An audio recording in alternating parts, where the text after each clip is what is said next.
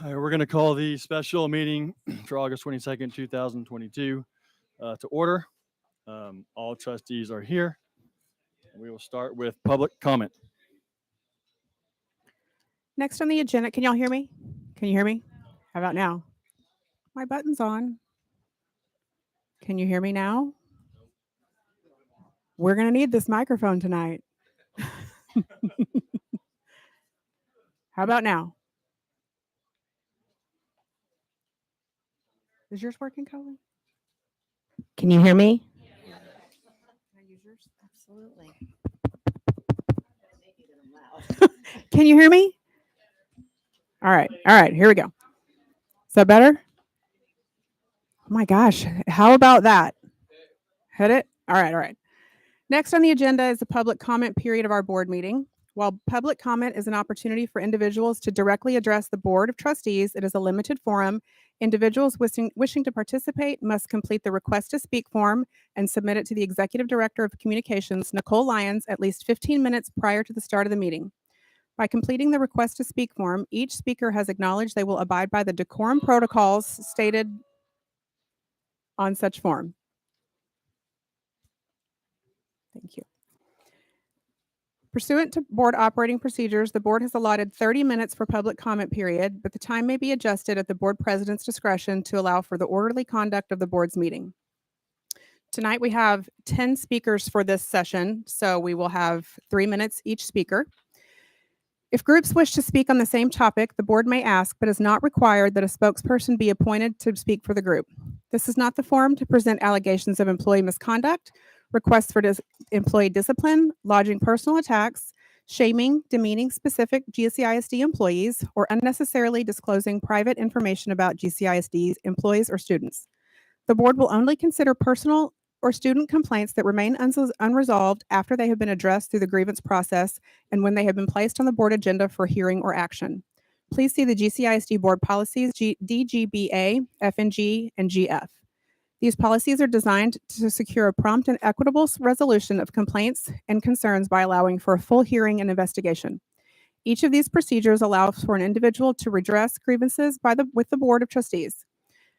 Upon request, our Executive Director of Communications will provide you with copies of these policies, or you can find them online at the district website.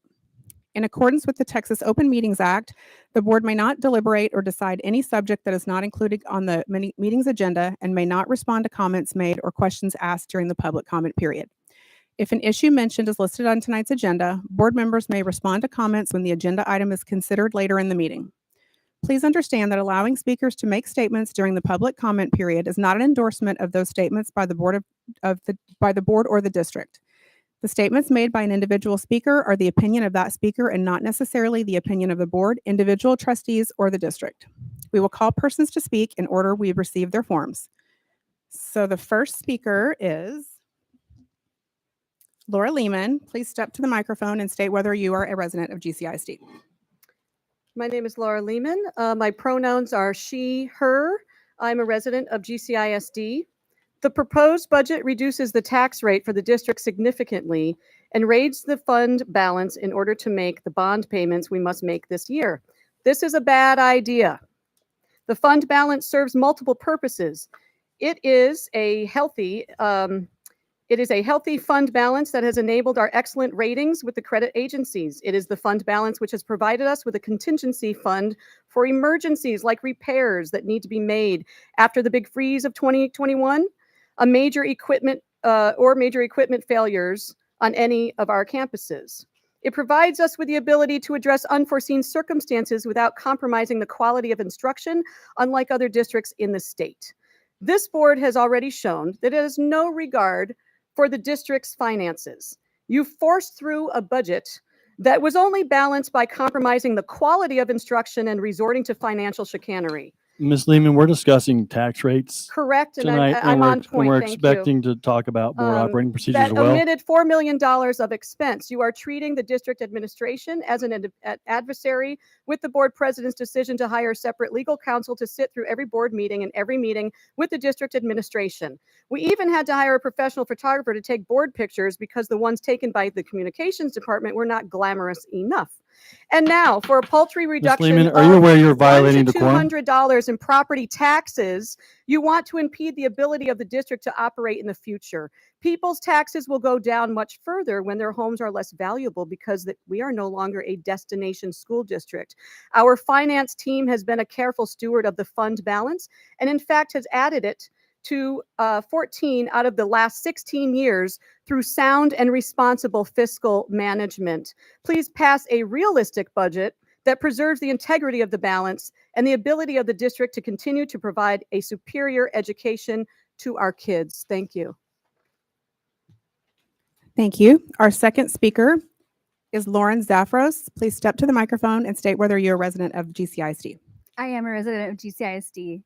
Thank you, board. This is my first time speaking. I'm very nervous. I want to speak to the second agenda item, which was the board operating procedures. While reading them, I noticed that under the public addressing board section, it says the Board of Trustees welcomes comments from the public during special board meetings. Board members will hear public comments from citizens on agenda items. I realize this isn't an action meeting, but I did want to know if there was a way that we can define our citizens and give priority to parents, teachers, students, and taxpayers in the district. It has come to my attention that recent PACs have invited multiple people outside of our school district to come speak at our meetings, and I think that the priority should be given to those of us who have a voice in this community. Also, number 6 on the board operating procedures talks about decorum. I have watched multiple board meetings where I feel that the board president was very disrespectful to other trustees and other people at the podium. And under number 6, it says that the board will maintain a safe and welcoming environment. We should all feel comfortable coming to talk about the opinions that we have for our children and the way this district is run. Thank you. Thank you. Our third speaker is it Christy Glow? I'm sorry. There's lots of handwriting here. Christy Grow. Thank you. I am a resident of Grapevine and I'm a parent of multiple children in GCISD. And I'm glad that we're reviewing the operating procedures tonight because I feel like there's been a lack of transparency with some of the changes and operating of the board in the last year. And I would love to propose some changes for the board to think about as you're reviewing this policy. One, I would love to see a waiting period when new policies are introduced where the public has an opportunity to view them more than a couple of days in advance of the meeting so that we can give feedback and counsel with the board to make sure that the policies are in the best interest of our students and teachers. I would also agree with the previous speaker that the prioritization should be given to parents and residents of Grapevine Colleyville.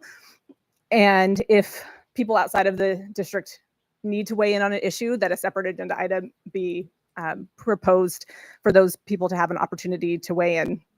I'd also love to see transparency around how people in the community can get agenda items. I know the policy talks about board members presenting agenda items, but if people in the community want the board to address a specific issue. It's not clear to me how the community would do that. In general, I just think there needs to be more collaboration between the parents and the teachers and the board. I'm not sure, I know some of the policies that are going to be reviewed later tonight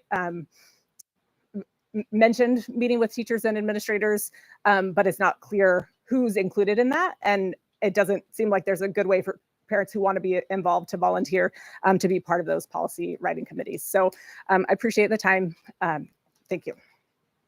Thank you. Our fourth speaker is Erin Lamb. Please step to the microphone and state whether you are a resident of GCISD. My name is Erin Lamb. My pronouns are she, her, hers, and I'm a district resident and parent. I'm here to talk with you about taxes. Since entry of the alleged balanced budget, I have seen every extracurricular activity and club asking for additional parental funds and participation in fundraisers because the district cut their funding. This wasn't a district budgeting issue. This was an unfortunate 4 issue. I'm speaking of the 4 who passed this budget and pushed it through. Now this has been an issue that's been pushed down on the people doing the actual hard work in our district. The teachers who volunteer their time, effort, and talents to sponsor these clubs are now begging us for money. So in addition to coming out of pocket for school supplies, coming out of pocket for our taxes, and everything else that a parent has to pay for, we are now asked to pay additional money to help the district bridge its gap in funding.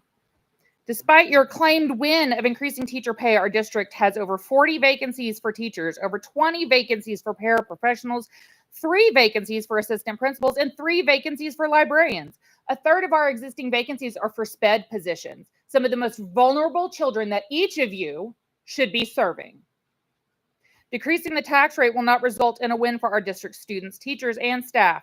We will never fill our current vacancies at this rate and with this current board. We will never attract the talent needed to put their efforts into building and growing the experiences of our children. If you leave the tax rate where it is, you might show people that you actually care and give a darn about the people that you're entrusted to take care of by protecting the budget and making sure that all of our clubs and activities that we want our children to participate in, that will get them into those prestigious colleges that we as parents, again, get to pay for, we can actually do that and have those things on our children's resumes when they are applying to schools, such as my senior. These policies are destined to lead to more vacancies and will certainly discourage anyone from applying. I suggest you get familiar with the IDEA Act, as well as all the lawsuits that are going to be coming your way, which will absolutely affect the district's budget and your tax rate. Thank you. Our fifth speaker is Jessica Ragian. Please step to the microphone and state whether you are a resident of GCISD.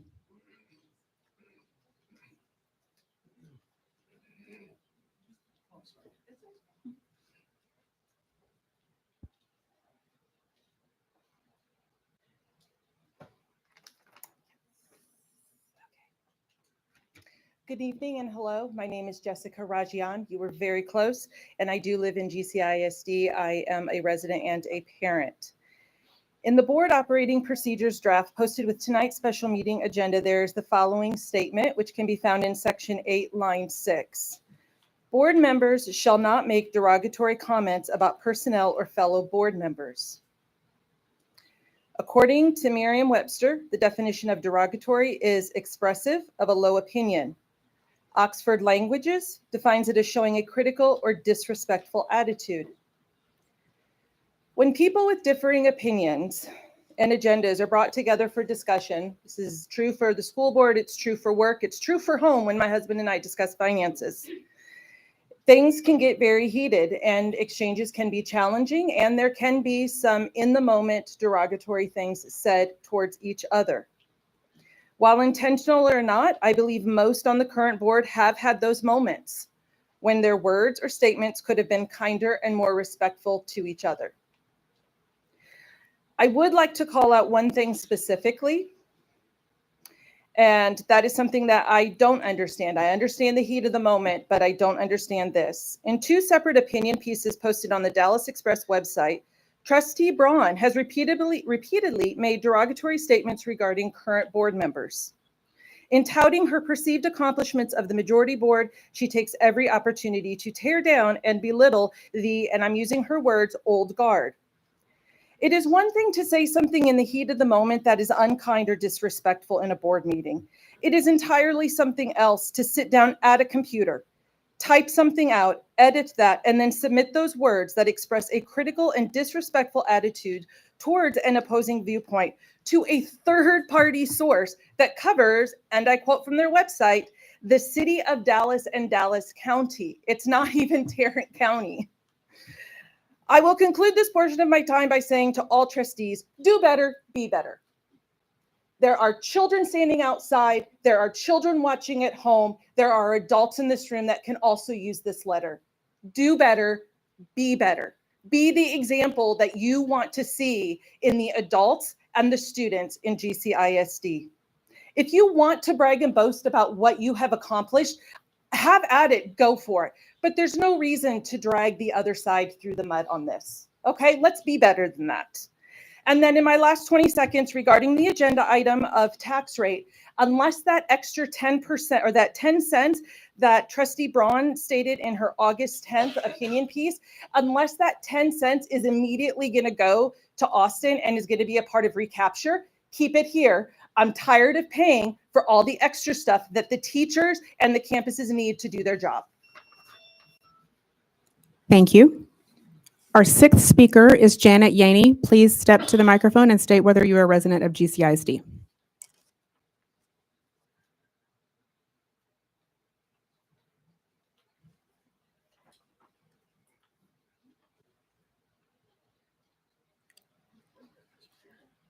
Janet Yaney.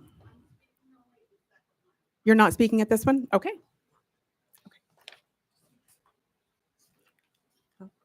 No. Our seventh speaker is Mary Lowe. Please step to the microphone and state whether you are a resident of GCISD. I am a resident of GCISD. However, I would like to call notice in some comments in regards to solicitation of people coming to the board meetings that might not live in Grapevine or Colleyville. We have many students in our district who reside in Euless and some who reside in Keller. So I think that we need to be very mindful of any assertions in regards to that. I'm speaking tonight. I would like to compliment the fact that we do have a balanced budget. I can't tell you how enlightening it is to see a responsible fiduciary board set before us. I also would like to remind everyone in this room that we do have constitutional rights representing freedom of speech. And in regards to the board operating procedures, I am here to request that you change the limit to comments on specific items to represent facts and not opinion during the working sessions of the board. I am also asking that you not allow non-adults to testify. A child who is not fully emancipated and not living on their own as an adult does not have the ability to comprehend the business operations of a multi-billion-dollar business. I would, however, say that they're entitled to be heard and ask that you put forth a policy of having a quarterly town hall meeting where you allow opinion to be expressed. The operation of this school district has been much like our state and federal government, a banana republic. And I, for one, who lives in this city, wants to see you operate wisely, efficiently, with one thing in mind, and that is the academic performance of reading, writing, math, and science. I believe that it's incumbent upon you all to look ahead and that you might consider an emphasis on biology. Those who study education and what the future of our world is do recognize that it will be very much in need of excellent minds to comprehend biology. So once again, I'm asking this administration to continue with your fiduciary responsibility and to continue on the path that you have. I thank you all for your service. Thank you. Our eighth speaker is Richard Newton. Please step to the microphone and state whether you are a resident of GCISD.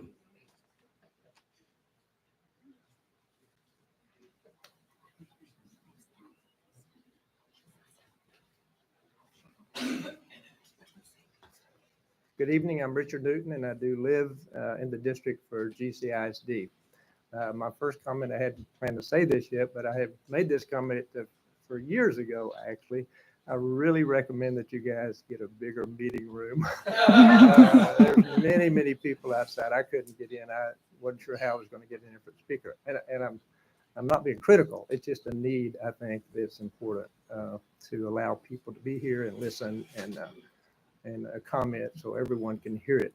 But I signed up to speak here, and I then went online to try to find what the information was going to be presented from the staff concerning tax rate. And unfortunately, I couldn't find that because I always go over that in great detail. So I don't have specific comments. So basically, I decided to use my time to encourage you.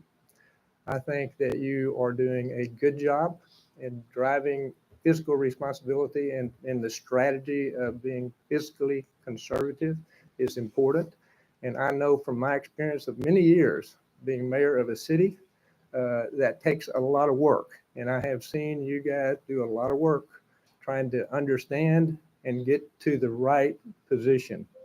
And so I think you did that on the budget. I know many people are critical of it, but I've heard criticisms that really are unsubstantiated quite a lot. For instance, somebody commented tonight that, well, if you use some fund balance, you're hurting your ability to get good ratings on bond. And that is determined by the bond rating agencies. You guys had more in your fund balance that you needed. And so we had that in the city. We always ran a larger fund balance, but we were ready to use it if we needed to use it to give value to our residents and our constituents. And I just want to tell you, I think you've done a lot of good work, and I appreciate that. I think people are all suffering these days from inflation. We are very blessed to live in this Texas and in this area. Our property values have all gone up, and our singly biggest, typically, investment we have is our homes. And so you do not want your property values to go down. However, it is the elected officials of each taxing entity to set the tax rate, which determines what the tax bill is. So many people complain that their property values are going up and their tax bills are going up. Well, that's completely determined by you guys from the school's perspective. You know, the school in this area, and it's typically school tax revenue is 60% of any individual tax bill. My tax bill, your tax bill. City in this case is typically 14%. The county is about 26%. But nonetheless, so it's serious business. And with property values going up, you nearly have an obligation to reduce the tax rate so the revenue and the bills don't go up exorbitantly. Some big cities do that, and they claim we're not raising taxes. I'm sorry, that's just not true. So anyway, I got 8 minutes. I just want to encourage you, keep the hard work. I know it's difficult to do. Thanks. Thank you. Our ninth speaker is Michelle Horan. Please step to the microphone and state whether you are a resident of GCISD. My name is Michelle Horan, and yes, I am a resident of GCISD, and I am the parent of 3 GCISD graduates and a foster child. Recently, I was talking with my young adult children about the role of credit in your ability to build a successful life and business. All 3 of my children want to go into business. I've told them that you'll be destitute without your credit worthiness. As a district, our tax rates are our credit portfolio. Our credit portfolio is our credit score. Our credit score is our ability to respond to the needs of the district, including the frivolous and disingenuous spending that's been authorized in secret. Our tax rates are thus our bond rating. For a decade, our finance team has been a great steward of our bond rating, even reducing taxes while building our discretionary spending. Pillaging our bond rating to cover a glib and frivolous budget cuts that were otherwise covered by that fund balance will plunder our district and ruin our destination district reputation, and eventually the property values of our district, achieving the goals of defunding public education, a goal which some of you have been very public about in other forums. Thank you. Thank you. Our last speaker is Matthew Kamendiner. Please step to the microphone and state whether you are a resident of GCISD.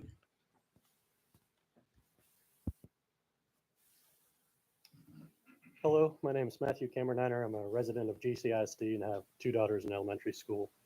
I wanted to talk to you tonight about the tax rate, particularly the INS, the rate cut you guys are proposing. For you, those of you that don't know, our INS debt service tax rate up until now this year was 32 cents for $100. They're proposing to cut it down to 22 cents for $100. That's the 10 cents Shannon's talking about, the tax rate cut that they are proposing. So what that is going to do is give us a $14 million hole in what we owe in our bond this next year. They're proposing to take that $14 million from fund balance. I'm not going to say that's a bad idea. I mean, you guys will know this better than me. Do we have too much fund balance? You know, is it time to pay some down and give the residents a tax rate cut? Maybe so. But one thing, maybe I missed it. I apologize if I did.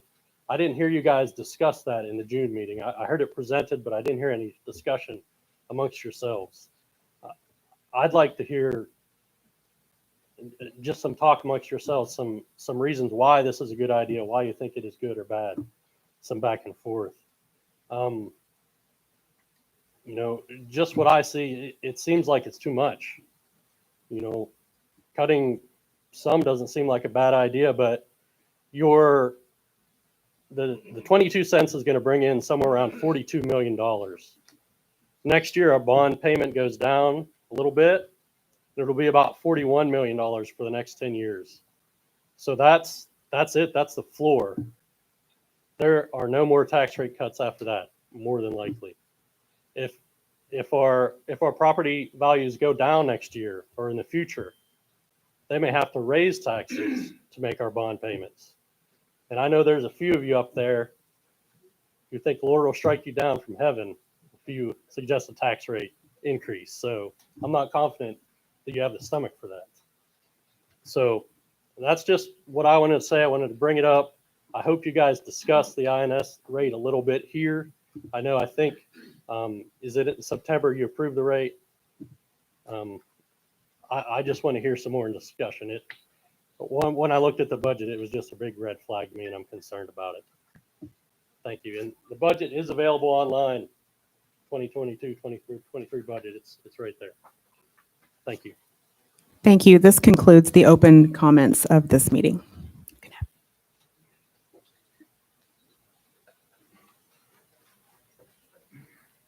All right, next up on the agenda, we're in the workshop session. First item is update on the tax rate.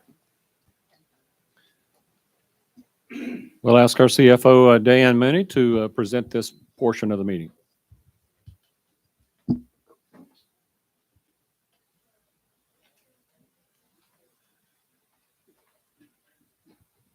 Thank you, Dr. Ron Board. Tonight we are going, can y'all hear me? All right. Tonight we're doing a workshop on the 22 tax rate.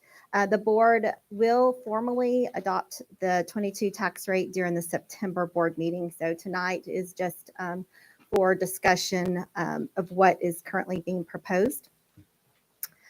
So we'll start by looking at the July 25th certified values. For the budget development, we used a 7% increase in values. So we're slightly above that. Breaking it out, looking at residential versus commercial, the residential was up almost 9%, which is in line with currently what we're seeing in our real estate market in our area. Last year, we actually saw our commercial values decrease due to the pandemic because the value was based on their business during the pandemic. And but we are seeing that moving back up this year at 6.45%. As a reminder, the Homestead Exemption increased from $25,000 to $40,000 for the 22 tax year. So without that increase in the exemption, we would have seen those residential values increasing more than they did. And this slide just gives us the historical average taxable home value broken out by the district and the city of Grapevine and the city of Colleyville. So you can see over the last 8 years, our values have increased each year. Now this slide illustrates the two parts of the tax rate. The tax collections for the two different tax rates are what we like to say put into two different buckets or two different budgets. And they have to be used for specific items. So for this illustration, I'm just using the 2021 tax rate, which was $1.27.51. 32.17 cents of that total tax rate was put into the debt service budget bucket. Sometimes that's called the interest and sinking bucket or the INS, but those debt service and the INS are interchangeable. The money that's put into this bucket can only be used to pay for voter-approved bonds. So when our taxpayers approve us to go out and sell bonds, we have to pay back that loan twice a year. And so the money in this bucket is used to pay back that loan. The 95.34 cents of the total tax rate is put into the maintenance and operations bucket. And this is the money that can only be used to pay for the daily operating cost of the district, which include payroll and Robin Hood. So sometimes we hear some discussions about the district spending money on some capital projects versus putting the money into the classrooms. And that's kind of where there is some confusion, because most of the time in this district, because we do depend on our bond programs for capital projects, that money comes from our selling the proceeds of our bonds that we have sold.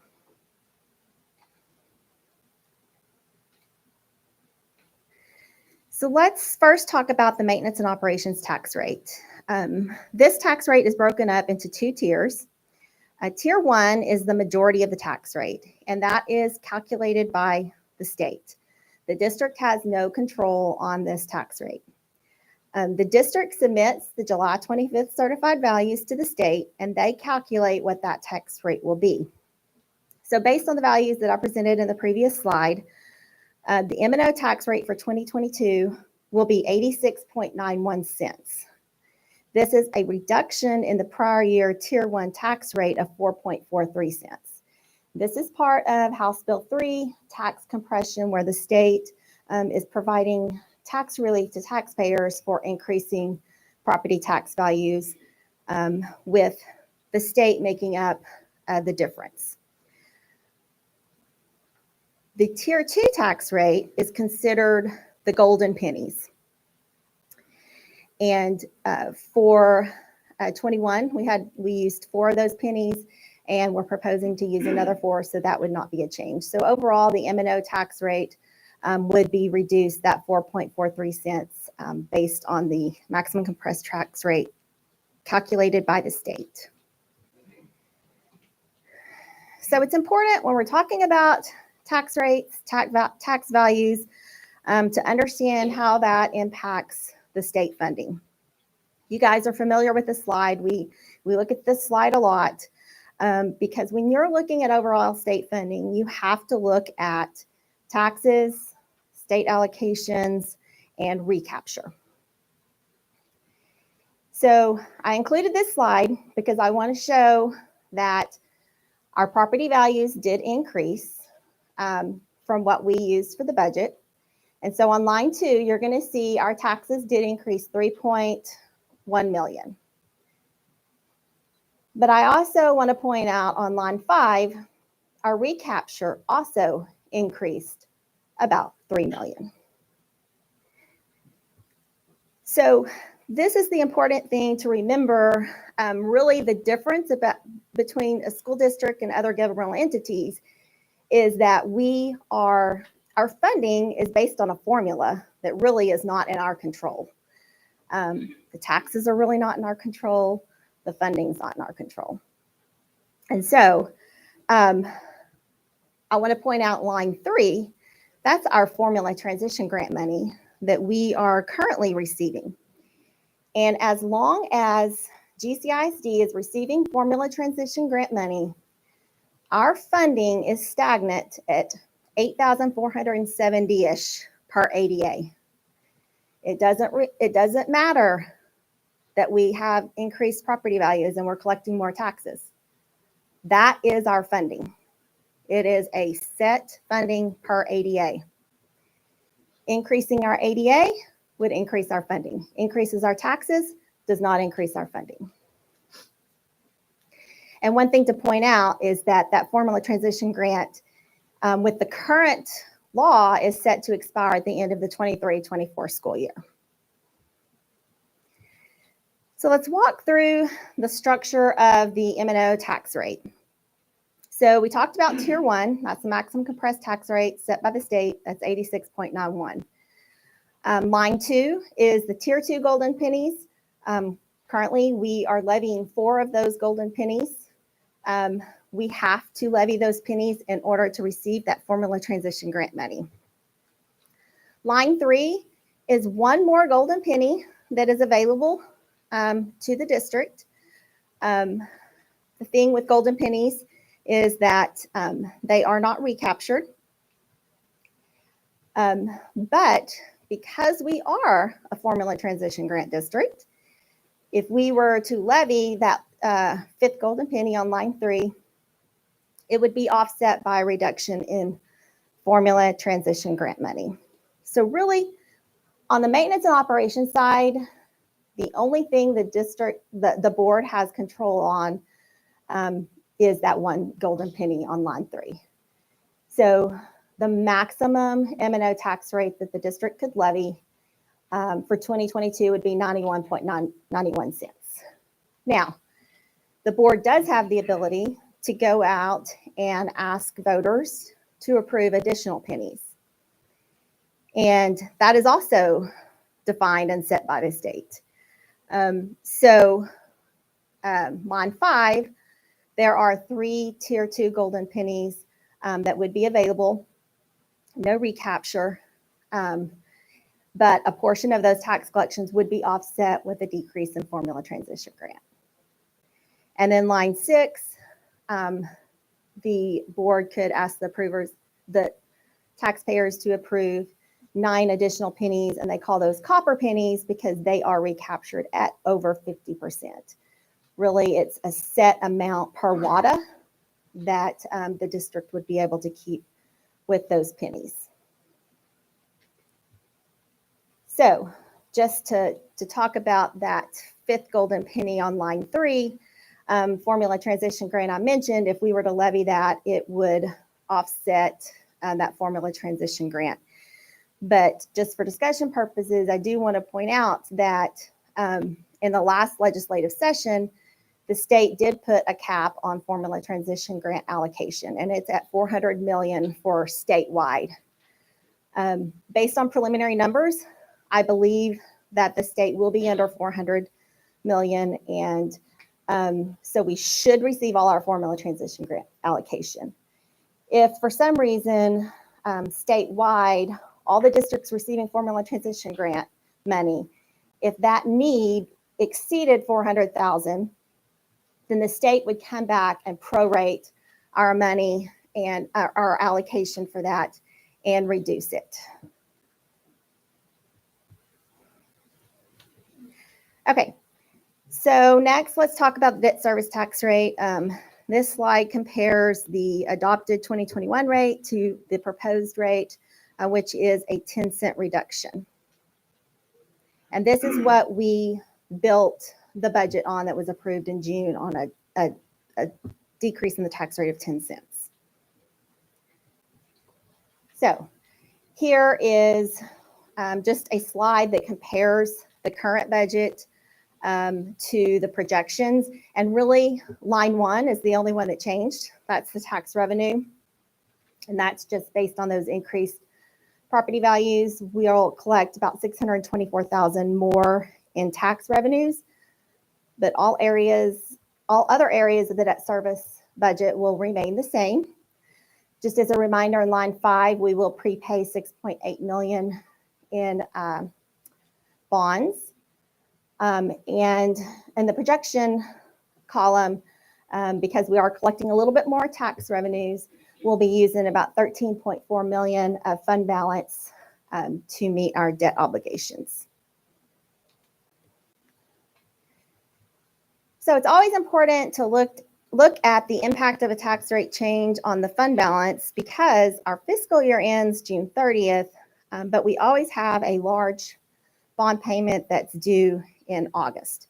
And so you guys have seen this slide before where we just kind of walk forward our fund balance with those payments. We are currently estimating to end the 22 fiscal year with a fund balance of $72.3 million.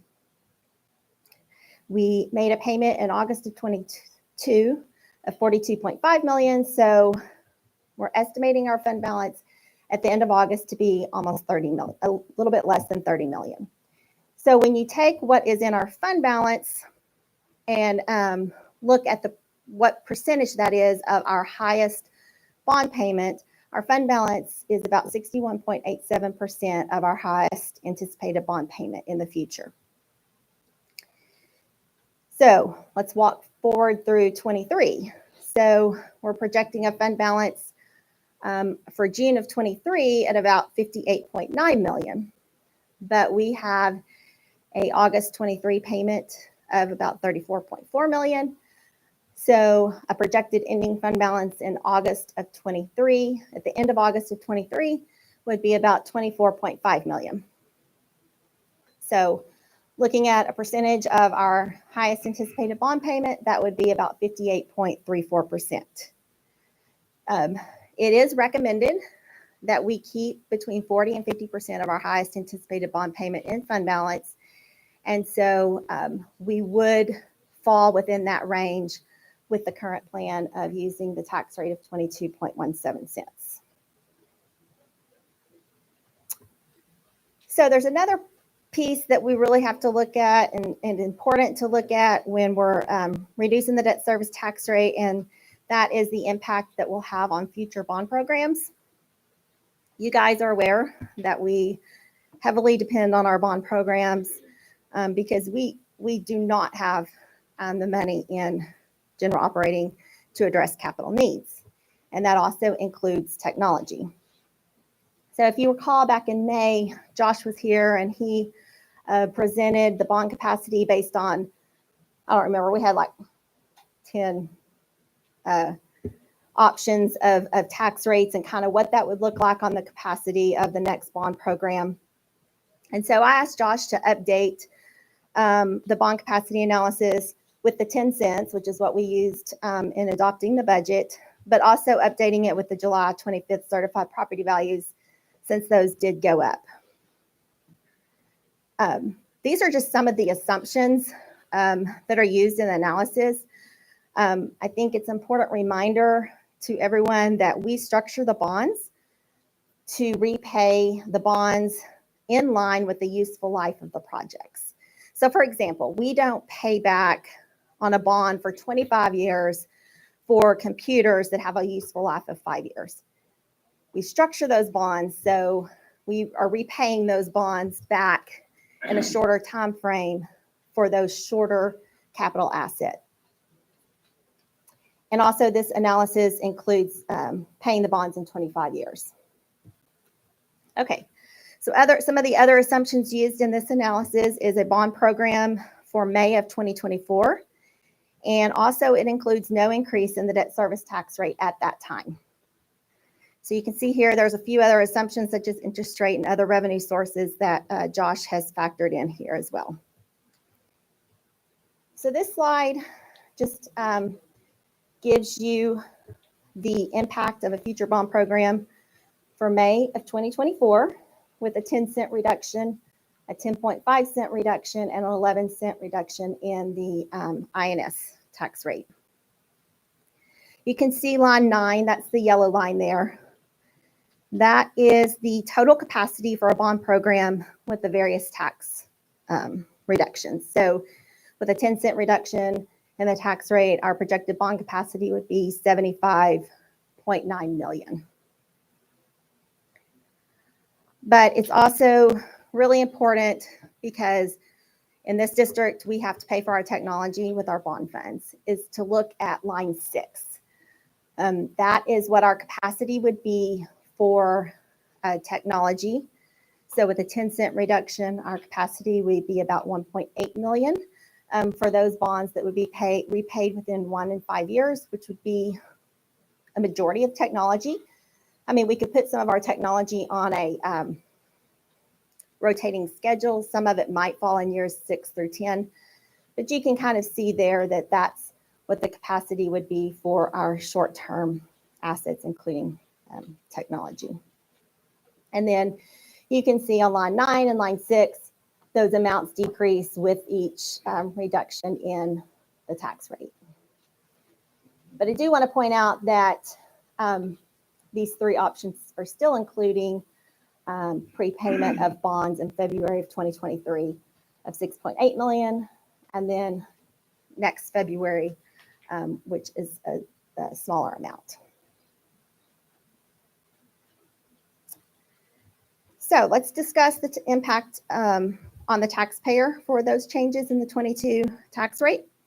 Overall, as we mentioned, the proposed tax rate would be 14.43 cents less than the 21 tax rate.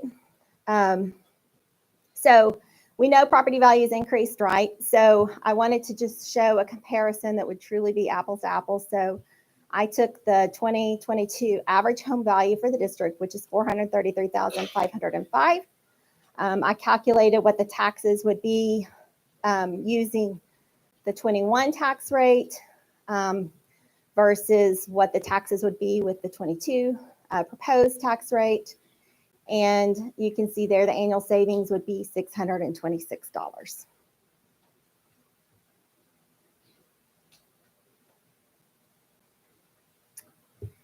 And so that is all I have. Just want to remind everybody that the tax rate will be adopted at the September board meeting. Thank you, Dan. Any questions? Becky? Thanks, Diane. I know I sent you an email saying I would give you a call today, and we just got tied up at work. But I mean, your presentation just confirmed what I was asking, which is that our Robinhood payment has gone up $3 million this year. So while our funding for our students is going to stay the same, the information that you're presenting here tonight is showing that the burden is actually going to fall harder, though, on the taxpayers than on the state in this scenario. So are we, the rolls are certified, though. We're not going to see any more changes between now and when we have to. We will see changes. I mean, they're certified, but there's ARBs. I mean, we just estimate the ARBs right now. They typically increase between certified and September 1 rolls, which is what we use for the tax statements. Okay. So it could fluctuate a little bit more, but I mean, wow, the business really jumped. It did. Actually, so in a way, I guess the residential went up just a tad more as well than what we were originally projecting, but business certainly jumped up. Are you hearing anything from the appraisal district if one of those might swing widely another way, or? I think the values were pretty much what the appraisal district had been telling us. They pretty much came in. I know May values were awful. I mean, they did not show that. I mean, I was like thinking, goodness, I mean, with the residential and the market, real estate market, I was thinking residential would be up more.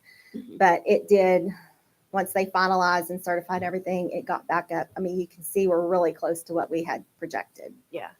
Well, and of course, now it's going to be really interesting even more to see what happens next year. And it's also a legislative year, so we don't know how that's going to fall out either. And so I'm looking at, they're not numbered, the state funding comparisons. So our recapture bill is going up, and on both the formula transition grant and the available school fund, we're actually getting less state money than usual. Yes, just a little bit. Yeah. So, well, every little bit counts.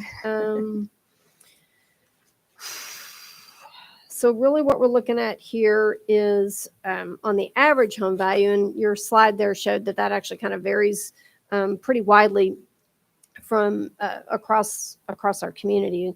And I know that's really hard to actually show ULIS in that, since the portion that we have of ULIS is actually very small in comparison to the entire footprint of the city, whereas the portions of Grapevine and the portions of Colleyville that lie in other school districts are much smaller compared to us. So I totally get that. So what we're really looking at here is putting, an average of $600 back in the pocket of taxpayers, and deciding if the hit to not prepaying any additional on the bonds is the trade-off there. Yeah. So, okay. All right. Thanks. Coley? I sat on the bond committee, but I don't remember what the number was. What was our bond that we presented in 2016? What was the number there? The total Uh-huh. that we sold, it was 249 million, I think, or it was close to 250 million. So our bond capacity is going to be a third Yes. of what we had. But if you remember, that bond program included a new cannon, included the activity centers, included a lot of technology. And so, of course, we're just now getting started on our needs assessment to kind of see where we are. Hopefully we don't have any like new buildings that would be included in that. But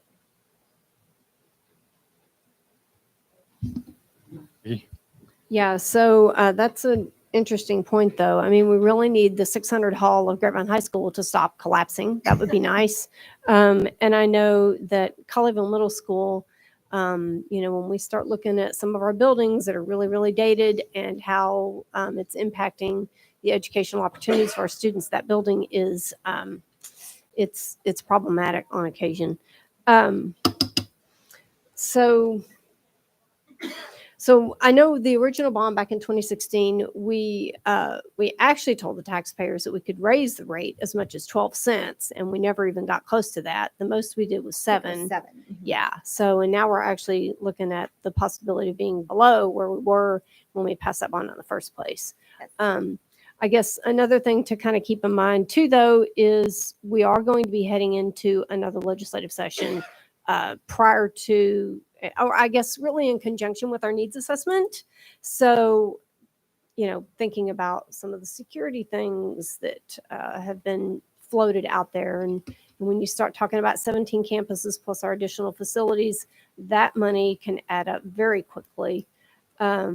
And we don't know, too, if there might be any additional cybersecurity requirements or additional requirements for digitally delivering the STAR test. I know I've had a couple of emails from a couple of students and parents going, hey, I really wish I could take my own computer to school. And I'm like, well, I get it, but no.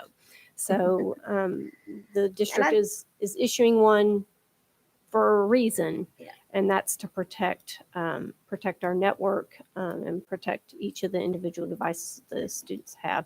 So, Kyle, I don't want to put you too much on the spot. I know we had talked originally about what our technology needs might be. Can you refresh my memory on what that was? And I know that's a ballpark, especially, again, we don't know what the ledge might impose on us. Correct. Yeah. Since we don't know how much the market will fluctuate, but to keep technology as is for what we currently have, projection out for 5 years, which we typically do in that cycle, would be a need of 36 million. Okay. So almost half of what the 10-cent reduction, I think that was showing 36. So actually it's more than half then. 75 was the capacity at a 10-cent rate reduction. And so easily half of that would be taken up just with technology needs. Okay. All right. Thanks. yes, and the 1 to 5 year, I think that's the 1.8 million. So, I mean, we would need more technology in that first year because Kyle's doing a great job, like stretching us out to get us to 24. And so, but as we start doing the needs assessment, we'll have a much better idea of kind of what that looks like. And if I can just kind of put a plug, you mentioned the legislative session that's going to be coming up. I think a really big topic for GCISD is that formula transition grant money, and kind of fighting for that. Really, what that was when they passed House Bill 3, they said, okay, we're going to hold you harmless. You're going to at least see a 3% increase in your per ADA funding.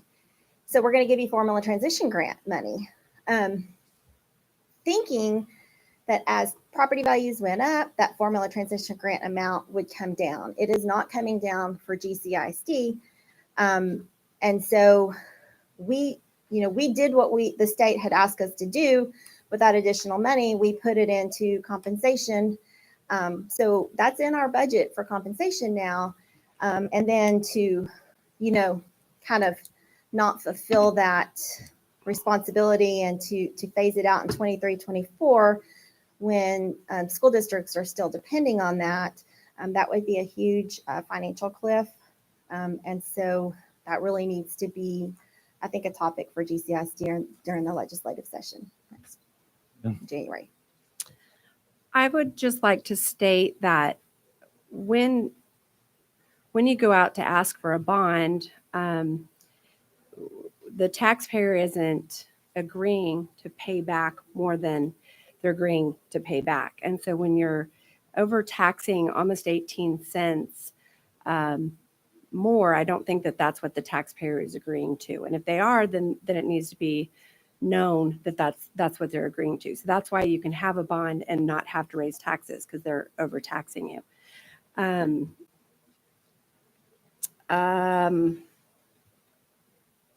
We also, in with this 10-cent tax decrease, we are literally repaying some early money as well. So again, we're being prudent with our money. So we're paying back our debt service, and then we're also paying additional also. So again, me as a taxpayer, I am not agreeing to be overtaxed. I want to be taxed what it is, what we're agreeing to. And then if you need another bond down the road, then yes, I'm more willing to give you those dollars. But if we're just overtaxing not to increase taxes, that's ridiculous. Because as we've heard, people have things that $680, I can use that $680. So that to me is a big savings.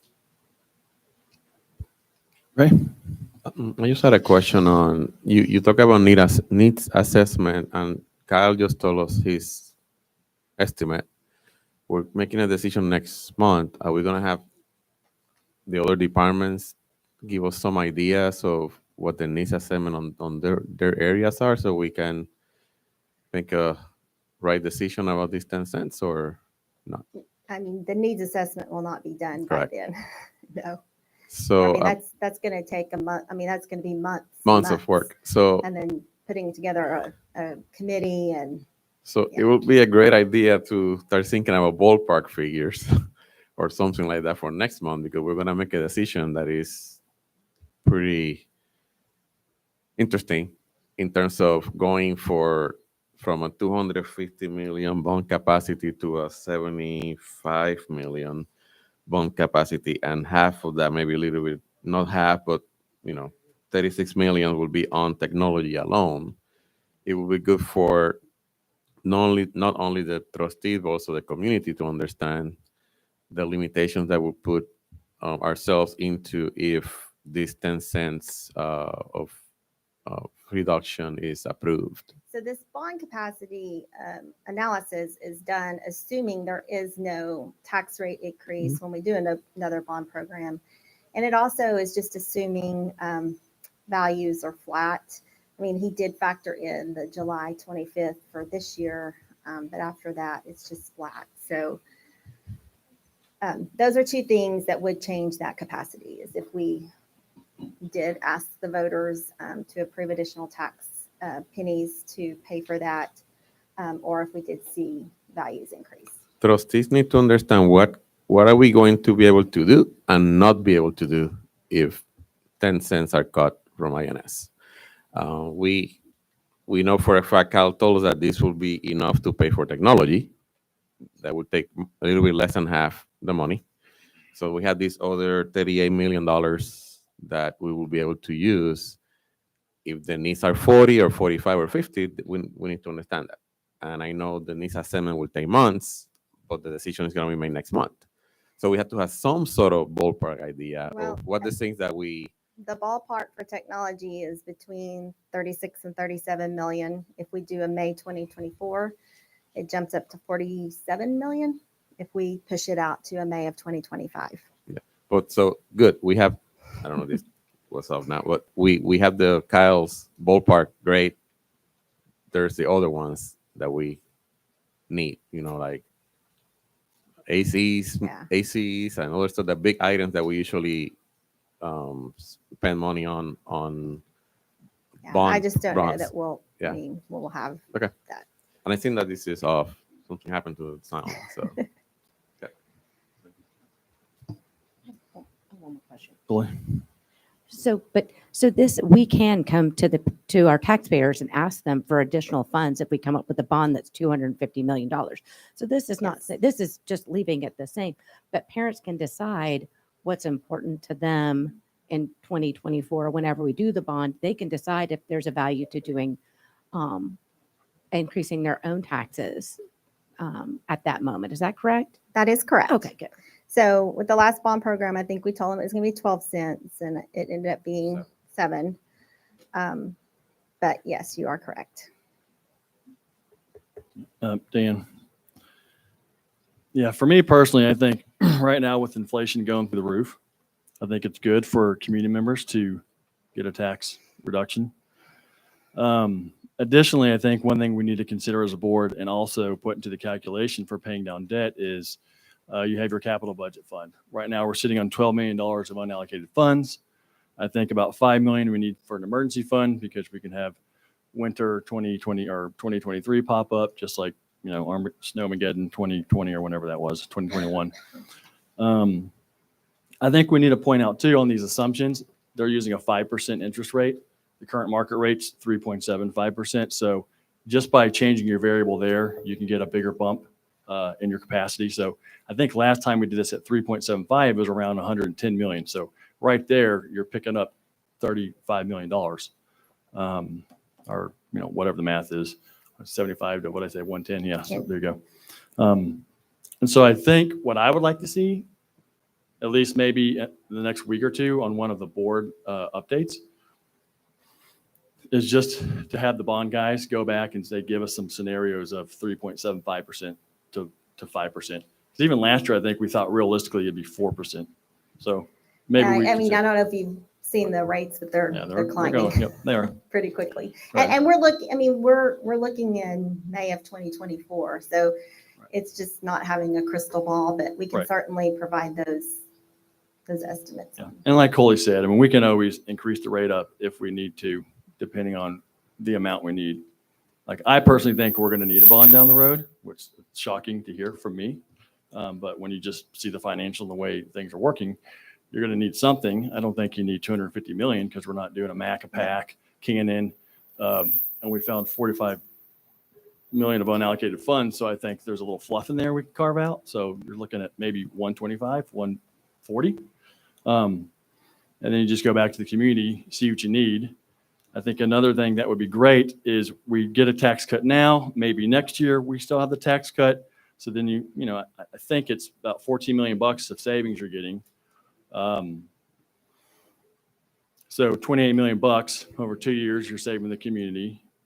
We will have to hit M&O eventually based on current law, right? So that could change too, but we have to start looking at that as well because I think that's a great point. If we will know in January if we're getting any kind of change, and we will have to shift or also factor in a tax rate increase on the M&O side. So if the community is saying, hey, I'm getting 14 million bucks this year, and then I'm getting 14 million next year in savings, but then you need an extra 6 million, that's a gamble I'm willing to take. I'm still saving money.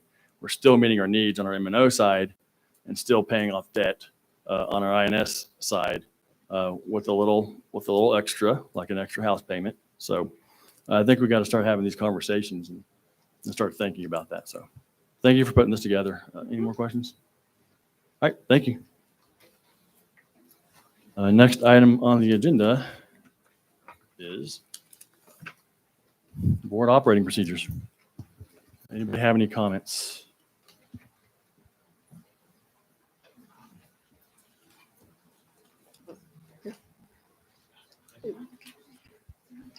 Sorry, my computer screen just closed. Hold on.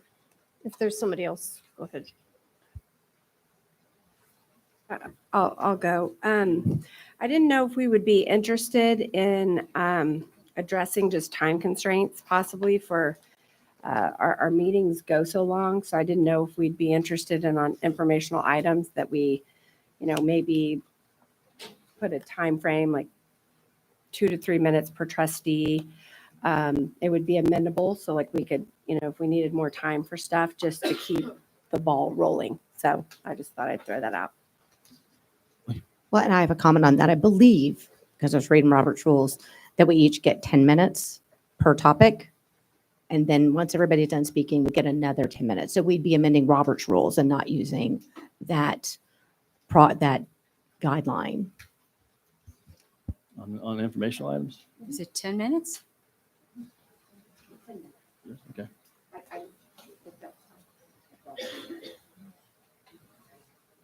Okay.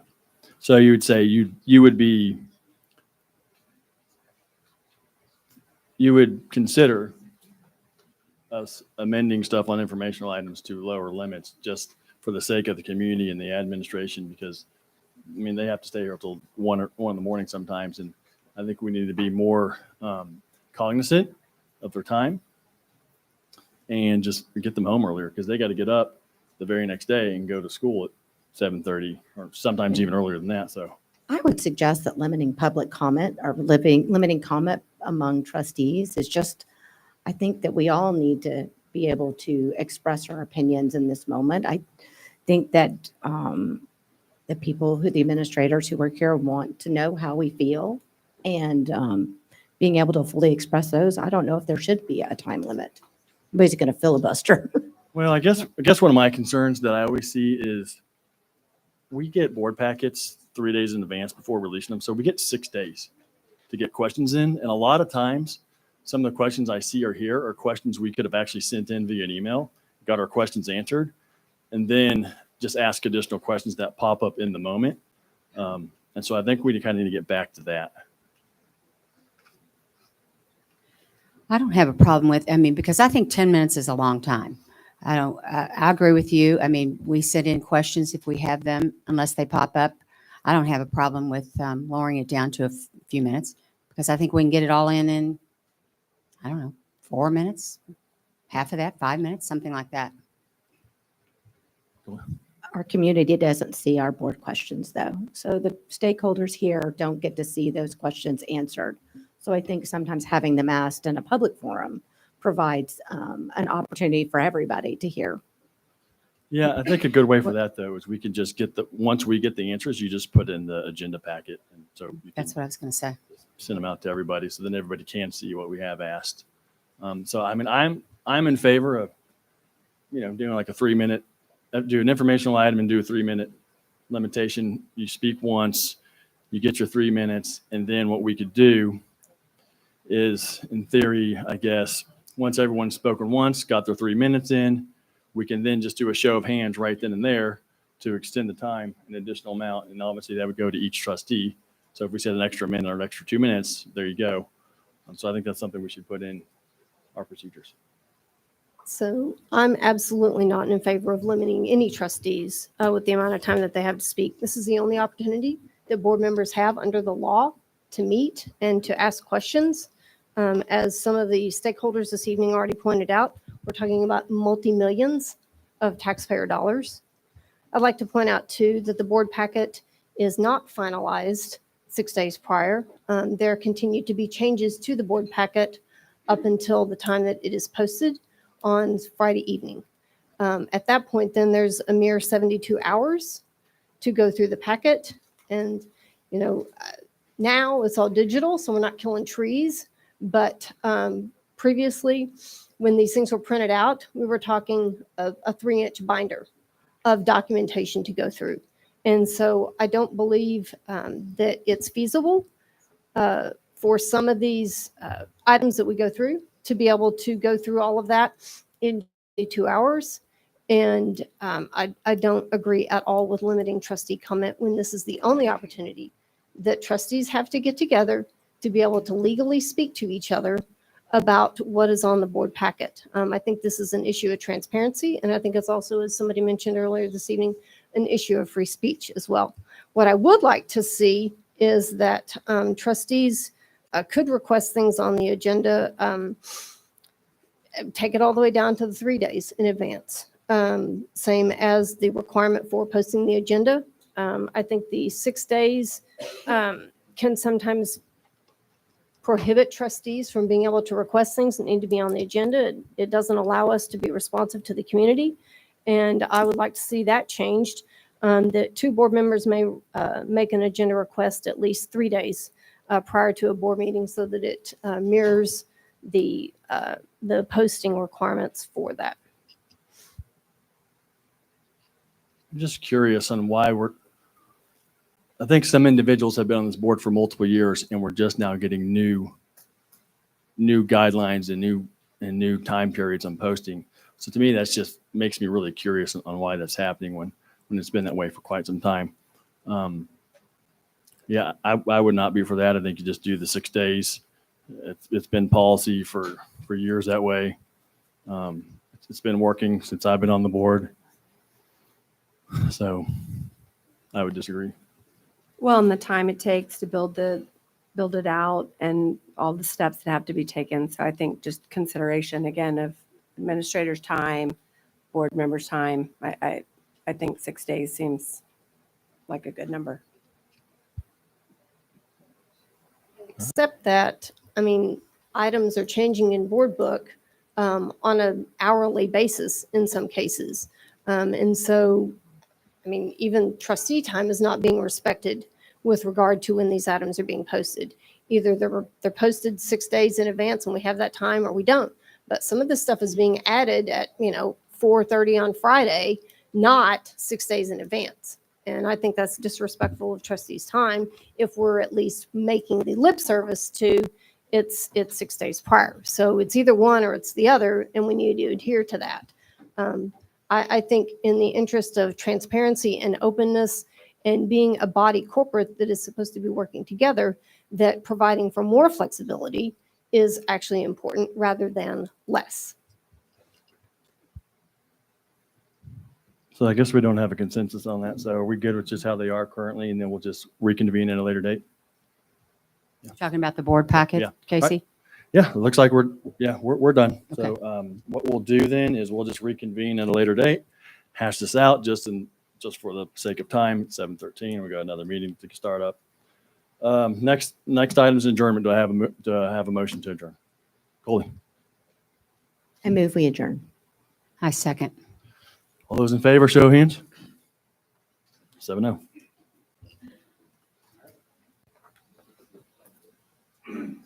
We're going to take a quick 5-minute break. We'll be right back.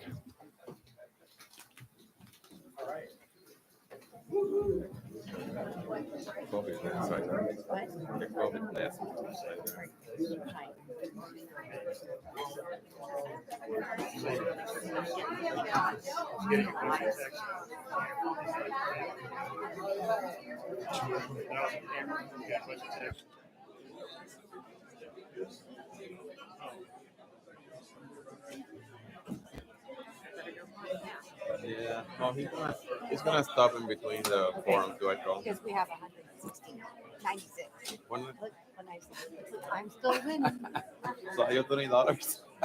I get 20 from you, 20 from me.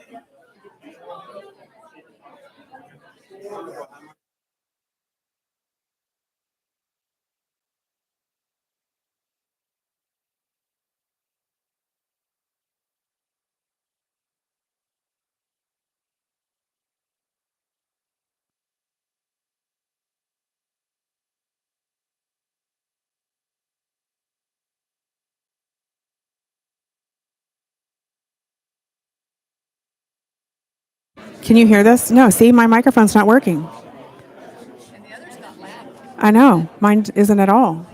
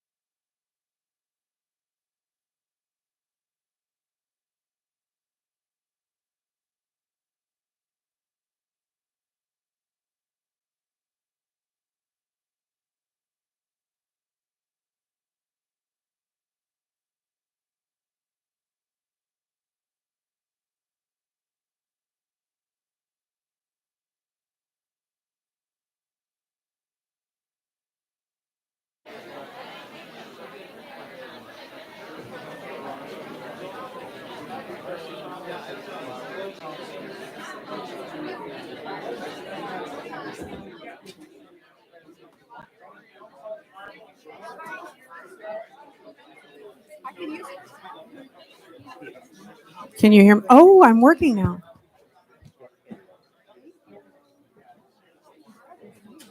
Oh, yeah, don't.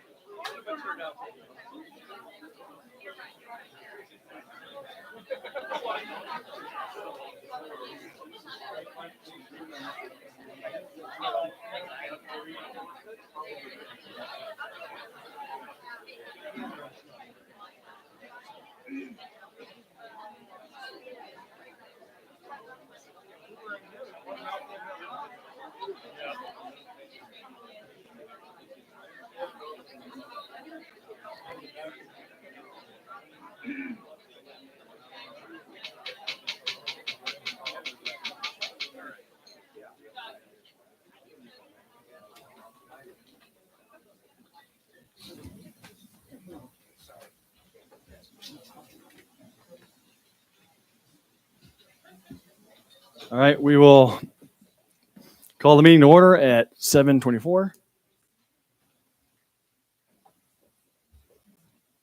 All trustees are here. Going into regular session. First item on the agenda is our moment of silence and pledges of allegiance. At this time, the Grapevine-Colleyville Independent School District Board of Trustees and Central Administration will pause for a moment of silence to reflect on the continued successes of our district, the safety and well-being of our students, our dedicated teachers and staff, and our supportive community.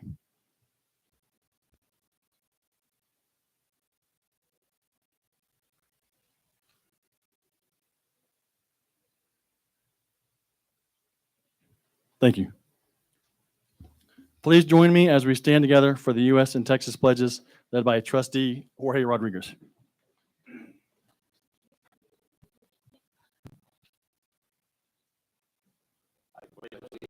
To the flag of the United States of America and to the republic for which it stands, one nation, under God, indivisible, with liberty and justice for all. Now the Texas flag. On the Texas flag, I pledge allegiance to Texas, one state, under God, one and indivisible.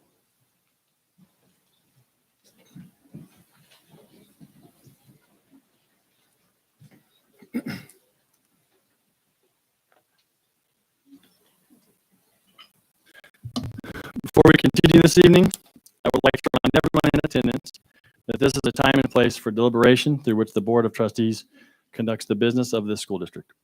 As the presiding officer, I expect all those in attendance to behave with decorum, giving all those present, including trustees, district administrators, and members of the public, their attention and respect. Pursuant to the Texas Open Meetings Act, the board has designated a time during today's meeting in which individuals have the opportunity to address the board. Comments from those in attendance are not permitted outside of the specified public comment period, as they disrupt the ability of the board to conduct business of the district. If after at least one warning from the presiding officer, any individual continues to disrupt the meeting by his or her words or actions, the presiding officer may request assistance from law enforcement officials to have the individual removed from the meeting. The board should not tolerate disruption of the meeting by members of the audience. At this time, I would like to turn the meeting over to Superintendent Dr. Robin Ryan for tonight's recognitions. Thank you very much. We have two recognitions tonight. The first one is about the board honor code. At the start of each new school year, our board trustees, along with our students across the district, are signing an honor code. And so I'll ask Trustee Jorge Rodriguez to pass it this way after he has signed it. By signing this honor code, our board commits to nurturing a climate of honor, integrity, respect, tolerance, and trust for all members of the community. And the signed honor code will be posted just outside of the boardroom, right outside that door. So thank you to our board of trustees for signing the honor code, and we'll be posting that tomorrow.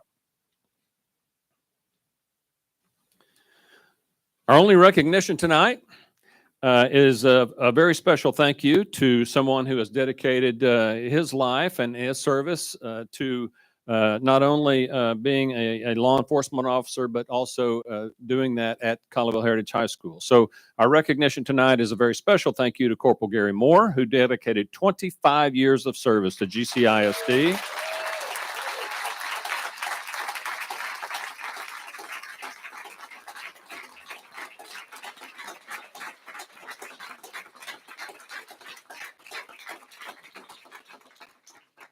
Gary has been an integral part of the school community at Colleyville Heritage in this role for all but 1 year that the school has been open, and has positively impacted the lives of thousands of students. Corporal Moore has also served the city of Colleyville as a police officer for more than 30 years and is a firearms instructor. In addition to his work at Colleyville Heritage, he's been involved with the Colleyville PD Employee Fund Committee for many years and coordinates the department's off-duty work. As a well-known and respected leader in the community, Corporal Moore also holds a Master Peace Officer certification. We greatly appreciate your 25 years of service in GCISD and say thank you for continuing to serve the citizens of our community. Thank you, Trustee Braun, for presenting you with the certificate.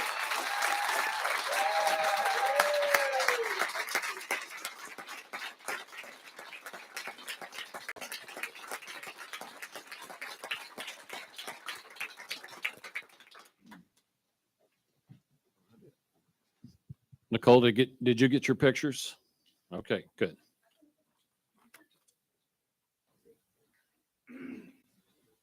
The next item on the agenda is public comment. Kathy? Can y'all hear me? Oh, there it is. It's working. Next on the agenda is the public comment period of our board meeting. While public comment is an opportunity for individuals to directly address the Board of Trustees, it is a limited forum. Individuals wishing to participate must complete the request to speak form and submit it to the Executive Director of Communications, Nicole Lyons, at least 15 minutes prior to the start of the meeting. By completing the request to speak form, each speaker has acknowledged they will abide by the decorum protocols stated on such form. Pursuant to the board operating procedures, the board has allotted, well, this isn't going to be necessary, 30 minutes, but we've got 197 speakers tonight. So each speaker will get 1 minute. If groups wish to speak on the same topic, the board may ask, but is not required, that a spokesperson be appointed to speak for the group. This is not the forum to present allegations of employee misconduct, requests for employee discipline, lodging personal attacks, shaming, demeaning specific named GCISD employees, or unnecessarily disclosing private information about GCISD employees or students. The board will only consider personnel or student complaints that remain unresolved after they have been addressed through the grievance process when they have been placed on the board agenda for hearing or action. Please see GCISD board policies DGBA, FNG, and GF. These policies are designed to secure a prompt and equitable resolution of complaints and concerns by allowing for a full hearing and investigation. Each of these procedures allows for an individual to redress grievances with the Board of Trustees. Upon request, our Executive Director of Communications will provide you with copies of these policies, or that you can find them online at the district website. In accordance with the Texas Open Meetings Act, the board may not deliberate, decide on any subject that is not included on the meeting's agenda, and may not respond to comments made or questions asked during the public comment period. If an issue mentioned is listed on tonight's agenda, board members may respond to comments when an agenda item is considered later in the meeting. Please understand that allowing speakers to make statements during public comment period is not an endorsement of those statements by the board or the district. The statements made by an individual speaker are the opinion of that speaker and not necessarily the opinion of the board, individual trustees, or the district. We will call persons to speak in the order we've received their forms. Tonight's first speaker is Zach Penn. Please step to the microphone and state whether you are a resident of GCISD. You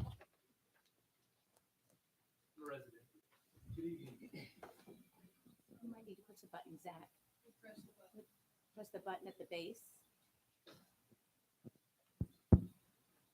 Thank you. Good evening. My name is Zach Penn. I'm a resident of GCISD. I'm here to talk about the part of the policy that emphasizes the importance of the nuclear family. I'm a big believer and strong supporter of the family unit, even though I know the family unit looks different to different families. The idea behind it, to me, is that we create networks of support for our kids. Every family is built differently, but they all share a common goal. And I think these policies on the agenda tonight really are about common goals. They're about protecting our kids. They're about protecting our district. They're about involving the community. All of these things are good things to get behind as a group. Ultimately, I think that we have more in common than may first appear, and we need to lean in on those commonalities for the good of our kids. Thank you, trustees, for all your hard work for our families and communities. I know that you'll continue to support our kids, our teachers, our schools, and I'm grateful for your efforts on our behalf. Thank you. Thank you. Our second speaker is Tirza Spencer. Please step to the microphone and state whether you are a resident of GCISD.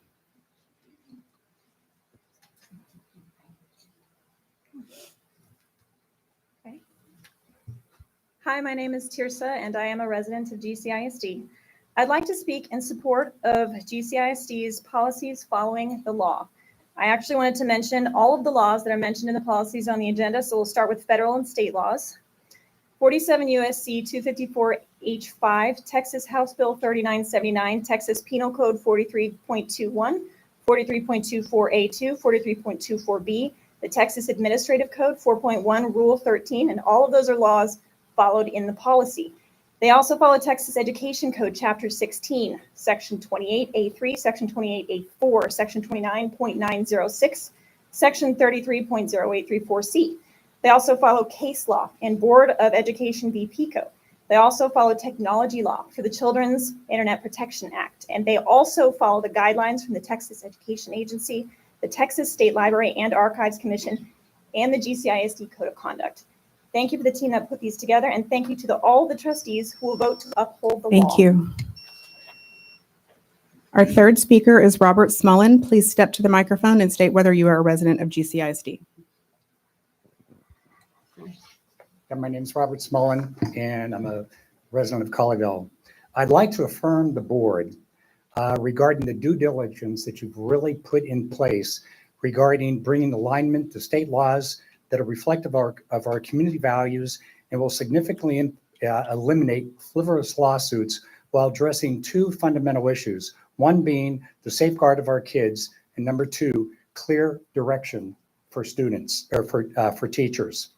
Two examples of this would be protecting the integrity of the girls' and boys' bathrooms in accordance to one's birth certificate. And then the final one, I'd like to go and say thank you for being financially responsible.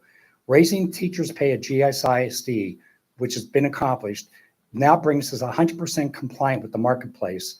And starting the school year with a balanced budget, by the way, the school budget is $192 million, $14,000 per student, hadn't been accomplished in the past 10 years. Your policies are bringing this direction, accountability, and financial integrity. Thank you. Our fourth speaker is Jennifer Simpler. Please step to the microphone and state whether you are a resident of GCISD.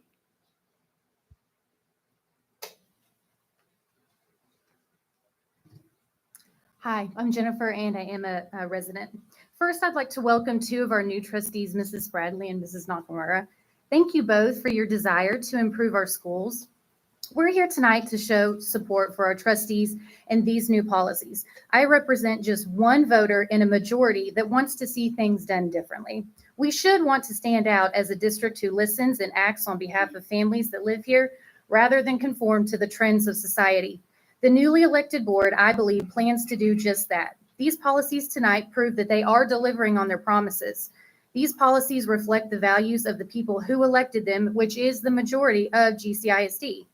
Examples of integrity for girls' sports, safety for students on campus, and taking a closer look at what material our students may have access to are steps in the right direction. We support you, and we're pleased with the direction that you're taking us. Thank you. Thank you. Our fifth speaker is Stephen Chuck, I believe. I don't know why this is doing that.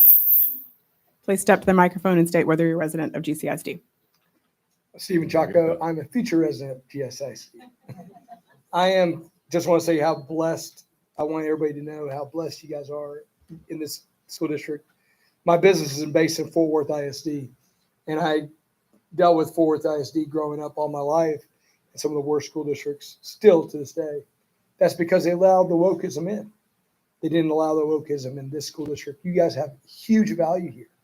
And the amazing people that are here and all the speakers, all y'all deserve accommodation, even if you have different leanings toward political agendas or whatever.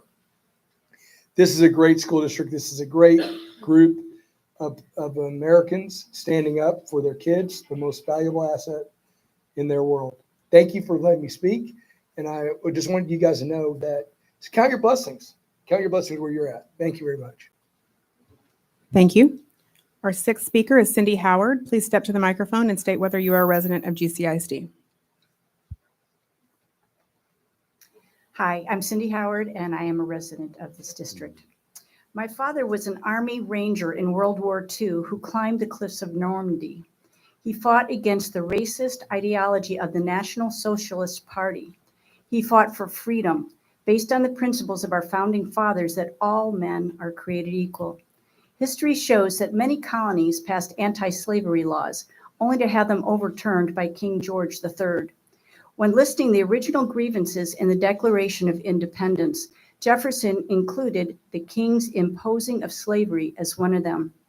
Our country was founded on the principle, on the truth of equality, not equity, which pursues equal outcomes.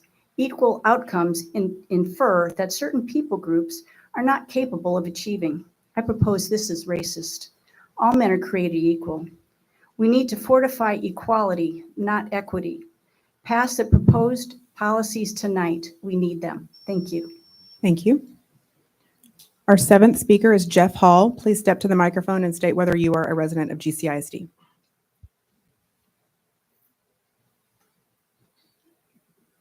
Hello, my name is Jeff. I am a resident of GCISD. I came tonight to encourage you to please pass this policy that you have tonight. This is interesting. I have the policy here. I have House Bill 3979. And one of these things looks a lot like the other. And both of these things look almost exactly the same. This policy is legal. It's the law. It says we're going to follow the law. That's a good thing to do. Let's do that. Let's follow the law and let's pass the policy. And let's do that tonight. Thank you. Thank you. Our eighth speaker is Amanda Kelso. Please step to the microphone and state whether you're a resident of GCISD. Hi, I'm Amanda. I live in the district. I really appreciate how hard the district has been working to be transparent with the books in our curriculum. I do understand that it's going to be a long and hard process to go through our libraries. I noticed that librarians and administration will now have policy support to help guide them about how to deal with obscene content. This is an incredibly important step toward protecting our kids and allowing parents to give real consent. I know it may be a pain for teachers to list out all their books, but it makes sense that in a publicly funded institution filled with minors, we have to be super careful about what our kids are exposed to at school. Thank you, teachers, for helping make this happen, and thank you to all of the trustees who worked on putting these policies together. You're doing a great job. Thank you.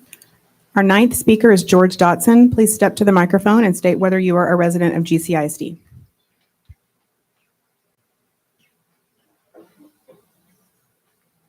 I'm George Dodson, and yes, I live in GCISD. It's my pleasure to come before the board tonight to express my personal concerns about agenda items. As a Colleyville City Councilman, I understand the responsibilities of representing taxpayers. I'm so pleased that we have the majority of board members who understand they have rights and responsibilities to make changes that reflect the concerns of taxpayers. We are aware of critical race theory and obscene books and materials that have been used in classes in our libraries. We want them stopped, and I'm so proud the changes proposed tonight for these boards now stop these. Our schools should focus on the basics of education and help ensure the success of students and not be indoctrinated. Our country's been overrun by individuals who want to destroy our liberties and turn us into a communist state with cancel culture. If we don't fight back, we'll become a country without true moral standards that will punish us if we say something our government doesn't agree with. The Constitution and Bill of Rights give us freedoms that are granted by God. Thanks Thank you. to the board, and Thank you. God bless Thank you. GCISD in America. Thank you. Our 10th speaker is Nancy Groves. Please step to the microphone and state whether you are a resident of GCISD.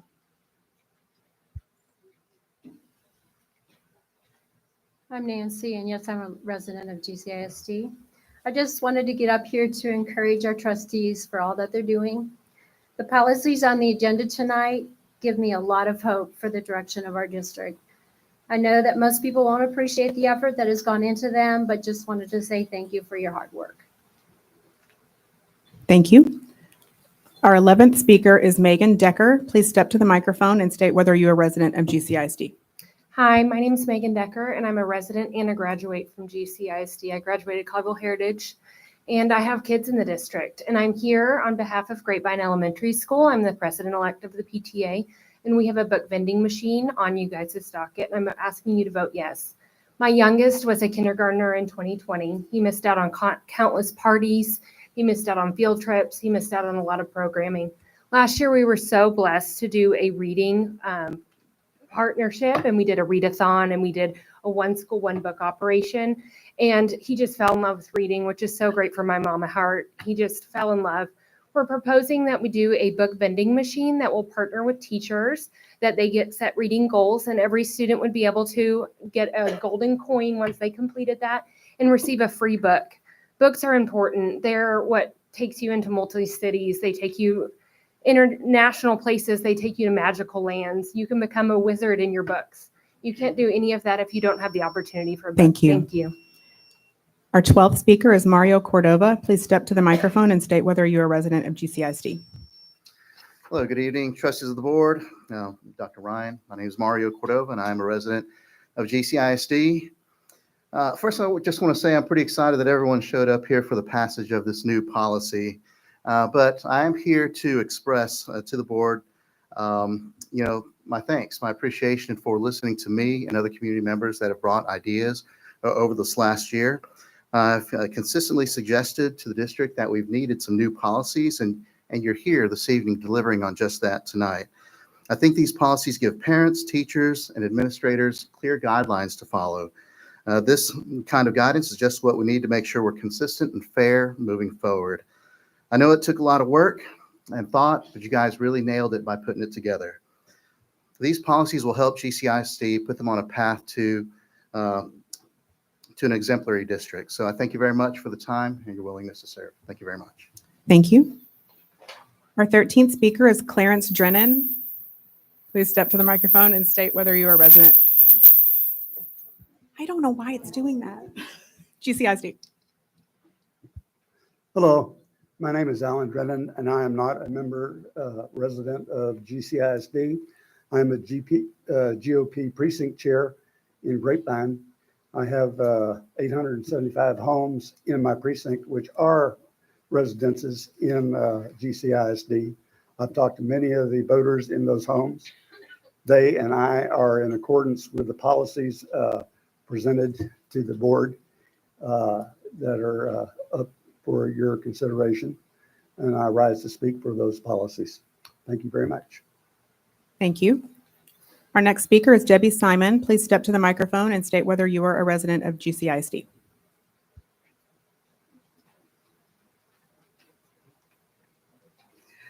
Hi, my name is Debbie, and I am a resident of GCISD.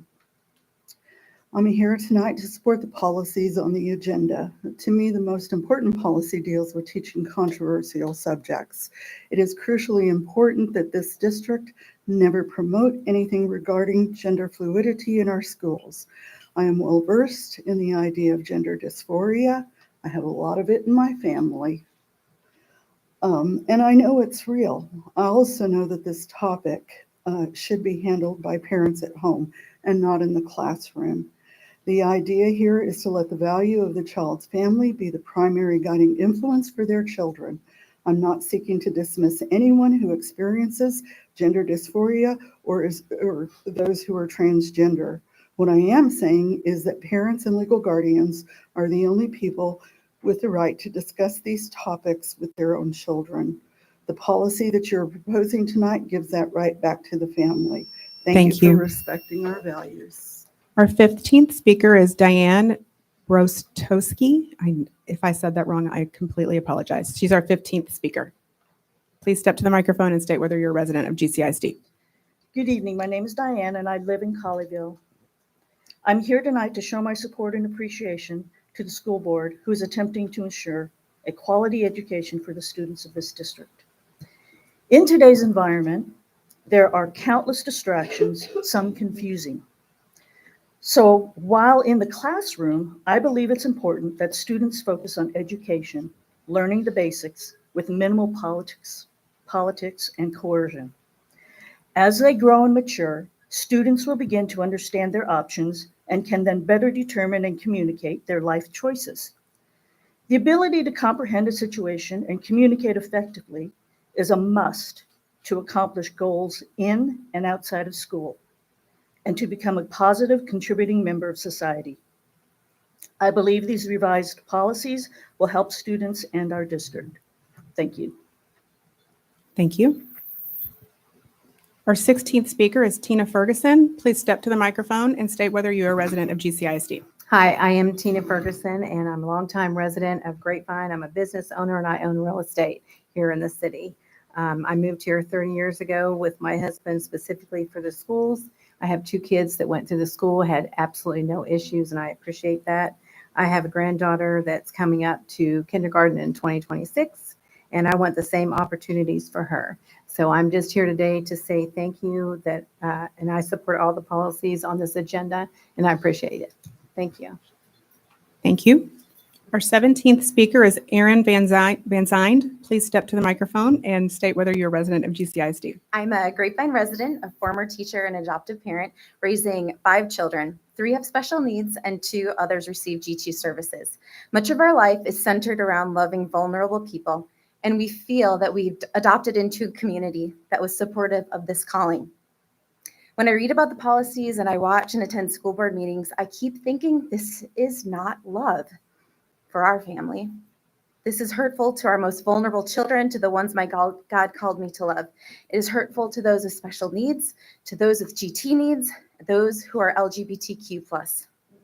They will know us by our love for one another, not by control and fear, not by shutting down the special population advocates, not by changing voting regulations to be less democratic, not by making teachers jump through mathematically impossible hoops to bring literacy to their students, not by being afraid to use the students' preferred pronouns, not by silencing members when they ask questions about important topics. Let's show them who we are by our love. Thank you. Our 18th speaker is Jeff Netzer. Please step to the microphone and state whether Please you are no a resident clapping. That's in violation of decorum. Thank you. of GCISD. Jeff Netzer, he, him. I'm a 20-year Colleyville resident, proud father of 2 kids from GCISD, the oldest a transgender daughter, my youngest is a cisgender daughter. Policy changes that are being considered and likely to be passed have a detrimental and potential harmful impact on the lives of hundreds of marginalized kids who are already feeling scared, lost, and misunderstood. Our children deserve happy and healthy. That is our obligation as parents and as leaders in our community. Families simply want a safe and welcoming environment for their children to thrive and to be themselves, however they choose to express that. While this district has been accommodating marginalized communities of students for decades, we can do better. The current changes being proposed, I feel like, are a step backwards. The purpose of our school system should be to prepare our children for the real world, which means life outside the bubble of Grapevine and Colleyville. By engaging in this vitriolic discourse, we are doing our children and our community a disservice. Again, we can do better. I strongly encourage the board to rethink the proposal language. Thank you. And re-engage. Our 19th speaker is Timothy Frazier. Please step to the microphone and state whether you are a resident of GCISD. Hello, I'm Timothy Frazier, Grapevine resident and grandfather. I am here to thank the board for the work they've done, the work that I elected you to do, and I am here to state that I support these policies. And for those that I believe will be voting for them, I appreciate you sticking to your campaign commitments. Thank you. Our 20th speaker is Kimberly Lovering. Please step to the microphone and state whether you are a resident of GCISD. Hi, my name is Kim Lovering. I'm a voting resident of Colleyville with 2 kids in the district. I'm requesting that you don't vote on this policy tonight. Instead, offer transparent, open forums in a town hall format. You're proud of this policy. However, our district has concerns. People feel this set of policies is harmful to our administration, teachers, and students. They're worried you're creating a hostile environment and our district will become an embarrassment. If this policy is one to be proud of, the board should be willing to run town halls explaining each part of the policy and answering questions. How can you pass something at this magnitude without allowing back and forth conversations? You don't answer emails. None of my questions have been answered. I've expressed a clear concern for my son's safety. Take the time to make an updated policy we can all be proud of. You're up to no good if you're okay with the lack of transparency and unwilling to answer all citizens' questions. LGBTQ kids matter too. I love you. I stand with you. Kids, go read all the banned books. Thank you. Thank you. Can I have the officers escort the people in the back who've been clapping? We've had several people. It's in violation of decorum. Can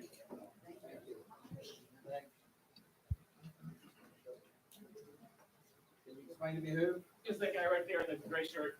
Here? Yep, that's the one.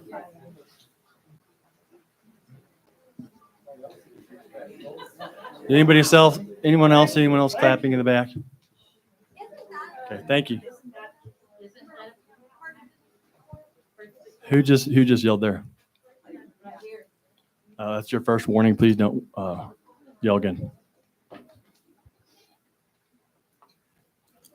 Our 21st, this thing is just screaming at me. I apologize. Our 21st speaker is Aaron Rowan. Rowan. Hey, great. Thank you, Rowan. Anyway, step to the microphone, state whether you are a resident of GCISD. My name is Aaron Rowan. I am a resident of GCISD, and I want to thank the board for listening to the community and responding. The policy on the agenda tonight protects teachers, our children, and leaves space for all, every single student in our schools. It does leave space for everyone. I especially want to point to the verbiage referencing the Children's Internet Protection Act. Just as I curate what media my children consume, I know with this policy, our schools have the same vigilance in what media my child consumes as I do at home. Thank you for listening. Thank you for responding. This board and this district have my full support. 23 seconds left. Objective truth does exist. Objective truth does exist. Outside of yourself, that which is true. Thank you. Thank you. Our 22nd speaker is Melissa Cross. Please step to the microphone and state whether you are a resident of GCISD. Hello, my name is Melissa Cross, and I have a 7th grader and twin 3rd graders in the district. In 1 minute, I do not have enough time to go into detail on every aspect of the agenda items before the board tonight that gravely concern me. However, I have taught my kids that to say nothing in the face of wrong makes them no different than the person doing the wrong. So tonight, all I want to say is our teachers and staff deserve better. Our LGBTQ students and parents deserve better. Our students and parents of color deserve better. We all deserve better. To everyone who feels scared, marginalized, or less than by the policies proposed by the board, to you I say, I am so sorry. You are valued, you are loved, you make this district better. I will not stop fighting for you. To the board, I implore you to vote no on the first action item on tonight's agenda. Thank you. Thank you.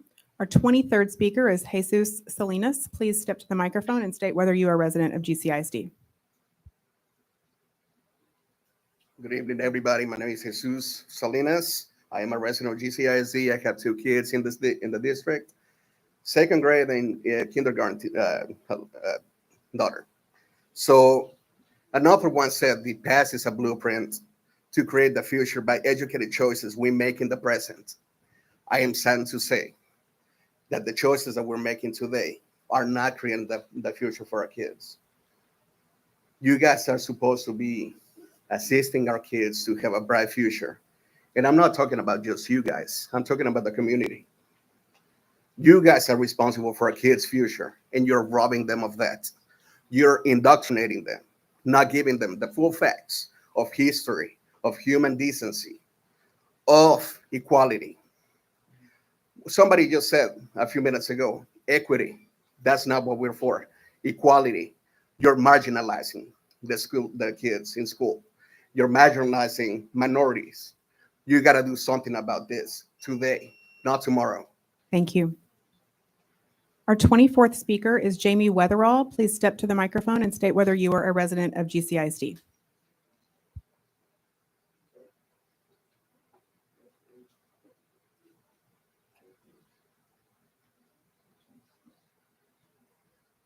Hello, my name is Jamie Weatherall. I'm a resident of Grapevine, a parent of a GCISD student, and I am here in my role as president of GC SAGE. SAGE is an organization whose purpose is to support and advocate for our gifted and talented community in GCISD. We represent more than 2,000 families who have at least one GCISD student identified as gifted and talented, many of whom are here today to speak about a variety of issues. Last week, I wrote a letter to the board president and superintendent expressing concern about changes to GT classes at the high school level. I am grateful to have been contacted by district officials regarding this issue, but I am disappointed I've not heard from the people to whom the letter was written.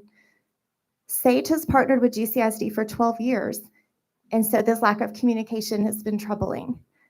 I know that there's been an influx of emails on multiple topics, and I hope this has just been an oversight. Thank you.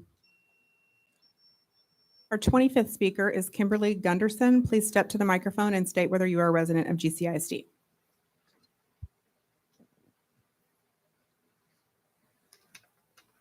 My name is Kimberly Gunderson. I'm a 26-year resident of GCISD.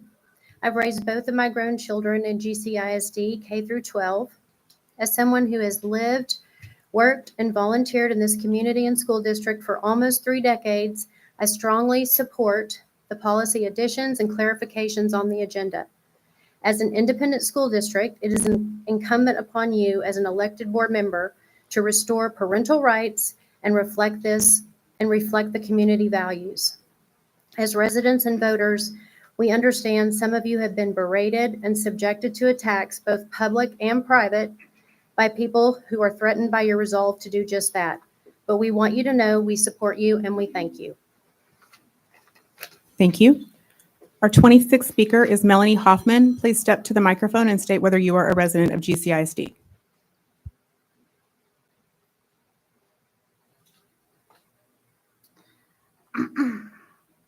My name is Melanie Hoffman. I'm a Grapevine resident of 18 years. In the fall of 2020, we withdrew our children from GCISD. The breaking point was not the pandemic. It was GCISD administration and the school board.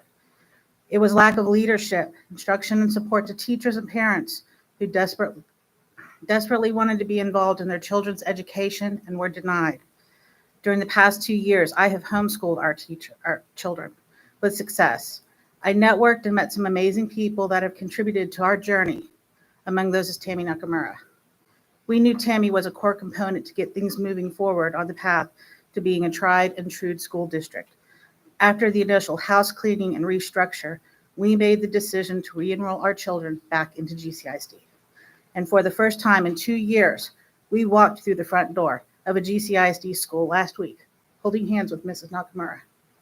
In conclusion, some bridges are meant to be burned, specifically divisive Thank you. bridges. Thank you, board. Our 27th speaker is Michael Quinn. Please step to the microphone and state whether you are a resident of GCISD.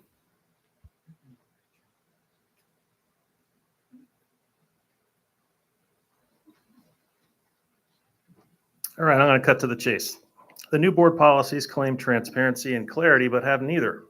Terms like CRT, SEL, gender fluidity, etc., are not clearly defined, and I believe that's intentional to silence educators fearful of unintentionally violating these vague policies. I asked the board, if it was truly in response to the community, how was the input collected and from how many?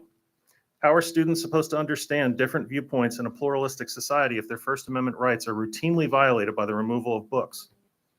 Dr. King's I Have a Dream speech is defined as a foundational document, but since it mentions racial inequity, ghettos, and unspeakable horrors of police brutality, how does this not fall within what appears to be your policy concept regarding CRT? I'm confused. How can you claim a sincere commitment to free speech when any gay elementary school teacher could violate the policy simply by sharing what they did last weekend? Okay, these policies are self-contradictory, vague, unprofessional, and discriminatory. They're a mess, and they're unfit for our district. Thank you. Thank you. Our 28th speaker is Jack Rogers. Please step to the microphone and state whether you are a resident of GCISD.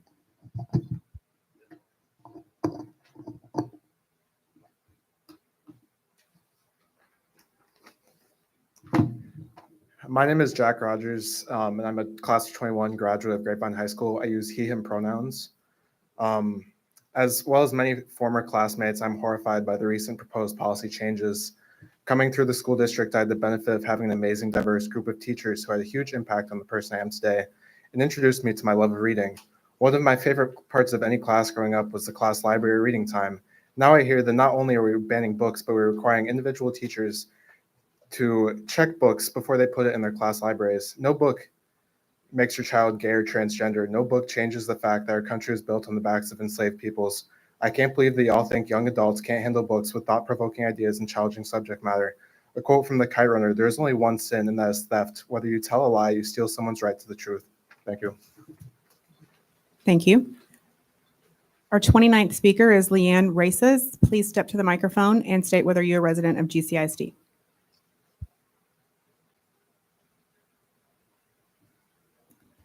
Hi, my name is Leanne Reyes. I am a resident and a parent of a child at a GCISD school.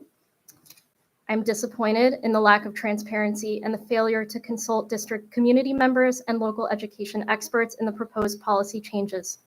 Undue burden placed on teachers and librarians with these policies will alienate staff and students, tarnishing our district's reputation and our ability to provide the best education through the best talent.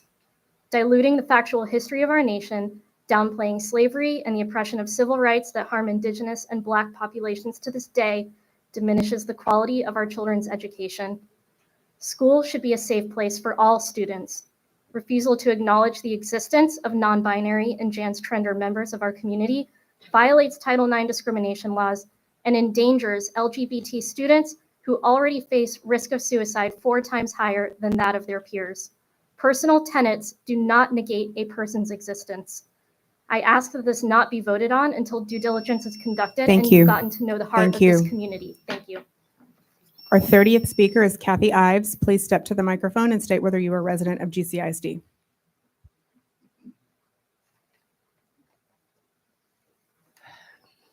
My name is Kathy Ives. I'm a parent of a student and a taxpayer. My pronouns are she and her. This board is proceeding as though they received a mandate from the community to enact these policies. The truth is the majority of 4 only won a majority in May by 1 to 2%. As a reminder, in direct contradiction to statements made by Casey Ford, this board also represents those in this district who did not vote for them, and they represent every student in this district. Kathy likes to remind us voters and her family's long history in this community, and yet Kathy only eked out a win against an opponent who does not have the same family name recognition. Instead of acting as a unifying force to unite a divided community in which elections are only won by 1 to 2%, this board majority is making an authoritarian move in order to ensure they can maintain power. Your extremist agenda is not popular and is opening eyes to those who were not previously engaged. Thank God. You're wasting our tax dollars to draft a policy to change the voting rules because you're Thank power you. hungry. Thank Protect you. GCISD. Our 31st speaker is Amin Jalani. Please step to the microphone and state whether you are a resident of GCISD. Hi, my name is Amin, and I'm a GCISD resident and a parent. The reason why I'm here is because I've sent 8 emails to you, Casey, and have yet to get a response or acknowledgement on the CSEL policy. I have asked you who wrote it. I've asked you what influences you've had on it, and I wanted to know more information on what these definitions are. So we all know that these policies are very extremist, and they're also hateful, and they're divisive. And, you know, I can see that there's like so much tension right here, like in your expression right now. I know that this is high stakes poker for you. And what you're doing is embarrassing our city. You are targeting children, and you are not being truthful with any of your agenda right now. So we would like to have some answers and also respond to my email that I've been hitting you up with since April. Thank you. Thank you. Our 32nd speaker is Ajit Purandari. Please step to the microphone and state if you're a resident of GCISD. Yes, Ajit Purandari, GCISD resident. I represent Texas Bipartisan Alliance, and we're here to express concern about the reasons behind proposed policy changes and the lack of transparency behind them. GCISD did not become an A-rated district by prohibiting board members' questions, stifling discussions. The governmental overreach seen by this new board majority is going to cause harm to families in GCISD and cause more teachers to leave and will ultimately harm businesses and property values. TBA is a bipartisan group of GCISD taxpayers that support truth, integrity, and community in our local elections. We will continue to educate the voters on the local issues and support those who want to represent the children of GCISD and not special interest groups funded by people with ulterior motives. GCISD is at an inflection point. Donate to Texas Bipartisan Alliance or get involved with Protect GCISD. Have a great evening. Thank you. Our 33rd speaker is Lee Ives. Please step to the microphone and state whether you are a resident of GCISD. My name is Lee Ives. I'm a parent in GCISD, identify as he, him. Speaking to instructional materials and library materials, when you tell librarians that they're in charge of policing prohibited materials with broad definition, it puts them in a position of being fearful that they are doing something wrong and end up leaving the profession, as did my favorite librarian who I volunteered with for 2 years. Then you turn around and give the school board the approval to purchase books and review books. I myself would rather have a professional librarian do that, who is way more qualified in that field. Let people do their jobs without fear. Requiring parents To send in a letter and then verify over the phone or in person just so that the kids can read books is ridiculous. This should be an opt-out instead of an opt-in. This goes against the norm that books are available to all students and will only prevent accessibility, which seems to be your goal. The 10-year ban on reintroducing banned books is asinine. Shame on you. Protect GCISD. Tammy, resign. Thank you. Our 34th speaker is Dusty Benton. Please. Please no laughing or making questions from the audience. Dusty Benton, please step to the microphone and state whether you are a resident of GCISD. I am. I'm an everything GCISD, a GCISD taxpayer, parent, and everything else. Oh, okay. Sorry, I didn't. Am I going? Yes, you're on. Okay. Well, I am very angry about the already overexceeded budget, which cut my children's classes and watered down their education this year. I do not have the time to speak to that. So I will say this. As a Christian woman, I believe in the separation of church and state in order to protect those of my faith, all faiths, and none, and that the knowledge of God should be available for all who seek it. As a proud American, I'm asking you not to disrespect those who have fought and died for our country and for freedom around the world by hiding the stories of humankind. So if you are tempted to begin banning books about the Holocaust or to risk GCISD's AP accreditation with the College Board by forbidding books about Afghanistan, and to either remove the Bible from our school libraries or to punish students for sharing the word of God, think about what your legacy as a new board majority will be. Proverbs tells us that it is the fear of the Lord which is the beginning of knowledge, but it is only fools who despise wisdom and instruction. If our national motto is "In God We Trust," then only fools and hypocrites would remove the stories of the people and events which have shaped our country, Please stop speaking. or to persecute our children who choose to read or share the books of the Bible. Please stop speaking. Sorry. Our 35th speaker is Leslie Hillhouse. Please step to the microphone and state whether you are a resident of GCISD. Just a reminder, you have 1 minute, and please stop speaking because we have several speakers tonight, and we need to be respectful of the administration. They have to get to work tomorrow. Thank you. Thank you. My name is Leslie, and I'm a taxpayer in Grapevine. I just came to express my appreciation and support of the new conservatives on the school board who are working to bring fiscal accountability and educational excellence to GCISD. As a taxpayer, I expect efficient and effective use of our tax dollars to provide students with an excellent education and not indoctrination. An education that will prepare them for life in the real world after graduation and not the fairy tale of equity that the world owes them success without sufficient effort on their part. Please know that the parents and taxpayers in Grapevine and Colleyville are behind you and support your efforts. We're paying attention and we will be watching and holding all accountable. Thank you for respecting and representing those of us who voted for you, and thank you for your willingness to serve. Thank you. Our 36th speaker is Haley Benton. Please step to the microphone and state whether you are a resident of GCISD.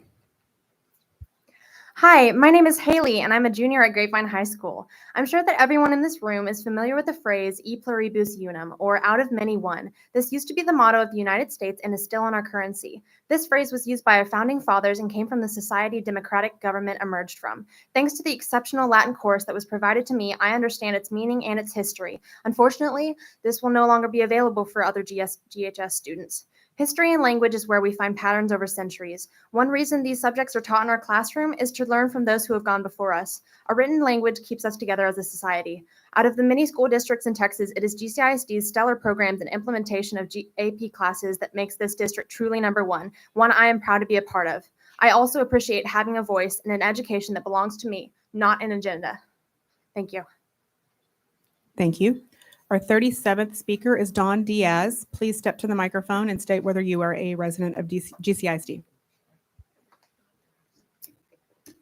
My name is Dawn Diaz. I'm GCISD taxpayer and parent of 2 GT kids. Tonight I will be reading teacher quotes because when our gifted teacher leaves, this is no longer a destination district and your property values go down. From an elementary teacher, I can't reply to your post because Lord knows doing so will land me on Tammy's list. I'm sitting here in tears because I'm exhausted. We've been given so many new rules, our heads are spinning. We cannot accomplish everything during working hours. I'm literally afraid to read any book to my kids this year or display anything in my class library. Anything could be deemed inappropriate by the new board. This climate of fear and anxiety is a nightmare. I'm so excited for the school year with these kids, but I know that someone is watching me, waiting for me to make one wrong move. It's enough to cause an anxiety attack. How am I supposed to be a good mother of my own kids with this kind of stress? Number 2, the censorship of instructional materials and the new obstacles being proposed to approve books and classrooms utterly ridiculous roots of fascist ideology. The limits on freedom of speech and discussions about our nation's history is beyond ironic, given that some of you pretend to support limited government control. I've never seen a board so willing to use their governmental power to override the rights of parents and educators. Thank you. Our 38th speaker is Laura Lehman. Please step to the microphone and state whether you are a resident of GCISD. I am a GCISD parent. My pronouns are she, her. I'm an advocate and activist, and I co-lead the grassroots group Protect GCISD. We are a group of concerned parents, grandparents, taxpayers, and GCISD employees. We stand for inclusion, dignity, and a voice for all students, educators, and staff. We believe every student has the right to learn in a safe, accepting, and non-judgmental environment, including lesbian, gay, bisexual, transgender, queer, intersex, and agender students. We believe America's history, while filled with ugly facts, should be taught without censorship and whitewashing the truth. Protect GCISD vehemently opposes the entire CSEL policy. We are in close contact with the ACLU. It is clear that Tammy, Shannon, Casey, and Kathy are owned by PAC money and are here to vote in line with your puppeteers against public education as we know it. By voting for this, you will be on the wrong side of history and humanity. You may follow us on protectgcisd.com. Voting matters. Thank you. Our 39th speaker is Jennifer Scott. Please step to the microphone and state whether you are a resident of GCISD.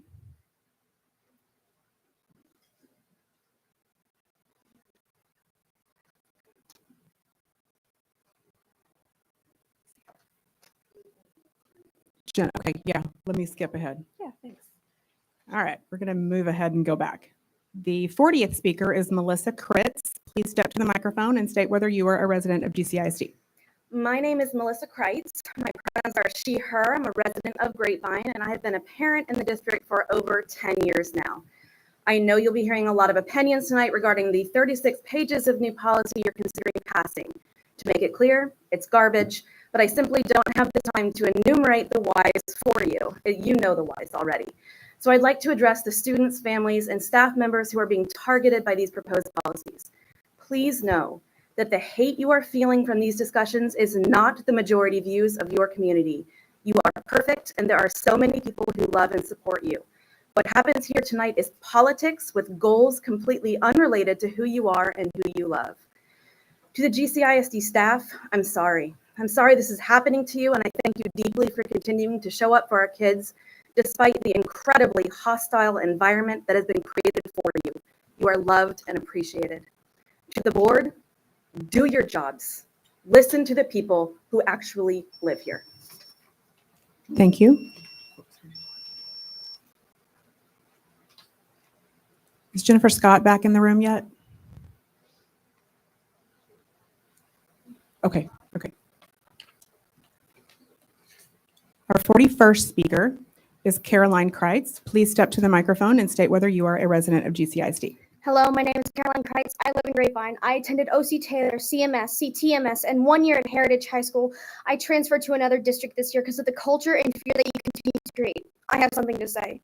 I am part of the LGBTQ plus community, and as are many of my friends that remain in the GCISD schools, the policies that you are proposing are putting them in danger. So what are we afraid of? No, let me rephrase. What are you afraid of? By implementing these policies, you are preventing our kids, the kids who are trusted into your care, from getting the help and support that they need. Now I have a question. Are you ready to be responsible for even one child taking their life or being made to feel that that's their only choice for them? We hear the message you're sending with these policies. We feel them every day as we walk through the doors to school. With these new policies, you will alienate them even more from getting help, so they feel that suicide is their only escape. So I ask, no, I beg of you to help these kids entrusted into your care. Help my friends. Don't tell them that they should be erased. Thank you. Thank you. Our 42nd speaker is Ginger Penn. Please step to the microphone and state whether you are a resident of GCISD. Hi, I'm Ginger and I live in GCISD. I'm here tonight to speak in support of the policies on the agenda. I think we desperately need them. Thank you for all of your hard work for the students and the teachers here in GCISD. Thank you. Our 43rd speaker is Lindsay Hill. Please step to the microphone and state whether you are a resident of GCISD. My name is Lindsay Hill and I'm the mom to 4 Grapevine Elementary students, and I am blessed to serve as the president of the GES PTA. Last year, the theme at Grapevine Elementary was Reading Takes You Places. We held our first ever school readathon. Our students read 156,807 minutes and raised over $36,000. Last March, voted to spend some of our funds on a book vending machine that has been on Mrs. Hale's wish list for a while. If you approve our gift tonight, we hope to keep this machine in the foyer of the school. The plan is that each GES student will set an individual reading goal, complete their goal, and then get to visit the library upon completion to receive a special gold coin that only works in the machine. They would get to select a book and take it home to keep. Our PTA believes that this will help improve student reading and work on goal setting, which aligns with our mission to help make every child's potential a reality. I hope you'll approve our donation, and I thank each of you. Thank you. Our next speaker is Heidi Hughes. Please step to the microphone and state whether you are a resident of GCISD. Hi, my name is Heidi Hughes, and I have 3 girls in the district. There are so many things that I could speak on tonight, but I'm going to choose to voice my concern over what is happening to the GT services at CHHS. I hope that I don't have to tell you that our district is different than most in Texas. A large percentage of our students have been identified as GT, and they have been served well in GCISD. I personally know several families who have moved into the district solely for these services, including some families who have moved their children out of elite private schools in Dallas to enroll them in the Aspire Academy. I ask you to keep our GT services intact. This district will undoubtedly lose many good students, teachers, and families if there are cuts, and that will ultimately harm our district. Thank you. Our 45th speaker is David Rodriguez. Please step to the microphone and state whether you are a resident of GCISD.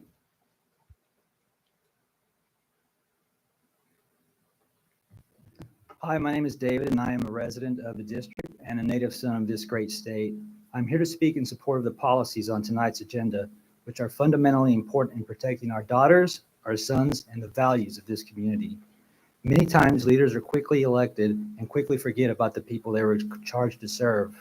I want to thank you for not forgetting us and for listening to the voice of the people. That is exactly how a system of government that is of the people, by the people, for the people should work. Making the right decisions sometimes is neither safe nor popular. I want to thank you for your courage and your willingness to stand in the face of pressure in defense of our children and in the preservation of knowledge and virtue. I also want to recognize you for selflessly submitting yourselves and your families to all the needless abuse you've suffered over the past few months. My hope is that as we leave here tonight, we can serve as an example to our children how we come together and settle our differences within the framework of our laws. May God bless everyone here tonight, and may you take peace and love to your families and your homes. Thank you. Our 46th speaker is Catherine Parks. Please step to the microphone and state whether you are a resident of GCISD.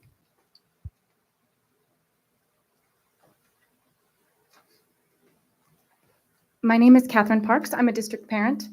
The expensive lawyers hired by new board members have written rules about teaching history that are so intentionally vague that no one will be able to discuss our own historical documents. For example, the 1861 Declaration of the Causes impelling Texas to secede from the Union states, we hold as undeniable truths that the governments of the various states were established exclusively by the white race, that the African race had no agency in their establishment, that they were rightfully held and regarded as an inferior and dependent race.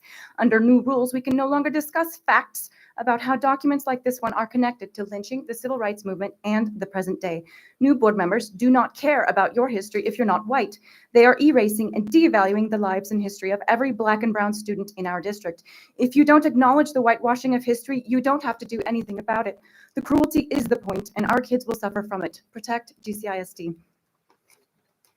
Thank you. Our 47th speaker is Lauren Zathos. Please step to the microphone and state whether you are a resident of GCISD. I am a resident. I'm a conservative 8-year Army veteran with 1 combat tour, a nurse, an educator, a PTA board member, a Christian, a PhD candidate, and a bibliophile. I have a GT 6th grader at HMS and an exceptional STEM scholar in the 4th grade at Cannon Elementary. I disagree with restricting access to literature at the middle and high school levels. Our children are exposed to far worse on TV and social media. Instead, we need to teach our children how to choose good books and what to do if they come across literature they or their families disagree with. History cannot be viewed through a singular lens. Reading books from all viewpoints will help the reader best determine where they stand. Restricting books on slavery, segregation, the Holocaust, and gender identity will lead to myopic graduates not ready to face the world at large.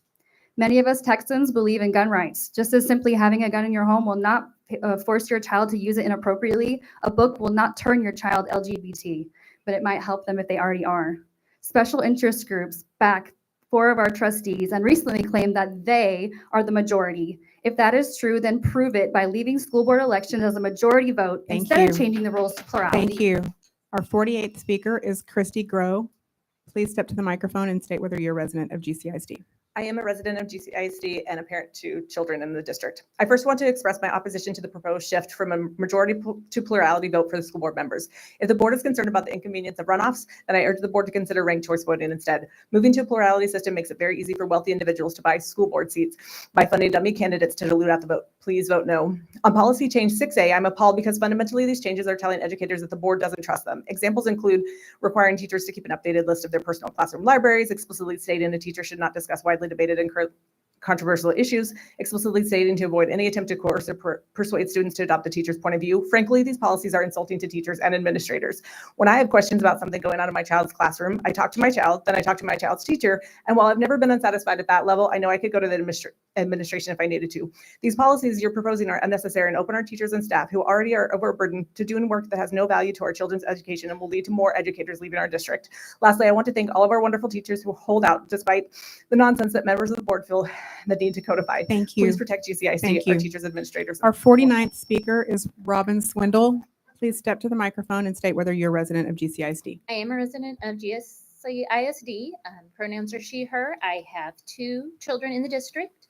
I earned my master's degree in biology from Baylor University. And in my studies, I learned that biological sex is not as simple as your policies on gender fluidity and bathroom use assume. These policies will not only cruelly discriminate against transgender students by allowing them to be misgendered and dead named, but they will also discriminate against intersex students. They are a part of the LGBTQIA community that is often overlooked, just as members of the board have overlooked them with these policy proposals. Intersex individuals make up an equivalent proportion of the population to redheads, so approximately 1.7%.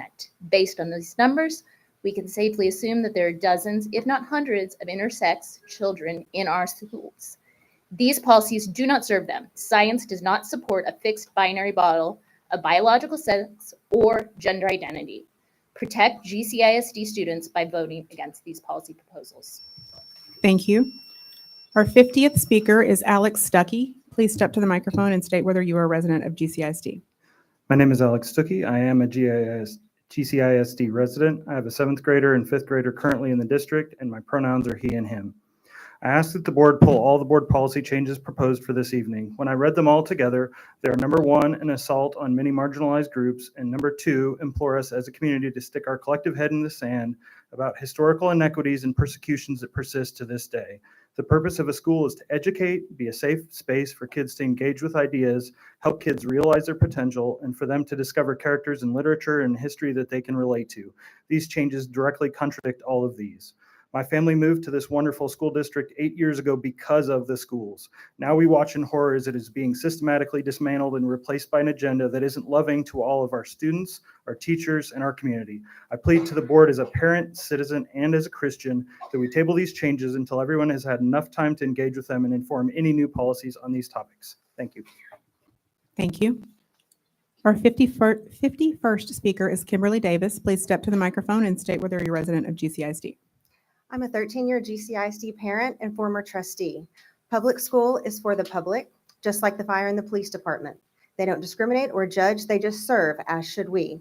If families want a more restrictive environment, we have many well-respected private schools. In just a few months as a new majority, you've watered down our curriculum, our libraries, our course offerings, our extracurriculars, and virtually eliminated diversity, equity, and inclusion. You have taken parental control by deciding what you think is best for all families. Soon, colleges will stop recruiting from GCISD because our kids won't be prepared academically or socially, and businesses won't hold conferences in Grapevine because of our association with your intolerance. In a way, we can thank you for one thing. In the last few elections, we've had a hard time getting GCISD families to vote because honestly, things were going too well. So you can keep voting to implode GCISD, but know that with every disgraceful decision you make, you're just bringing us more voters in support of the district that the rest of us love. Thank you.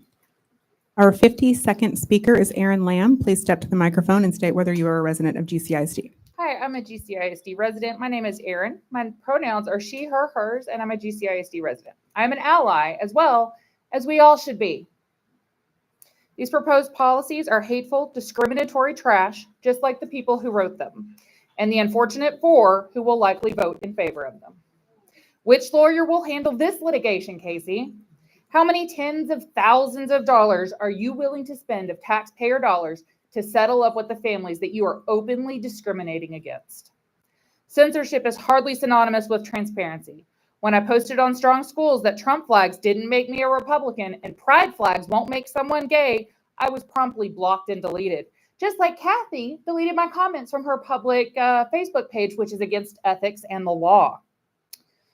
The high schools had an anti-bullying presentation on Friday. Y'all should have gone. You might have learned something. And I know, Shannon, you may not know how to get to your school at CHHS, but there was a really important meeting there on Friday that you missed and you should have attended. Our 53rd speaker is Rosalie Escobedo. Please step to the microphone and state whether you are a resident of GCISD.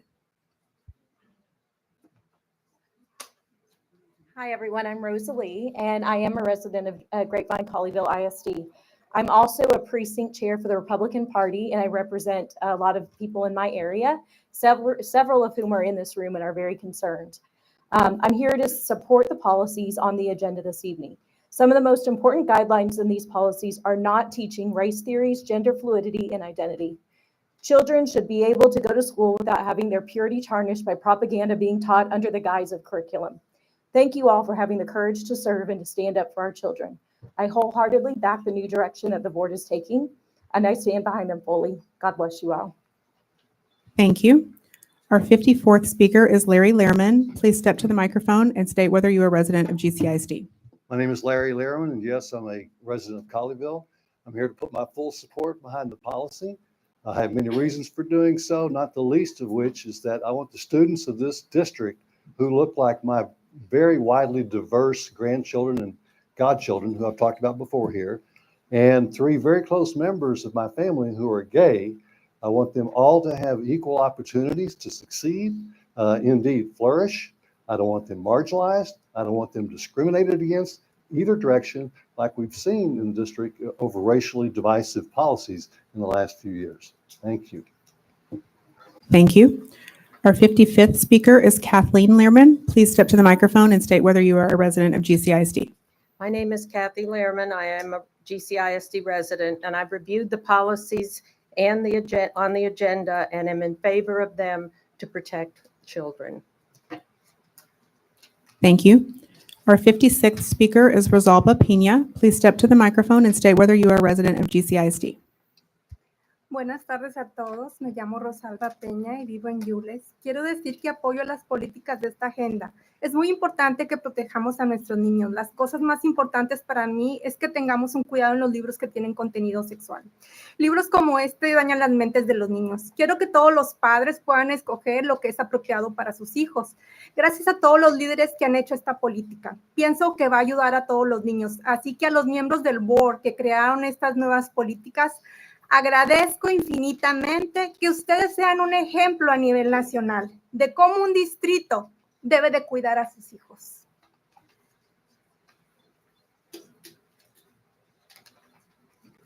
Hello, my name is Nelsa Hill, and I'll be translating for Ms. Peña. Good evening, everyone. My name is Rosalba, and I live in Yules. I want to say that I support the policies on the agenda. It is very important that we protect our children. The most important thing for me is that we be careful in books that have sexual content. Books like this hurt the minds of children. I want all parents to be able to choose what is appropriate for their children. Thank you to all the leaders who have compiled this policy. I think it will help all children. So to the board members who created these policies, I am infinitely grateful that you are a national example of how a district should take care of students. Thank you. Our 57th speaker is Curtis Conitzer. Please step to the microphone and state whether you're a resident of GCISD. I am a resident of GCISD. I live in Euless. My name is Curtis Conatzer. I'm also here to speak in support of the policies that you have in place that's on the agenda tonight. The most important part of what I've read is the section on preventing equity audits. I don't have anything against capturing demographics for our district, especially when it's required by law. At the same time, I don't really like the idea of social credit score. And I don't care for virtue signaling, It seems that preventing equity audits is going to stop our school district from heading that direction. Publicly funded schools are supposed to be neutral, and I think we need to make an effort to make them that way as fast as we can, more than ever. I prefer we just focus on providing the best education for our kids and forget the rest. Thank you. Our 58th speaker is Teresa Canaster. Please step to the microphone and state whether you are a resident of GCISD. Yes, I'm a resident, and my name is Teresa, and I live in Euless. When I was in school, there weren't that many opportunities for young women and ladies to be in sports as there were men. We had to work much harder for what we had, and there were fewer scholarships available. Years later, I'm very happy to say that our female athletes have a large variety of opportunities available to them. That's why the policy on the agenda tonight that keeps girls competing against biological girls and athletes is very important to me. I want to make sure that my granddaughters can enjoy the fruits of the labor of my generation by participating in fair competitive sports. Thank you for protecting the opportunity of our girls and my precious granddaughters. Thank you. Thank you. Our 59th speaker is Karen Bowles. Please step to the microphone and state whether you are a resident of GCISD. I'm a resident. President Casey Ford, I'm tired of the politics. I long for the days when our school board was made up of caring parents who acted for the benefit of our students, teachers, and community. I moved my kids from private school to GCISD primarily because of the GT and Aspire programs, but also for the inclusive community. Your political agenda is destroying everything that makes GCISD great. Under your leadership, our school board is cutting GT classes, weakening our academics, losing quality teachers, promoting divisive policy changes, and controlling what books our students can access when you should be trusting the good, experienced judgment of our teachers and librarians. Thank you, Coley, Jorge, and Becky for speaking out against all the nonsense, but you're powerless against the new majority on this board who's diligently delivering the political agenda of the external PACs who funded their campaigns. I've had enough of your politics, and I am not alone. We will make our voices heard until they're too loud to ignore, and we will inspire change. Thank you. Thank you. Our 60th speaker is Marcy Barton. Please step to the microphone and state whether you are a resident of GCISD. I'm a resident. Thank you for introducing this great policy. We must teach our kids how and why we became the most successful country in the world, and this policy does that. In 1831, Alexis de Tocqueville, a Frenchman, came to the U.S. to figure out how such a young country could match theirs on every level. He said it was because of our Constitution, our divided government with checks and balances, our business models that encourage innovation and entrepreneurship, our schools that taught kids to read, know the Bible, and recite the Constitution, and most importantly, our churches that taught right from wrong. We are the only country with a dream. It's not the French dream. It's not the Russian dream. There's only the American dream, and every country makes reference to it. Our kids have to be taught our foundation of God-given inalienable rights, religious freedoms, individualism, democracy, and a free market. They have to know the only person who can determine their future is themselves. If they work hard and have good morals, they can accomplish anything. This is the American dream. Thank you. God bless you. Our 61st speaker is Marianne Cloward. Please step to the microphone and state whether you are a resident of GCISD. My name is Maureen Cloward, and I'm a resident with 2 kids in Colleyville schools. My kids have never been taught critical race theory. They've never been coerced to be anything but what they are by a teacher or a counselor, never been influenced negatively by a book. My kids have, however, been doing active shooter drills since kindergarten and learned of more school shootings than I can count. We put this on their shoulders, letting them live in fear of the next. But according to this new agenda, our focus needs to be on protecting our kids by teaching a whitewashed version of history, denying the experiences of those that aren't fortunate enough to be raised and educated in Grapevine, Colleyville, denying the rights and emotional well-being of LGBTQ students, policing the book fair and libraries, cutting programs, and placing additional constraints on our teachers. This focus on non-issues is so far off base, it is terrifying. I live here and send my kids to school here to give them an education that prepares them for life after school and keeps them safe. One with teachers that are empowered to challenge them and give them a worldview that is based in reality, not just the reality of Grapevine, Colleyville. I ask that the agenda be tabled until an open discussion can be had with Our parents. 62nd speaker is Stephanie Williams. Please step to the microphone and state whether you are a resident of GCISD.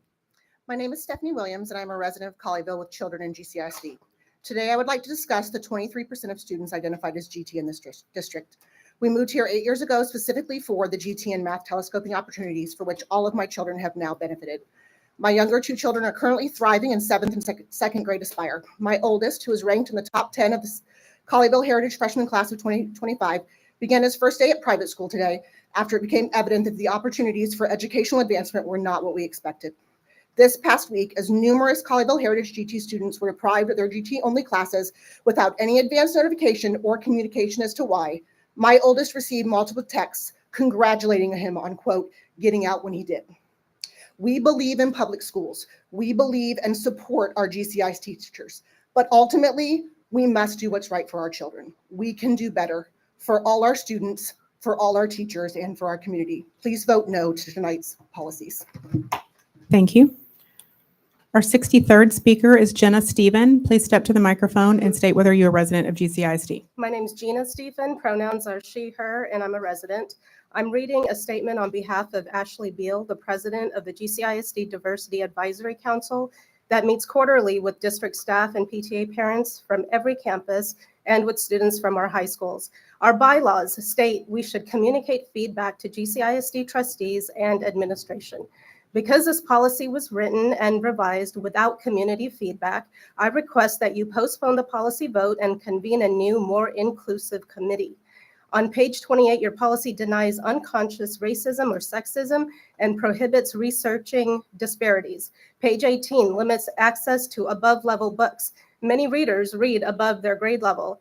Page 34 through 38 states that families with same-sex parents would need to hide until their youngest is in 5th grade.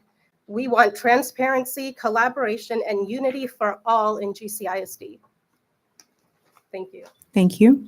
Our 64th speaker is Courtney Noel. Please step to the microphone and state whether you are a resident of GCISD.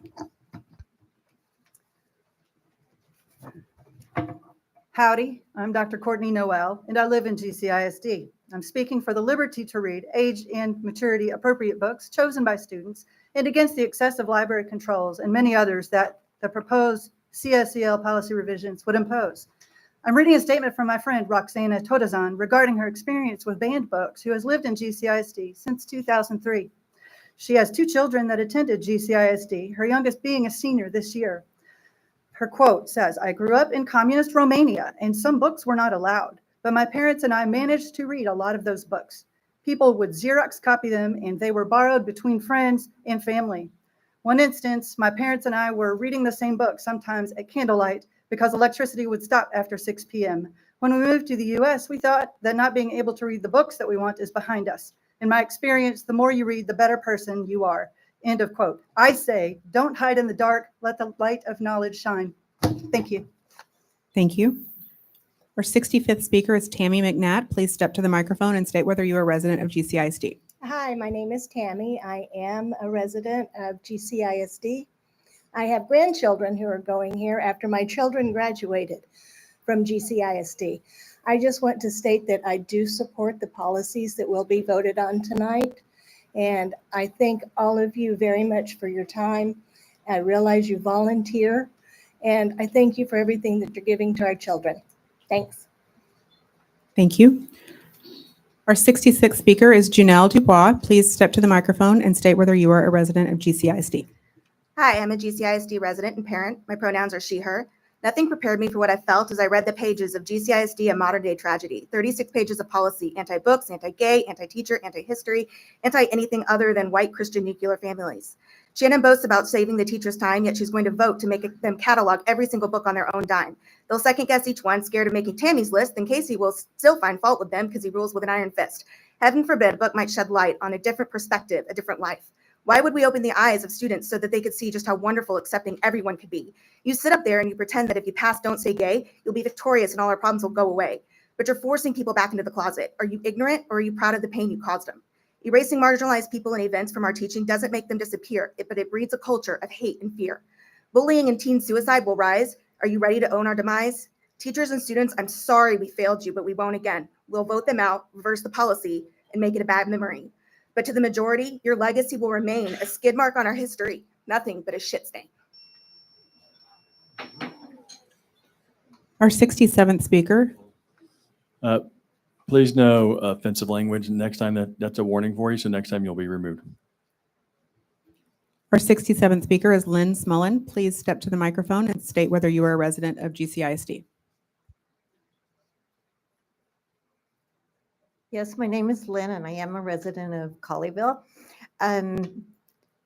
We all here would endorse protecting our children from gun violence. And similarly, we want our children protected mentally and emotionally. And I believe that this policy, to a large degree, does that. I know that we all disagree here, but one thing we have in common, and it is that we all love and have concern for our students. It's just that we differ on how to express that. Thank you. Our 68th speaker is Becca Garrett. Please step to the microphone and state whether you're a resident of GCISD. Thank you, Dr. Ryan and trustees. I am Becca Garrett, she, her. I am a GCISD mom. I'm here to ask why. Why do you demand and campaign on local control but accept money and do the bidding of those outside our community and district? Why is a budget considered balanced even when it does not cover everything planned? Why weren't relevant employees part of the conversations about changes to GT classes? Why do you celebrate raises when our starting salaries are in the bottom third of those in the Metroplex? Why won't you form committees of stakeholders to help write policy? Why do you want to change our school board elections from majority to plurality? Why does it matter what pronouns a person uses? Why can't teachers teach history from viewpoints that reflect the cultures in the class? We trust all sorts of specialized roles, pilots to fly, realtors to sell, CPAs to handle our money. Why can't you trust librarians with advanced degrees in library science to curate book collections? Why can't you trust highly qualified teachers to choose materials and resources their students relate to? When you don't provide answers, we come up with Our our own. 69th speaker is Finn Garrett. Please step to the microphone and state whether you are a resident of GCISD.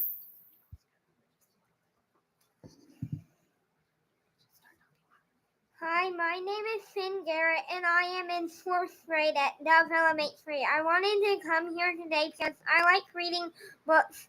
They help me learn new things, help me have a positive mindset, and they make me laugh. When I'm finished with my work or for free time, I like to read the books in my classroom. Some of the books I've liked are joke books, Fly Guy, books about dinosaurs, and flat families.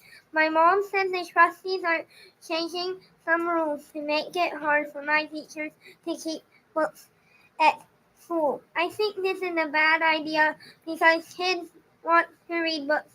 I don't want them to be sad. Teachers should spend their free time doing what they want and their time at school teaching us and finding other things, fun things to do. Save the books, protect GCISD. Thank you, Finn. Our 70th speaker is Kristen Horn. Please step to the microphone and state if you're a resident of GCISD. Thank you. My name is Christy Horn, and I'm a district resident and parent. In June, Trustee Nakamura spoke at an event where she bragged about reviewing Dr. Whitfield's file and that she had a list of teachers in our district who were poisoned. These emails that I'm giving you tonight prove that she did, in fact, review his file. And on July 13th, Tammy and Canty Hanger turned that list over to the district. Let that sink in. Tammy accessed a personnel file to score political points at a public forum, and two, that poison list is now sitting with our HR department. Dr. Ryan, have you communicated this list with those teachers? Have you told them they're on that list? What guarantees do they have that their files will not be reviewed? What guarantees that they have that their job is safe? Has the district sought counsel to determine if this creates a hostile work environment and an EEOC violation? And if it's no big deal, why is Canty Hanger involved? Our teachers deserve to know, and frankly, Tammy, they deserve an apology. Thank you. Our 71st speaker is Kim Rogers. Please step to the microphone and state whether you are a resident of GCISD. I use she, her pronouns, and I am the parent of 2 GHS students. I want to comment on the statement in proposed EMB local that slavery and racism can only be taught as, and I quote, deviations from, betrayals of, or failure to live up to the authentic founding principles of the United States, which include liberty and equality. As so many have stated tonight, the attempt to minimize the significance of racism and slavery is offensive, historically inaccurate, and harmful. The irony to me is that the notion that these proposed policies are in accord with the founding principles of liberty and equality. There is no liberty in limiting a student's education. There is no equality in policies that want to erase a child's gay parents. There is no equality in targeting transgender youth. These policies are based in fear and are harmful to our students, teachers, and our school district. Student is the only place that some students feel safe. Please don't take that away from them. Thank you. Our 72nd speaker is Steve Luttrell. Please step to the microphone and state whether you are a resident of GCISD. Hello, my name is Steve Luttrell, and I'm a resident of GCISD. I've been coming over here for over a year now. My first speech was about CRT and how it's just not a good idea. I spoke about a book called Not My Idea, a book about whiteness. Anyway, I'm happy to say that CRT is no longer a policy here in the school districts. Thank you all for what you've done. The second thing is parents' rights. If there's a book it's controversial, put it in another section and have parent consent. It just makes sense. It's parents' rights. We all want that. Okay. Anyway, the speech I gave back then on CRT, it's still making the news, right? And they did it Friday. I was on there. And of course, they edit out the part where I say, we need to teach all our children, love thy neighbor. And whatever religion that idea is what we need to do, right? It's not right to try to end racism with more racism. Thank you. Thank you. Our 73rd speaker is Edith D'Agostino. Please step to the microphone and state whether you're a resident of GCISD. Yeah. Hi, I'm Edith D'Agostino. I live in Grapevine. I've been following a lot what is been going on in our schools. I'm grateful that the GCISD is taking steps to protect our kids. Thank you for being brave and putting these new policies in the agenda. We appreciate you. Thank you. Thank you. Our 74th speaker is Rachel Wall. Please step to the microphone and state whether you are a resident of GCISD. I'm Rachel Wall, and I am a resident of GCISD, and I'm here speaking to the fact that GCISD is paying more per hour for Canty Hanger's attorney's time than Keller ISD is. Why is GCISD charged a higher rate by Canty Hanger? Because Casey Ford, our CPA, who boasted that he meets with multiple attorneys at a time, did not bother to negotiate the rate that Canty Hanger is charging our taxpayers. The retainer agreements for each district were signed 2 days apart, and yet, despite Casey Ford's supporters constantly praising him as the great GCISD financial savior, he did not put GCISD taxpayers first. Instead, he chose to line the pockets of Canty Hanger and its managing partner, the same firm and partner who donated in-kind services in excess of $20,000 between December 2021 and June 30th, 2022, in support of political benefactors who supported the GCISD majority of 4. Make no mistake, this atrocious policy on the board's agenda tonight has nothing to do with pursuing our district goals. Instead, this is the majority of 4 doing the bidding of West Texas billionaires and federal Thank you. super PAC. Our 75th speaker is Mark Warner. Please step to the microphone and state whether you're a resident of GCISD. Hi, Mark. Yes, resident of GCISD. I've spoken at the school board meeting before, so thank you all again for hosting me. These policies you've put together are extremely helpful for the kids. The concerns parents, grandparents, and community members have said are addressed in these policies. And it's a great step towards teaching our kids how to think and not what to think, since this is the time to equip them. They have their whole lives for politics, sex, everything else. This allows them to get equipped with education and learning. What you're doing is extremely important, since this next generation needs to learn these academic skills so they can go out and engage the world that already has plenty of politics and division. Thank you for taking action to make our schools better. Thank you all.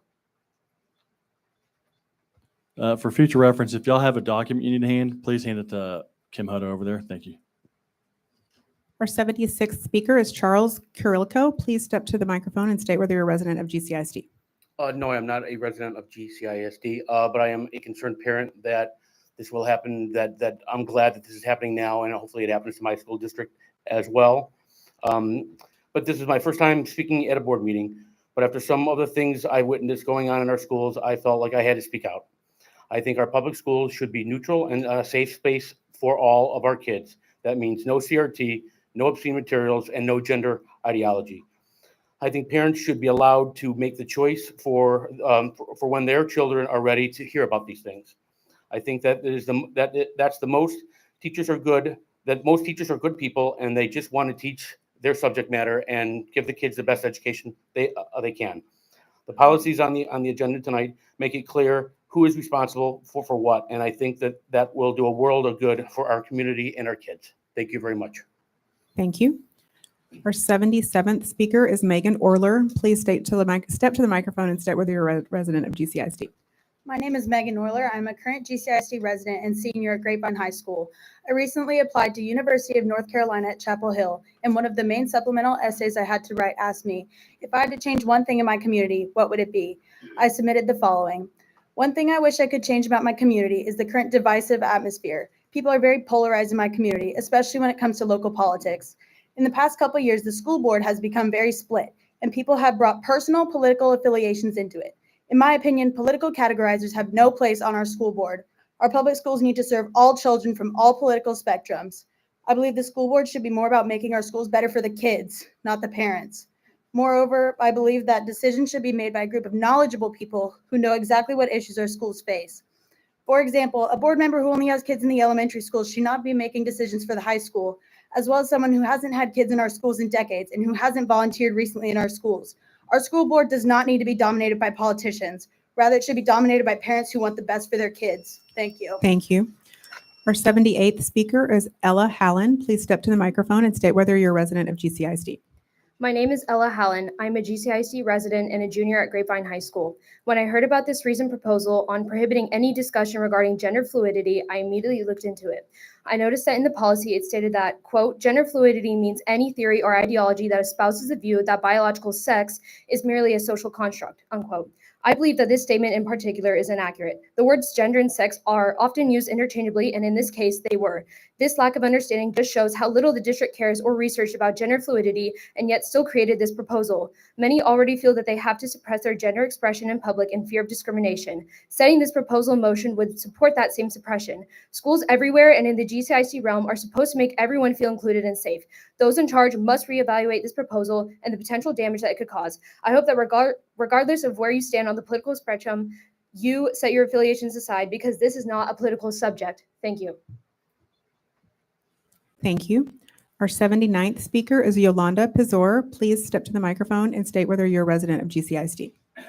Yes, I'm a resident of GISD. Very fine. I'm here tonight to celebrate the evening, to celebrate the new and revised policies on the agenda, They're exactly what I was hoping and what I voted for. It's so important to protect our children in our district as much as possible.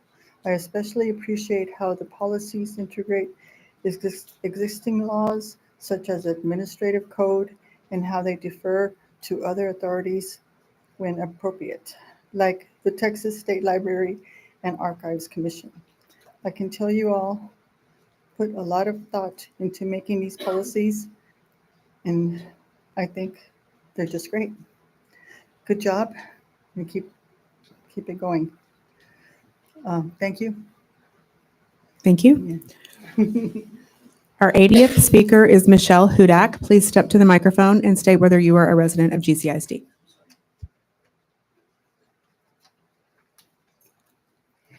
My name is Michelle Hudak. I live in Colleyville, and I'm a proud parent of a 2021 JHS grad. I'm speaking on behalf of a GCISD parent and involved PTA parent. GCISD resident. Quote, I am a GCISD resident and involved PTA parent. The reason I joined PTA is simply because of the mission statement to make every child's potential a reality by engaging and empowering families and communities to advocate for all children. I am patriotic. My dad fought in World War II. My brother fought in Vietnam, and I think they would be horrified by the way the word patriot is being thrown around today. They fought for our freedom, including free speech, and now public schools are trying to take that away in the name of Christianity. The irony of wanting to teach the Constitution yet not follow it. I am a Christian. Christians do not judge. They love, feed, and clothe one another, and they certainly are not the hands and feet of a cell phone company claiming to be Christian. Please, Dr. Ryan, do not recommend these changes being brought forth today. Thank you. Our 81st speaker is Megan Cooper. Please step to the microphone and state whether you are a resident of GCISD. Hi, I'm Megan Cooper. I'm a resident of Colleyville and have 2 children in GCISD. I am here to voice my concerns to the board about the budgetary cuts to many of the special programs. Over the last decade, GCISD has built a reputation as a destination district, due in large part to these special programs. I know of many families who have moved into the district so that their children can benefit from these programs. Weakening these programs weakens the district and the community of GCISD. Both of our children have benefited from the wonderful GT programs here. I am concerned about the loss of GT classes and potentially other classes, as I believe that every child deserves the full year's worth of academic growth, regardless of their starting point. I am also very disappointed with the recent lack of transparency exhibited by the school board. The board members are entrusted to be good stewards for the community, but there has been very little opportunity for our community to provide feedback on the items listed in the recent agenda. Thank you. Thank you. All right, we're going to take a 5-minute recess so trustees can.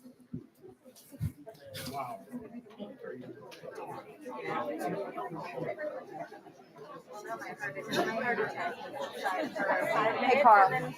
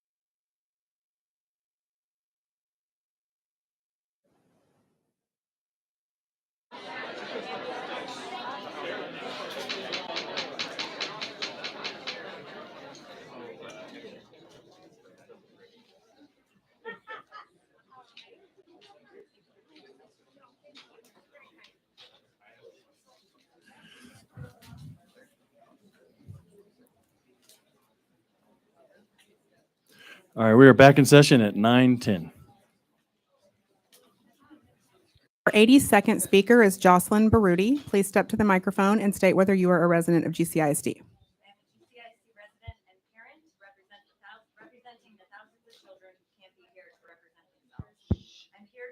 Your censorship of books and your denial to support appropriate pronoun usage. The policies are discriminatory, hateful, extremist, and politically charged. You should be supporting the growth and fostering the acceptance of young people, not suppressing them through outdated, uneducated, and bigoted means.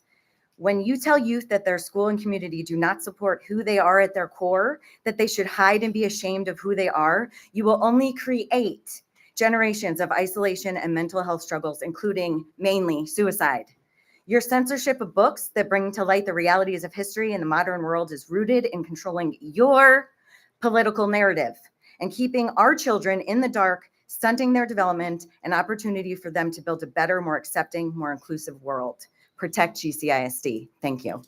Thank you. Our 83rd speaker is Dennis Serrano. Please step to the microphone and state whether you are a resident of GCISD. Good evening. My name is Dennis Sherrard, and I am a former resident of GCISD. My children went to school here for 10 years. We have very fond memories. I'm here tonight in support of Protect GCISD and also the teachers who have become some teachers I've become very good friends with.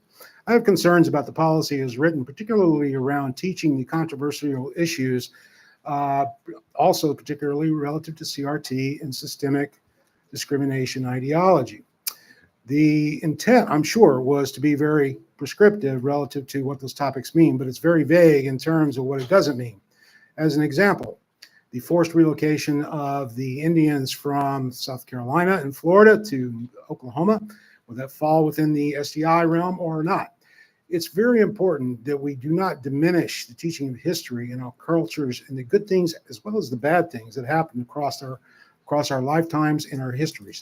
The reason for that is because we learn, we grow, we understand not to make those mistakes in the future. Thank you for your time. Thank you. Our 84th speaker is Valerie Kunert. Please step to the microphone and state whether you are a resident of GCISD.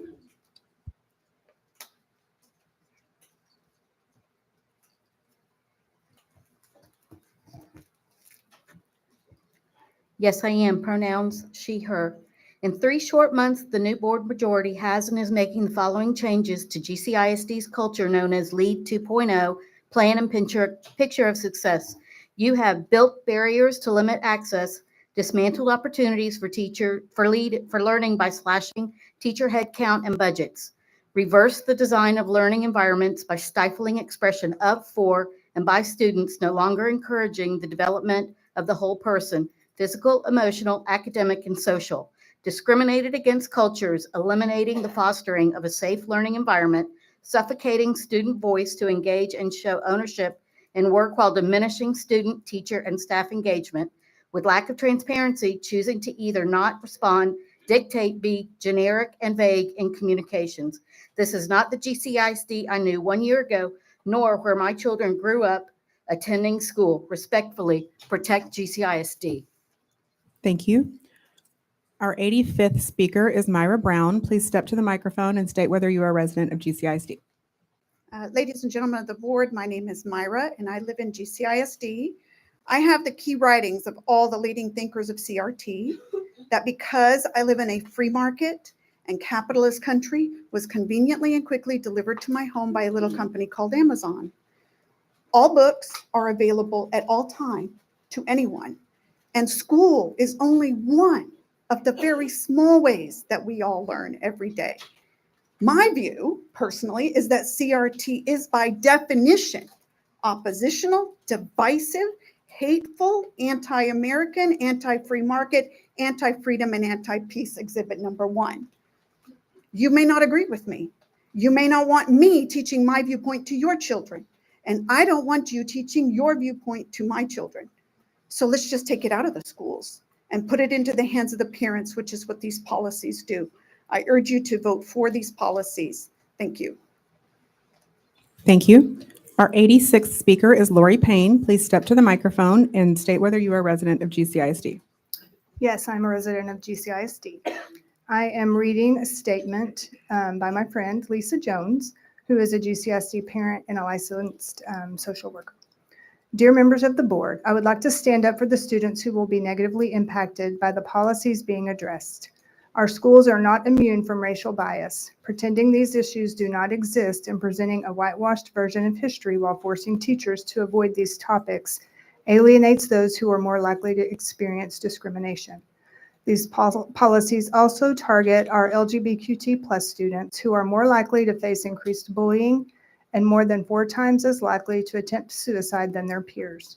As a social worker, I have witnessed in despair the loss of life associated with the lack of acceptance felt by this population. And I do not understand why GCISD would not want to be a place where all students feel accepted and valued. As the school board moves forward, I implore each one of you to consider the impact of the proposed changes and ask that you put all students first. Thank you. Our 87th speaker is Julie McCarty. Please step to the microphone and state whether you are a resident of GCISD. I am a resident of GCISD. I am Julie McCarty, and I'm the CEO of True Texas Project. So that means that there are literally thousands and thousands of Texans watching what is going on in GCISD, people that are like me, that are not fringe, that support these decisions that you're making tonight to make changes to our school district. We are inspired by you. We are learning from you across the state so that they can go back to their own school districts and do the same thing. We are well aware of the arrows that you're taking, and we just want you to know we've got your back, and we will continue to have your back. We are in support of these changes. Thank you. Thank you. Our 88th speaker is Caitlin Dodd. Please step to the microphone and state whether you're a resident of GCISD. My name is Caitlin Dodd, and I am a resident of Grapevine. And while I'm concerned about many of these new policies proposed tonight, I want to speak specifically regarding the recent changes proposed by the board regarding restricting reading material. Reading is an avenue to understand and experience other people's perspectives and lives. Reading gives us insight into a world we would not otherwise know, whether that is the fantasy world of Hogwarts or the lived experience of a trans individual. By restricting reading materials, we erode our children's knowledge and ability to understand and function in the world around us. The world is much bigger than Grapevine, Colleyville, in the United States. And without a solid, well-rounded education, including information from all perspectives, our children will be lost as future leaders. My family, like many sitting in this room today, moved to Grapevine for the award-winning schools. If we go forward with these proposed changes, we will no longer be that destination. All special services, whether GT or special education, help make our district what it is and will be affected by these changes. Please don't go forward with these proposals. Thank you. Thank you. Our 89th speaker is David Halverson. Please step to the microphone and state whether you're a resident of GCISD. Yes, I'm a resident of GCISD, resident of Grapevine for over 20 years. We moved our children here to come to the Grapevine Colleyville School District. I served on the Dad's Club at Timberline Elementary, served on the District Excellence Committee, served on the Campus Excellence Committee for both Timberline and for Cross Timbers. All of these things I did because I loved my kids, and we brought our kids here for this purpose, to have a good education and education that would be well-rounded in the perspectives of everything in our lives. And so I thank God for those days. These days are the days that are returning to Grapevine Colleyville ISD, and I believe that in supporting these policies, then the school board members that we have brought in and put in and worked very hard to transform our school district so that we can see the return, as many of our school board members who are still on the board, who are friends of mine. And I really believe that the most important things we can do are to support these policies. Thank you. Thank you. Our 90th speaker is Tammy Cisco. Please step to the microphone and state whether you are a resident of GCISD. Hi, my name is Tammy Cisco. I am a resident of GCISD. I'm here tonight to support the conservative members, and these are the people I voted and worked to get elected because I share their values and I share their concern for the district and the education that's being given to these students. Most of the people in this country know that education took a far left turn years ago. I raised my 2 kids in GCISD who were given a great opportunity in education. Let's give all students the same opportunity. I want GCISD to protect all of the families within it and respect all of their values. But since GCISD has such a variety of families, the only way to respect those values is for let them be taught at home by the parents. I recognize that all of the policies on the agenda tonight are about protecting and respecting the rights of parents to choose what is best for their children. This is how it should have been all along. Thank you to the trustees that have made these policies possible. Thank you. Thank you. Our 91st speaker is Amanda Thode. Please step to the microphone and state whether you are a resident of GCISD. My name is Amanda Thode, and I use she, her pronouns. I have lived in the district for over 20 years. I want to express serious concerns about the proposed EMB local policy. In Bostock versus Clayton County, Georgia, the Supreme Court made clear that LGBTQIA employees are fully protected in the workplace. And the Supreme Court also ruled in Grimm versus Gloucester County that that Title IX and the Equal Protection Clause of the 14th Amendment protects transgender students from discrimination. The proposed policies violate protections for LGBTQIA people. These policies also attempt to erase transgender and non-binary students' existence and establishes a default of rejecting their identity at school. A recent study from the University of Texas at Austin found that transgender and non-binary students are significantly less likely to attempt suicide when their pronouns are respected at school. You're literally endangering the lives of students by implementing these policies. You're elected to represent and serve all students in our district. This policy targets some of the most vulnerable students in our schools. Our 92nd speaker is Genevieve Davis. Please step to the microphone and state whether you are a resident of GCISD. Hi, yes, I'm a resident of GCISD with 2 kids in the school district. Neighbors, our kids deserve better than this. The proposals on tonight's agenda are hateful, discriminatory, and just surreal. I understand that there are people here who are afraid or angry. Your worldview, once held by the majority, is fading in favor of values centered around diversity, inclusion, and equity. The most natural reaction for anyone to change is to be afraid and to cling to what you know. But we don't need more of this hate and divisiveness. We need courage. Courage to recognize right from wrong, courage to accept all people as they are and as they wish to be seen. Courage to push past your own insecurities and investor obligations to embrace the wishes of our students and their parents. We cannot continue to grow as a people by reverting to values held by decades past. What we really need, what we need most, is for our trustees to focus on what's best for our kids and our families. Please stop placating your West Texas billionaire donors. Thank you. Speaker number 93 is Darby Zahodnik. Please step to the microphone and state whether you are a resident of GCISD.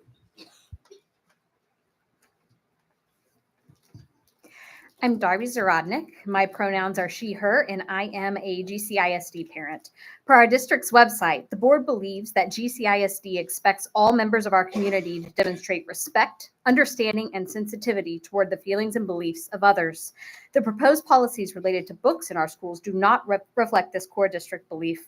If we expect students to understand and respect the feelings of others, why are we limiting access to diverse viewpoints by way of deeming books prohibited? Literary variety is crucial in instilling a love of reading in children. Variety encourages a strong worldview in our pluralist society. When you shrink the pool of books that schools can use to supplement curriculum with the extremely vague criteria you've provided, you're removing useful tools that our teachers rely on. Without access to information on all history, we're putting students at an educational disadvantage and creating unnecessary burdens for our already overburdened teachers and support staff. These policies regarding book censorship are counter to the board's stated beliefs. As you consider these policies, I urge you to vote accordingly and protect GCISD. Thank you. Our 94th speaker is Patrick Design. Please step to the microphone and state whether you're a resident of GCISD. Yes, I am a 34-year resident of GCISD, a veteran. All 3 of my children went through GCISD programs. So I'd like to commend all the board members, especially Tammy, Kathy, Tammy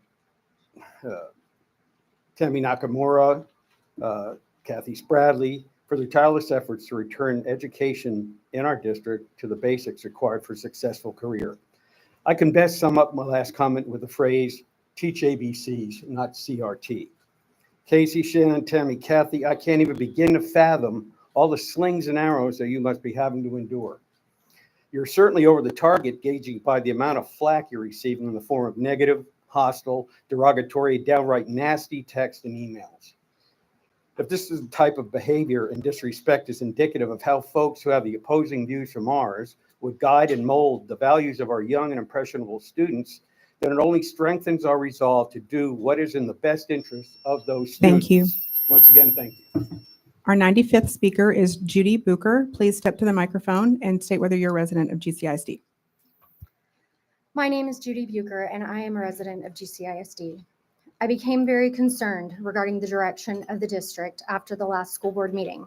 Since then, I have only grown more concerned as this board has continued to make decisions not in the best interest of the district, including removing book fairs from our schools and cancellation of a number of GT classes at the high school level.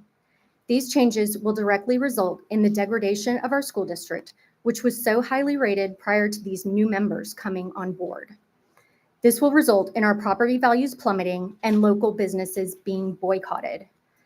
I realize now that it's all part of the plan. There are members, this board is beholden to parties outside of this community whose mission is to destroy our great schools and push their agenda onto our students.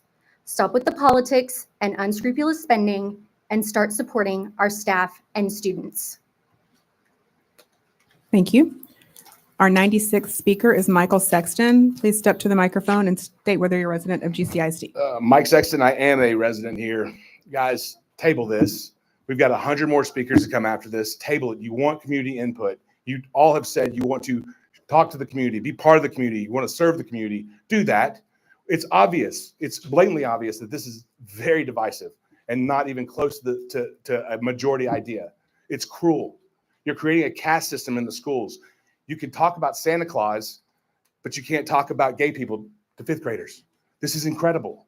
Like, you're acting like people don't exist. There's thousands of people in this district that are LGBTQ, that live here, they're taxpayers.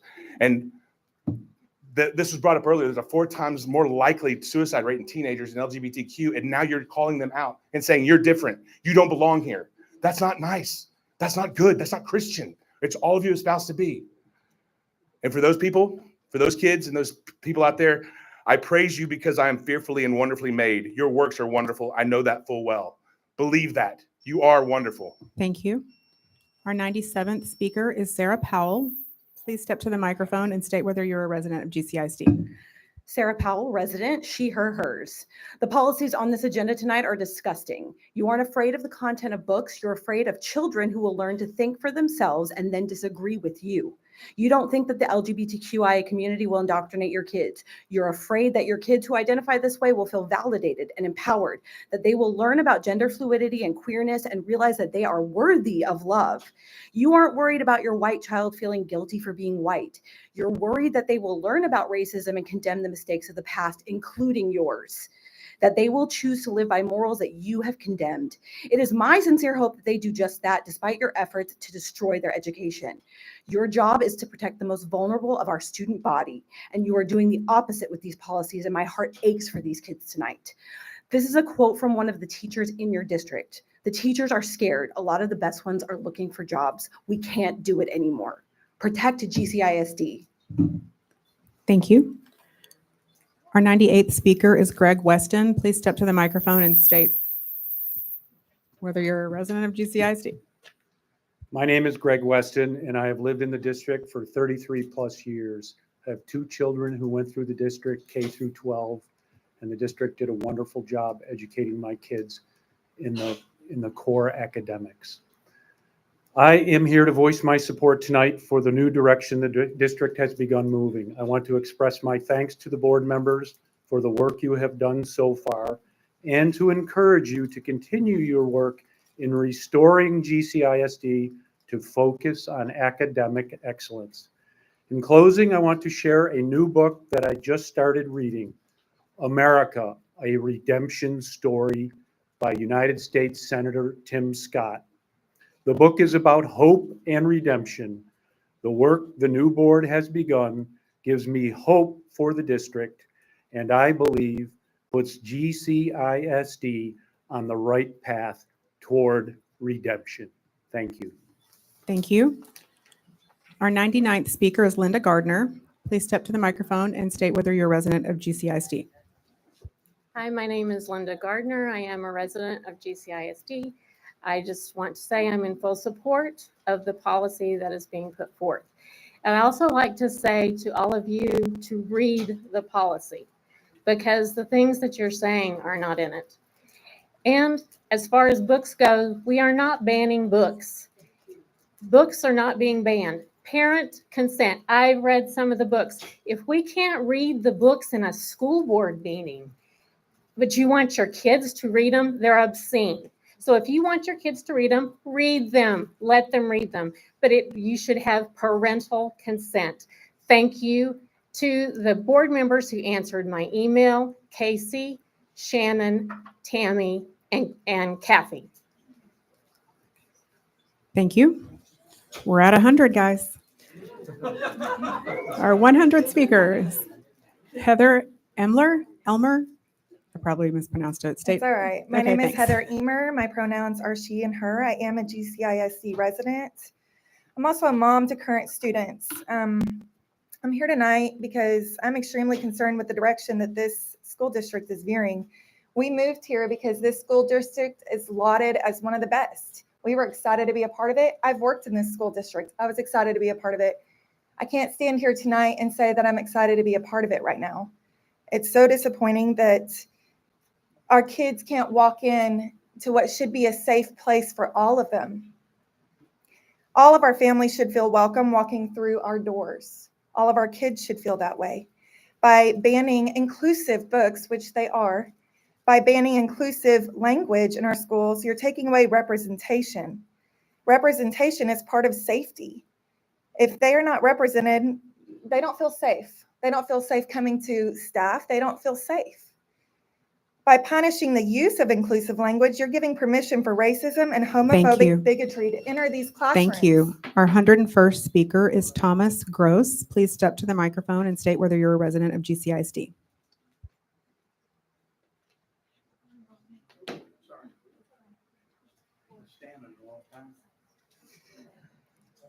Good evening. My name's Tom Gross. I've lived in Grapevine over 35 years. I have 4 children that are raised now, and I've got 6 grandchildren. When this issue came up, I didn't know too much about it, but I went to the library and I got me 4 books and I read them. Out of those 4, one of them, I wouldn't let my 2 boys who are sailors read. I'm here to support y'all. Thank you. And whatever you can do to get this country back on the right track, we would appreciate it. And let's put God back in the schools if we can.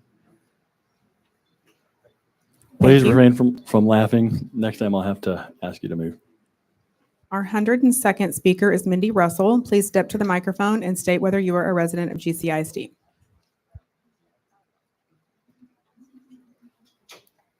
Yes, I'm a resident. For 35 years, I've worn this gold ring on my finger with 3 letters on it. It says CTR. Those 3 letters stand for Choose the Right, or in Spanish, Haz la Justa. It is a reminder to me of how I was raised and what I stand for. On the agenda tonight are proposed policy changes that have come without true community involvement. I firmly believe that these changes do not reflect the heart of GCISD. Just because you as the board have the power to make these changes doesn't mean it's the right thing to do, and it doesn't mean that you should do it. I am a lifelong conservative, and what is happening in this district is neither conservative nor Christ-like. Pushing through controversial policy with no discussion is authoritarian behavior. Please display this poster of the character attributes that are taught to our kids in school. These are attributes that you all should be modeling. Casey, your behavior as board president is atrocious. Shannon, your op-eds are full of lies. Thank you. My time wasn't up. I had 50 seconds. No, it's up. Your time's over. Thank you. Please leave. Moms for GCISD. Our 103rd speaker is Malia Radigan. Please step to the microphone and say if you're a resident of GCISD. Hi, my name's Malia Radigan. I'm a junior at Grapevine High School. I couldn't figure out what I wanted to talk about tonight because there are just so many issues going on in our district. So let me just sum it up. Stop banning our books, protect your queer students, protect teachers, and let them educate the students that y'all claim to care so much about. And if you do care about students, please begin to act like it. Please, I urge you to do what's right for all students in this district, not just the ones that agree with your views. Don't forget about all of the queer students, the trans students, the staff that continue to come to work despite being afraid of persecution. Let them teach without fear of being on a list. Protect them. Protect us. Be better. Do better. Stop hurting kids with these politics. Do better. Thank you. Thank you. Our 104th speaker is Laura Trevino. Please step to the microphone and state whether you are a resident of GCISD. I'm Dr. Laura Trevino. My pronouns are she, her, and I'm a resident of GCISD. I wanted to discuss the section of the proposed policy entitled Certain Instructional Requirements and Prohibitions. This policy requires that teachers cannot teach that the advent of slavery constitutes the true founding of the U.S. and that slavery and racism are anything other than deviations from the founding principles of liberty and equality of the U.S. So students will not learn about the Three-Fifths Compromise, where Black people were counted as 3/5 a person by the founding fathers, or that Black people and women were excluded from the promise of equality in the original founding document. This policy also eliminates the Black experience from the teaching of history in our classrooms. I worry about the quality and accuracy of education that GCISD students will receive under this policy, and I ask that you reject it. Also, I'm going to call out Tammy, Shannon, Casey, and Kathy. Y'all need to start answering some freaking emails, because I have parents who have had gone since April not having a response from any of you people, and they have questions. Y'all need to start doing your jobs, because y'all are actually school board members. Thank you. Our 105th speaker is Sarah Eikenberry. Please step to the microphone and state whether you are a resident of GCISD. Hi, my name is Sarah Eikenberry, and I'm a resident and parent in GCISD. I came to say thank you tonight. Thank you for listening to your constituents. Thank you for acting. I fully support the new board policy additions and revisions listed in the items on the agenda tonight, and I ask that you pass them. Thank you for your work toward this huge positive change. You've created a much-needed policy that is backed by law, that is pro-education, pro-child, pro-parent, and pro-GCISD. It's really unbelievably impressive, and I'm so incredibly proud of what you've done and are doing, and you should be so proud as well. And thank you for all of your service, and an even bigger thank you for all of the recent positive change. Thank you so much. Thank you. Our 106th speaker is Tammy Grantham. Please step to the microphone and state whether you're a resident of GCISD. Hello, good night. I am a resident, 36 years from Grapevine, 2 kids that went through Colleyville Heritage High School, graduates. We loved it. I'm here to congratulate the board tonight for putting together so many policies in a very quick amount of time that are going to be beneficial to the district. As a community member, I'm particularly impressed with how the future instructional materials are going to be online, so on the website, so they can be looked at. I can see you've been working hard to be transparent, which is what we've asked, and I appreciate that.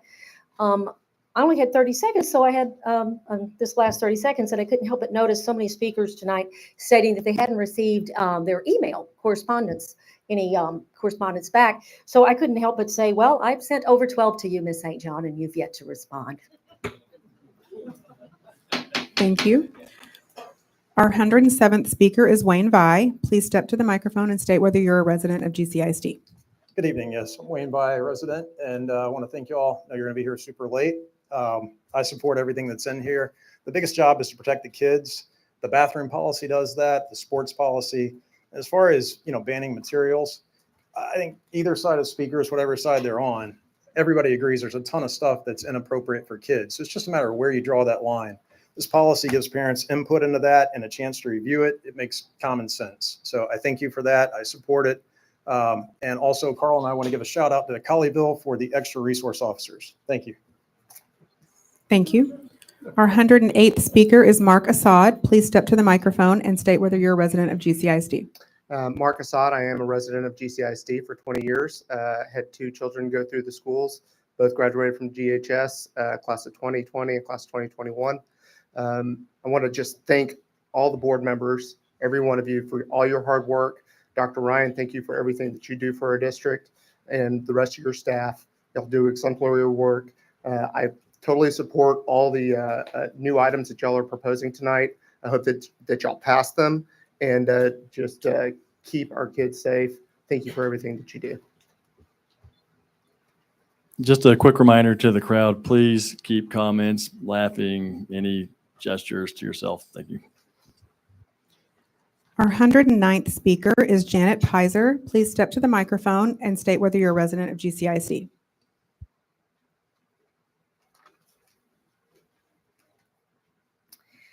Good evening. I'm a resident of Grapevine, and I support these policies and amendments and changes. And I ask that you pass them tonight. I want to thank you for protecting the children of GCISD from racial, political, and sexual ideologies. We need to focus on academics. These ideologies don't belong in the classroom or the library. These ideologies don't belong in book fairs, counselors' offices, teacher training, or student curriculum. Focus on academics. Casey Ford, you've shown that you're not only qualified for this position, but you're also a man of integrity. And I thank you for your leadership in this school district. And also I'd like to thank Casey, Shannon, Kathy, and Tammy for those teacher increases, since you're the only ones that voted for them. Thank you for doing what you were elected to do. Thank you. Our 110th speaker is Bob Ann Richardson. Please step to the microphone and state whether you're a resident of GCISD. Yes, good evening. I am a resident of GCISD, and I think it's crazy that anybody that isn't a resident of GCISD should be allowed to speak here. If you've been driven over here, encouraged to come here and speak, your heart is in the wrong place, just like what we're voting on tonight.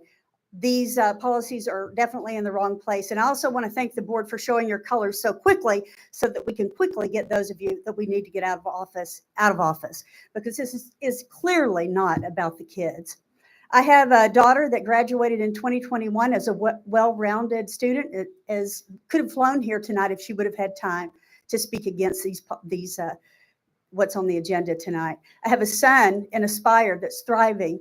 We have beautiful, intelligent teachers that are fully capable of teaching and picking books, because we felt nothing but love and support out of each and every single one of them.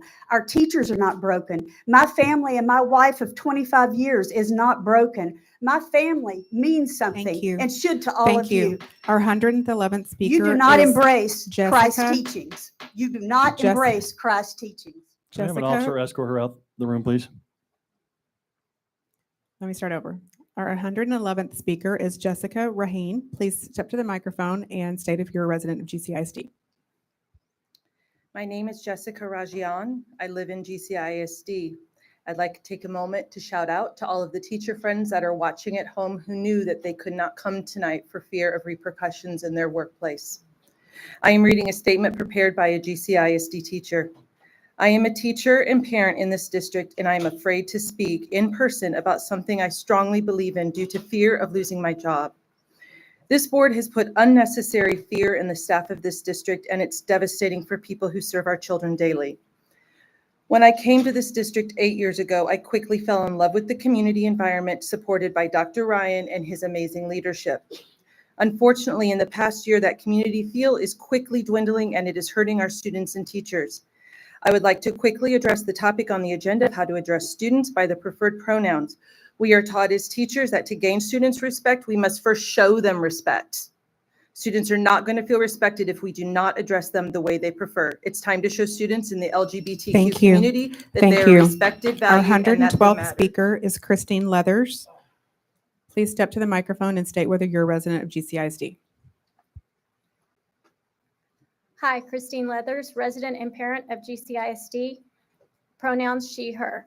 Members of the board, we trust our teachers to protect our students in emergency situations, but we don't trust them with the foundations of literacy, books.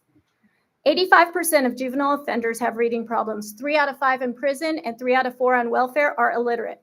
Research shows children will read 50 to 60% more when they have a classroom library. An excellent classroom library contains 8 books per child, about 176 books. NCTE states classroom libraries increase student motivation, engagement, achievement, and help students become critical thinkers, analytical readers, and informed citizens. Will your vote today leave a legacy of supporting literacy in GCISD, or one that forces teachers to minimize a research-supported literacy tool by making them catalog over 187 books when they have 0 time? Thank you. Thank you. Our 113th speaker is Gary Cole. Please step to the microphone and state whether you're a resident of GCISD. Yes, good evening. My name is Gary. I'm from Grapevine.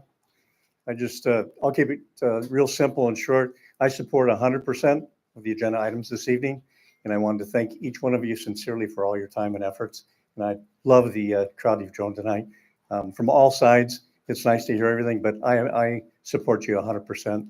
I say yes, 100%. Thank you. Thank you. Our 114th speaker is Jack McGuire. Please step to the microphone and state whether you are a resident of GCISD. Yeah, hi, my name is Jack, and yes, I'm a resident of the district. I've been coming to these meetings now for about 16 months, and I'll have to say it's been quite an education. I have to thank you for, especially Casey, what you did with finding the money in the bond packages that were hidden in reducing the cost to the district. And I would say that the goal now should be to increase the academic performance in this district. Last year, actually, that's what got me started here.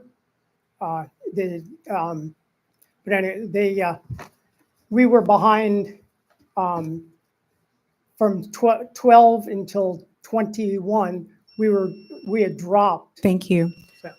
Our 115th speaker is Alyssa Renyon. Please step to the microphone and state whether you are a resident of GCISD. Hi, I am a resident of GCISD, and tonight I will be reading a statement from one of the teachers in the district. As a teacher, I've prepared for many less than ideal situations: budget cuts, lack of resources, unrealistic workloads, low pay, lack of parent support, even active shooter drills. One thing that I could never have imagined is having my very own school board attack me and this amazing village of educators. In this strange new dystopian reality, we are literally being discouraged from giving students books to read.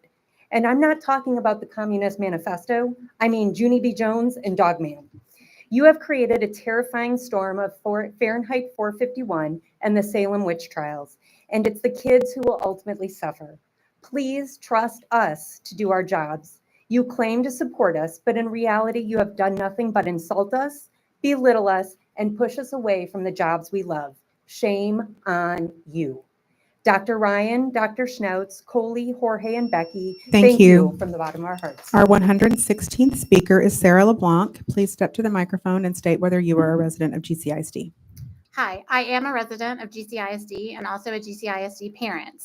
I'm reading a statement from a fellow parent, teacher, and GHS graduate, but I also agree with their statements. While certain policy changes are required to be in accordance with state law, other proposed changes are discretionary. Discretionary policy changes should not be made without gathering input from the entire community that you serve. I call on the board to postpone voting on these issues until public forums can be held to explore proposed changes. I ask that you exhibit the transparency you ran on, as acting with such haste demonstrates willful neglect of our community, teachers, and students. I ask that we protect GCISD for all students to thrive. Thank you. There is no 117th speaker, so we'll be moving to 118. Our 118th speaker is Sydney Camerdiner. Please step to the microphone and state whether you're a resident of GCISD. Hello, yes, I'm a resident of GCISD with 2 daughters in elementary. If I had only one word to describe my family's experience in GCISD, that word would be love. The love that every single one of my girls' teachers and our principals have shown them and how much they love them back. The love and grace that the former Colleyville Heritage principal has shown and continues to show to his students and everyone that he can reach, even after what you did to him. I can see the love in some of you too, when it seems like you are everywhere at all times, supporting the students of this district, and when you continue to fight for us, even when you know you will lose. If I had one word to describe these new board policies that will be voted on tonight, it would be fear. It's plain to see that the authors of these policies are afraid. They're afraid of people that don't look like them, don't think like them, don't act like them. These policies shouldn't be driven by fear. The marginalized students targeted by these policies need love. The board needs to get back to leading through love, not fear. So I will pray for eyes to be opened and fear removed, because all are welcome at his table. Thank you. Thank you. Our 119th speaker is Scott Western. Please step to the microphone and state whether you're a resident of GCISD. I am a resident of GCISD, 2 kids in district. From the fans of Crowder Redonkulous, MAGA residents, and the Hodge twins. Yeah! Thank you, Shannon, Casey, Timmy, and Kathy. Keep winning, baby. Do it. Embrace simple truths. There's only 2 genders, and boys should go to boys' rooms, girls should go to girls' restrooms. And guess what? Teachers shouldn't be forced to use your freaking made-up fantasy pronouns. Fight like hell. Hold the line against the LGBT mafia and their dang pedo fans. Keep winning. You know what? Keep the winning. They can keep the monkeypox. How's that working? In fact, keep winning so much, we'll keep coming. You know what? We're going to keep coming so hard. The only thing these woke-tards got to figure out is whether it's on their face, backboard, or thighs. Woo! Get some! Thank you. Thank you. Our 120th speaker is Yanni Kim. Please step to the microphone and state whether you're a resident of GCISD.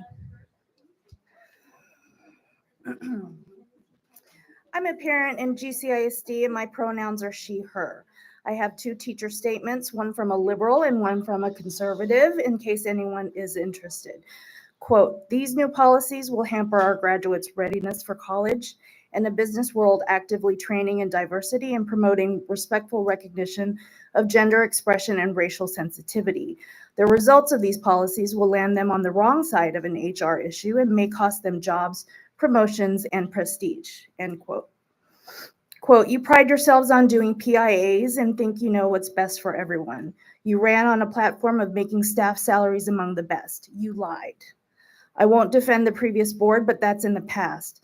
You said you'd make things better, but instead have created a hit list of our colleagues.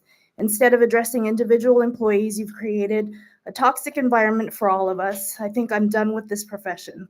I have been in it for the kids, but even that isn't enough anymore, end quote. Protect GCISD. Thank you. Our 121st speaker is Andrew Habas. Please step to the microphone and state whether you are a resident of GCISD. I am a resident of GCISD and a parent.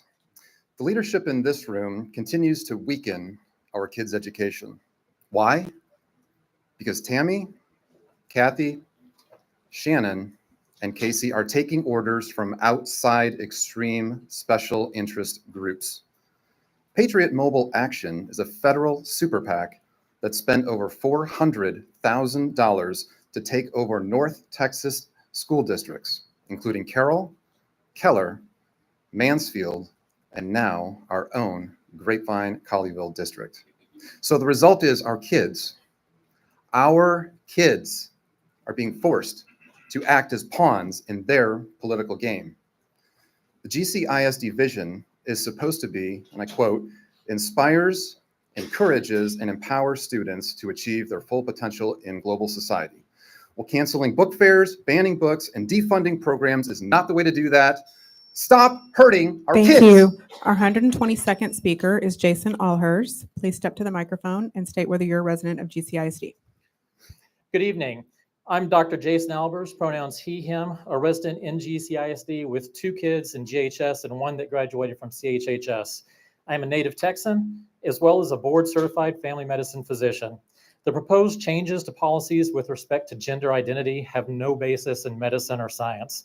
The American Medical Association advocates for removal of sex designation at birth from public birth certificates because of its misuse in claiming that sex designation is permanent. It is not.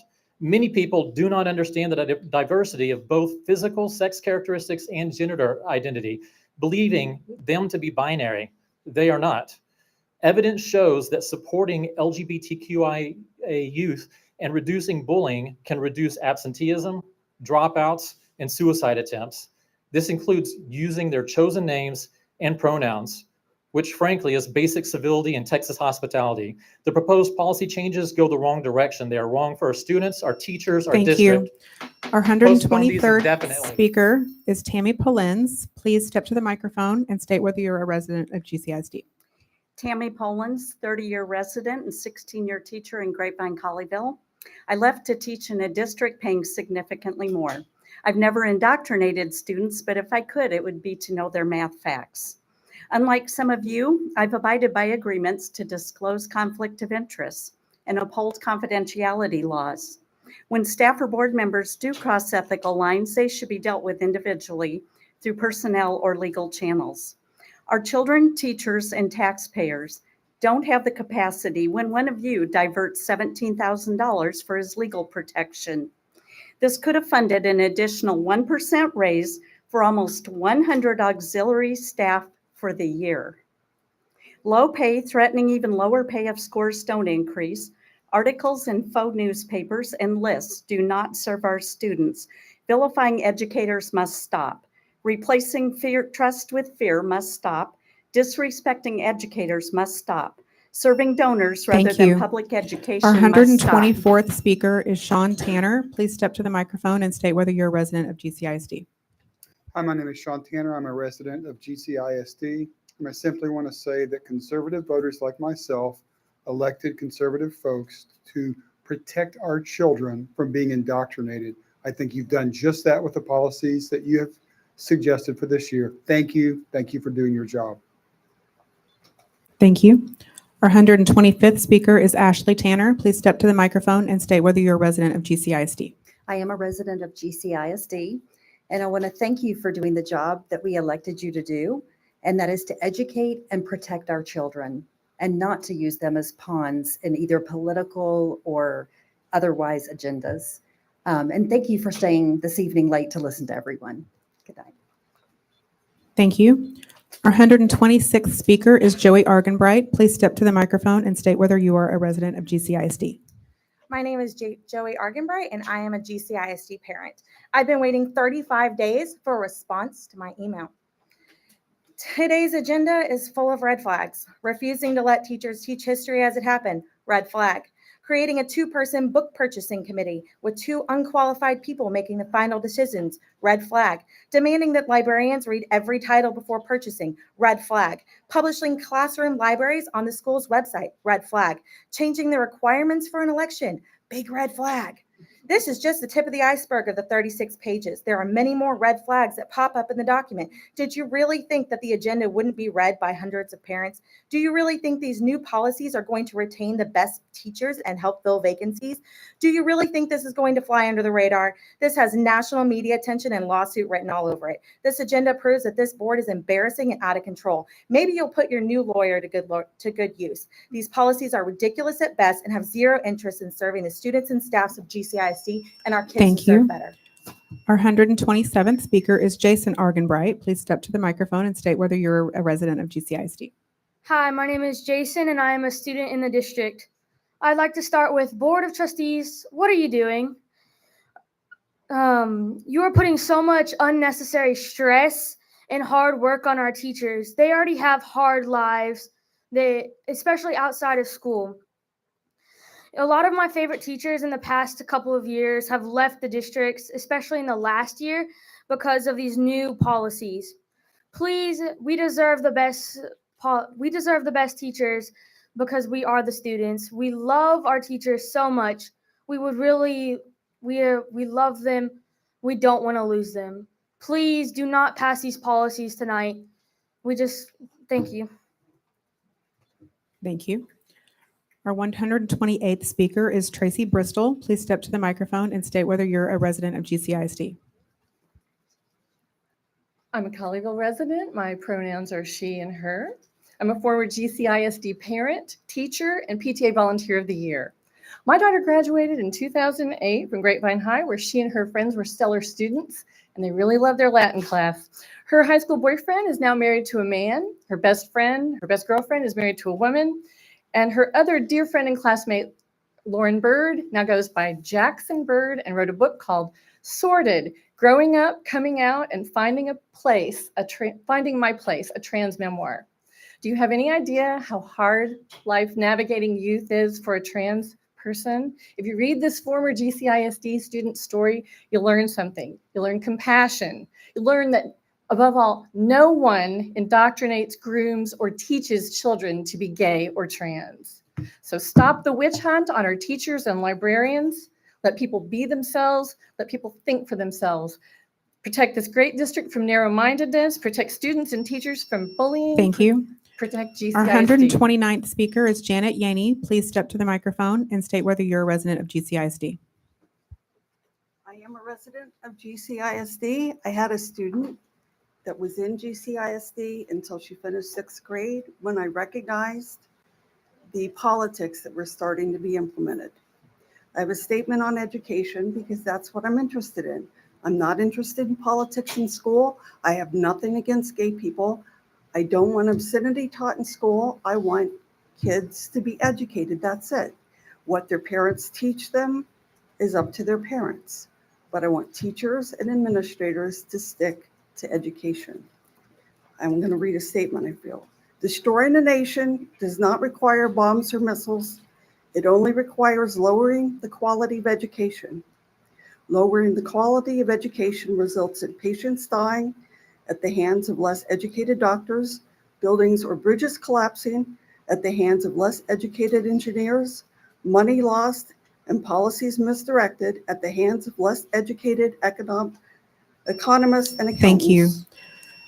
Our 130th speaker is Eddie Marler. Please step to the microphone and state whether you're a resident of GCISD. My name is Edie Marler, and my nouns are Christian, mom, and resident of GCISD. I want to thank you for your courage to do what you're doing. You are going against the tide by standing strong, and I appreciate it greatly. 2 of my 4 children graduated from there, and we have seen a lot. I thank you for your courage. I support this policy. Get it done. Thank you. Thank you. Our 131st speaker is Charlotte Tinson. Please step to the microphone and state whether you're a resident of GCISD. My name is Charla, and I live in GCISD. The doctrine of gender fluidity brings disorder, chaos, anarchy, and confusion into our schools and classrooms. A younger teaching generation is pushing and has been pushing that our kids can be any gender they want to be. This is biologically incorrect. GCISD teaches sex ed as a binary construct.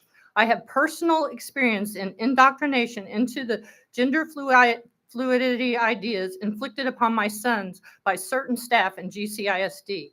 Certain staff were labeling him, feeding him incorrect information, especially about his unaccepting mom.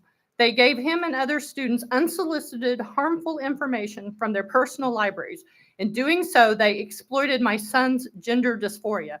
Instead of the adult influences bringing my son's issues to me, the parent, they told him I rejected him because he wanted to be female. This was so far from the truth. I Thank lost you. my son. Thank you. Our 132nd speaker is Allison Orler. Please step to the microphone and state whether you're a resident of GCISD. Allison Orler, current GCISD parent and resident. My daughter spoke earlier, and when our kids are horrified by the decisions the board is making, there's a serious problem. Casey, your behavior towards Coley, Becky, and Jorge in last month's meeting was nothing short of bullying. Contrary to what you said, you don't really run this district on your own. You, Shannon, Tammy, and Kathy keep talking about indoctrination, but it's you all that want to indoctrinate. You want every child, every staff member, every parent to fit your mold. God did not create us all the same for a reason. Every child matters, even the ones that don't look, act, or think exactly like you. Start caring about our community. Stop thinking about only who gives you money and start thinking for yourselves. Thank you to Becky, Coley, and Jorge for doing what's right, for caring about our schools and its stakeholders. If we could all get everybody to do the same and care about our schools, our stakeholders, our kids, we could be a good example for our kids and show our community just how important education is. Thank you. Our 133rd speaker is Tammy Smith. Please step to the microphone and state whether you're a resident of GCISD. I'm Tammy Smith. I am parent of a Grapevine High School student and Air Force veteran, and I go by she, her, hers pronouns. I'd actually come here today to ask the board and everyone here to put aside our differences and work as peacefully as possible for the common interest of our kids. Perhaps we've already moved beyond that, but I will still ask, our children are watching us and how we settle our differences.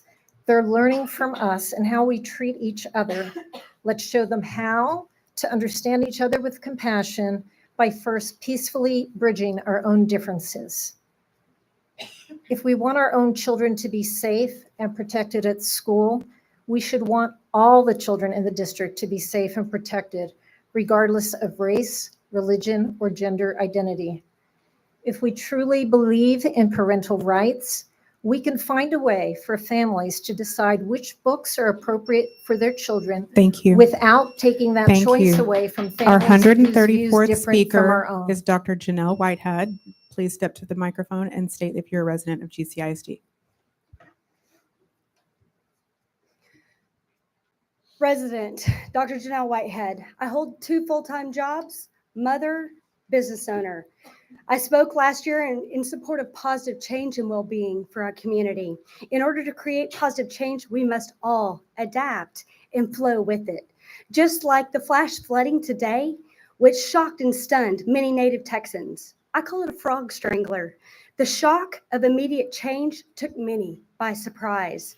All change, especially the flash flooding of policy, may strangle some. Policy changes. The old, muddy policies were institutionalizing mediocrity. Grapevine, Colleyville, we are not mediocre.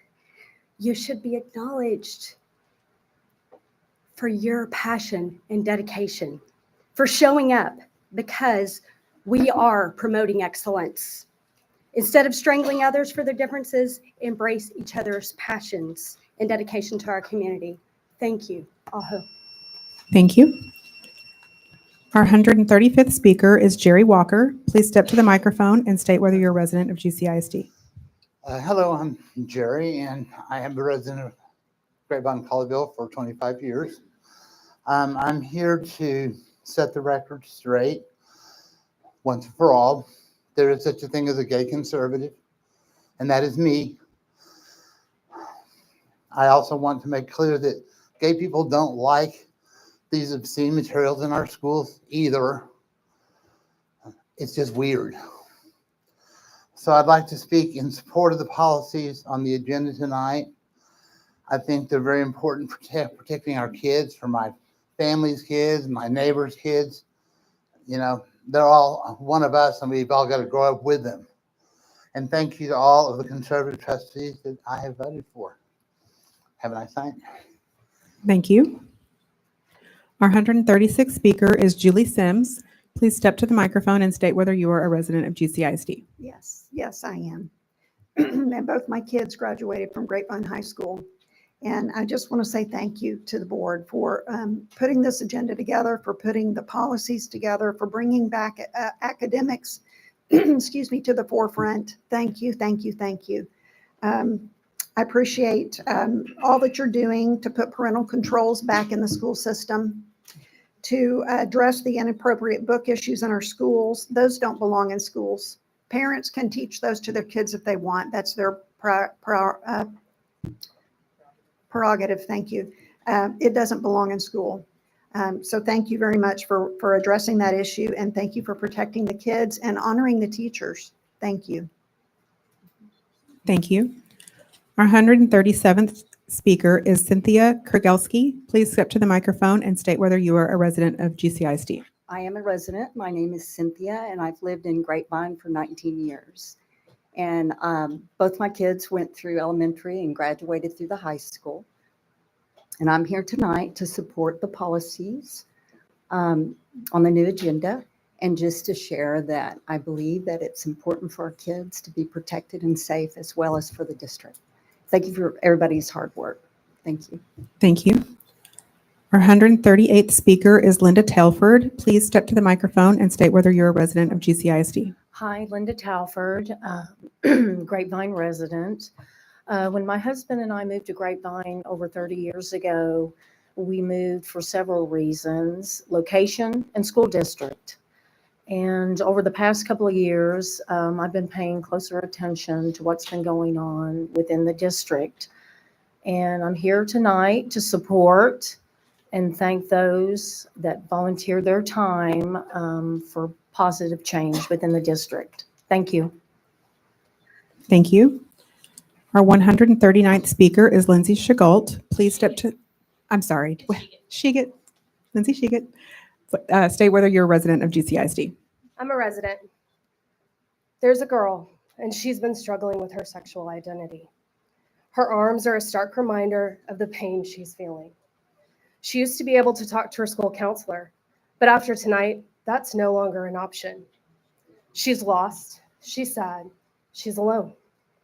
She climbs the stairs to her bedroom and ever so purposely wraps a cord. Tomorrow, all that's left of her is an empty classroom chair. What happens after tonight is on each of you. The repercussions of your policy are on you. You and only you are responsible for what happens next. The kids you isolate, the lives you devastate. Every kid, every parent, every teacher you leave in your destructive policy wake is on you. Can you see them? Can you hear them? Can you feel them? Thank you.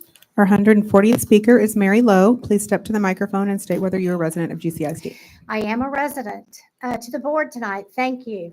This is a stack of bills that came straight from the legislature and from the State Board of Education. I visit there once a month for about 5 days. This is your proposal. You've aligned them. Well done. You're leading the state. I have 15 schools call me today. If GCISD passes that bill, how quick can you get it to me? Thank you. Number 2, if you enact these policies, every teacher that you have been threatened that you're going to lose, there's going to be 10 more lining up the door because they want to teach in a district like this. I've interviewed them. I see them all over the place. Finally, I run an organization, 2 of them, 1 out of Florida, and I'm entitled to be here and operate and do business. I have not, in spite of allegations, donated any money to any person sitting in this room. Not anyone. Sorry. Approve it tonight. Thank you. Our 141st speaker is Beverly Mavis. Please step to the microphone and state whether you're a resident of GCISD.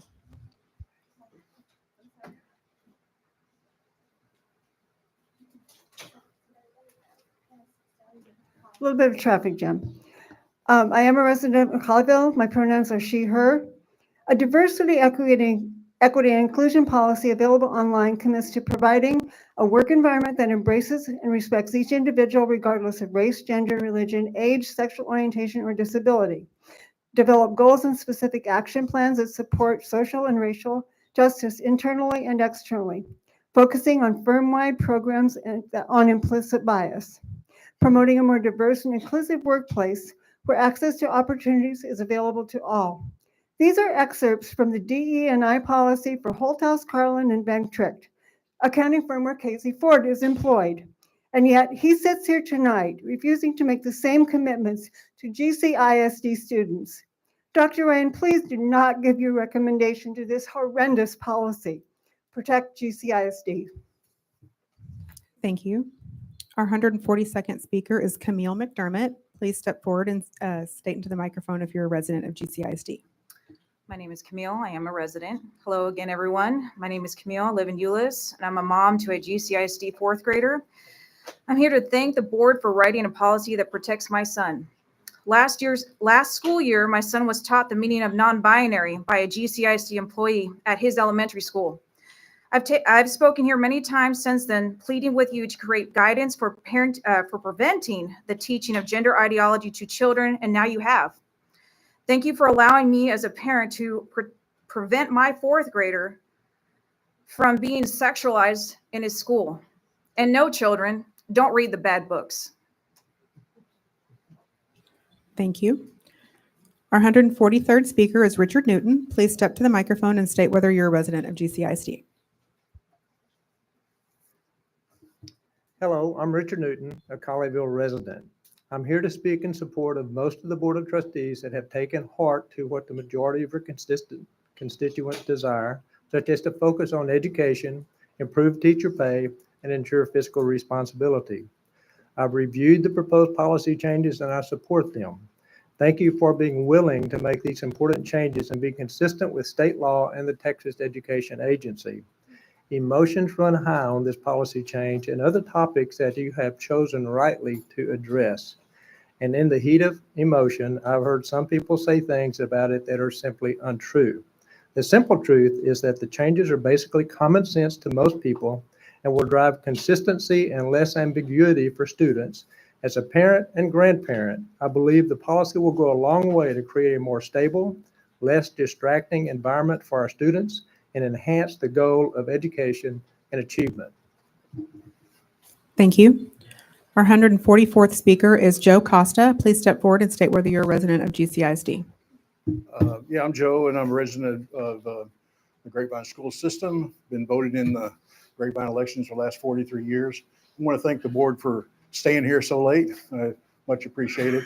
But I came here to express my gratitude and appreciation to our 4 new trustees who have worked hard, campaigned on the issues, and worked to bring those issues and those policies to the agenda tonight. I know that critical race theory and gender fluidity are hot topics in today's environment. It's just my opinion they don't have a place in the public school system.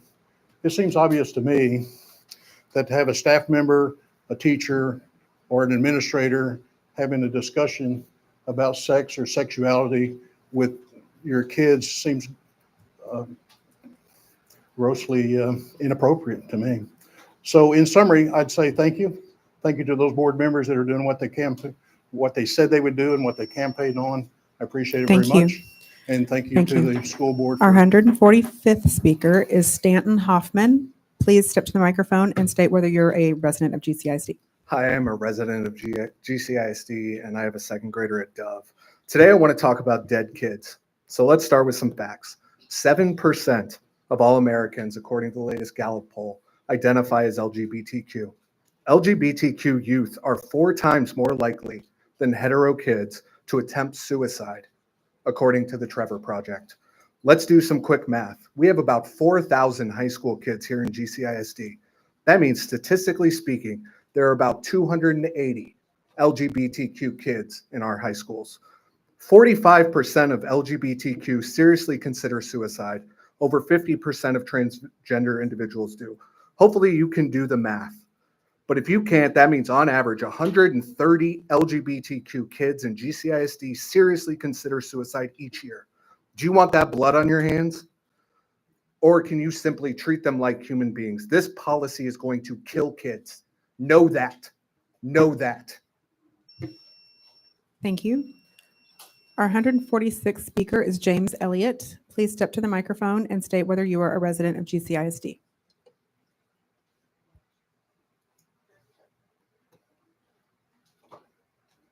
Our 147th speaker is Sharon Elliott.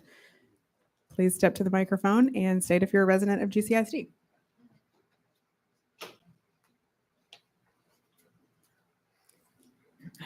Our 148th speaker is Amanda Hamilton. Please step to the microphone and state whether you're a resident of GCISD.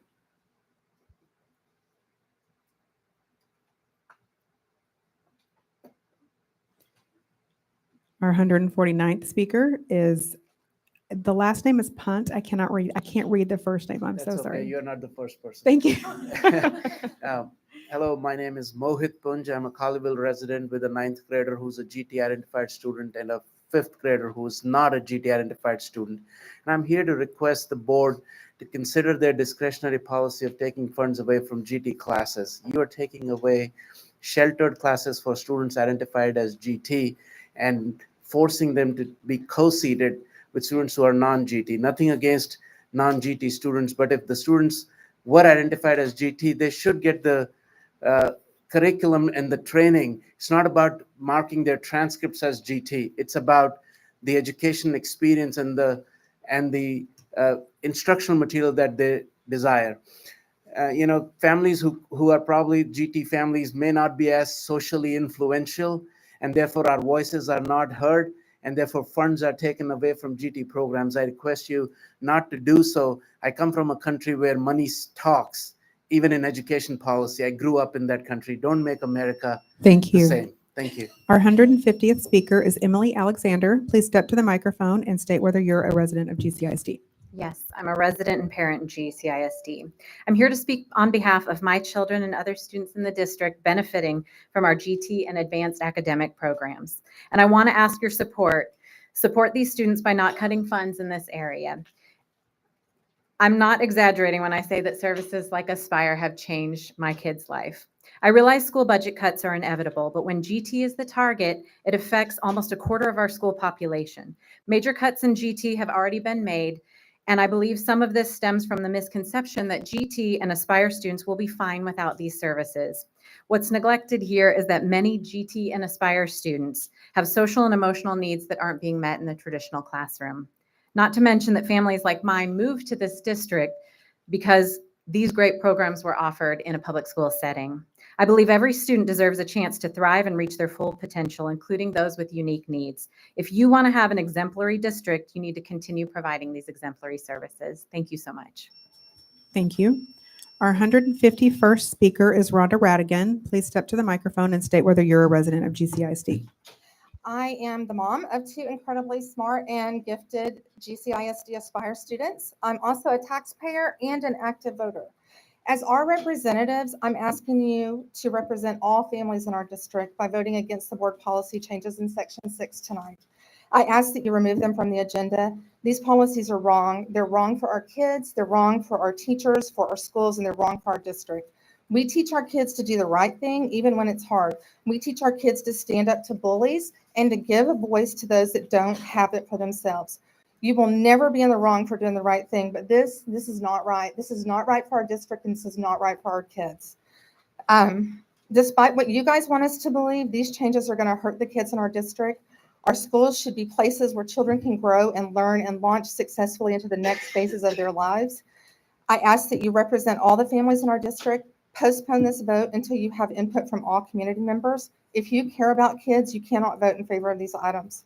As my daughter said earlier, y'all need to do better and Thank be you. better. Our 152nd speaker is Shannon Elkins. Please step to the microphone and state whether you're a resident of GCISD. Hi, I'm Shannon Elkins. I'm a teacher and a homeowner in the district. My concern is with personnel and staffing. We have a wonderful group of teachers and a really, really wonderful group of support staff. We're not paying them right. Over the summer, you approved 2% raise for teachers, 1% raise for support staff. Please consider our paraprofessionals. We need them. Thank you. Thank you. Our 153rd speaker is Tommy Royers. Please step to the microphone and state whether you're a resident of GCISD. Hello, everyone. I am Tommy Rogers, and I use he, him pronouns. I am a junior and member of the Aspire Academy, and I want to talk about my experiences with reading. In my freshman year, I was encouraged to read by all of my teachers, and my English teacher made a club for us to read as much as possible. That year, I logged over 16 million words read. This year, I walked into her classroom and the only books were textbooks. Reading is a way for people to learn and grow. I understand that you don't want rape to happen, but you can't deny its existence, and The Kite Runner is a powerful novel. Slavery was an abomination, but that doesn't mean we should pretend that it didn't happen or ignore its role in US history. Some of you are so afraid of your children having their own identities that you stop their learning. You tell them lies and don't let them think for themselves. You steal freedom for teenagers in your desperate attempt to stop the world from moving. You try and fit people in boxes they don't fit in because the people that are different scare you. I don't care if you live in a world of ignorance, but don't force it on the next generation. Thank you. Our 154th speaker is Summer Hamilton. Please step to the microphone and state whether you're a resident of GCISD. Hi, my name is Summer Hamilton, and I'm a concerned GCISD parent. The abhorrent, hateful, discriminatory rhetoric from this school board will harm all GCISD students. This school board is robbing our students of becoming well-educated, well-rounded, inclusive humans. I'm a very active parent volunteer in my child's school, PTA, and I'm a troop leader for 12 GCISD 4th grade Girl Scouts. And I happen to be married to a woman. Because of these proposed policies, my daughter, her classmates, my Girl Scouts, will be taught that this stable, loving marriage between my wife and I is something to be silenced, something that's wrong. But you know who's wrong? You're wrong. My family has allies, supporters in this school district and supporters in this room who will stand with me and stand up against you.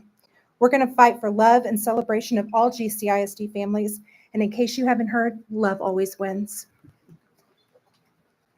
Thank you. Our 155th speaker is Heidi Cortez. Please step to the microphone and state whether you're a resident of GCISD.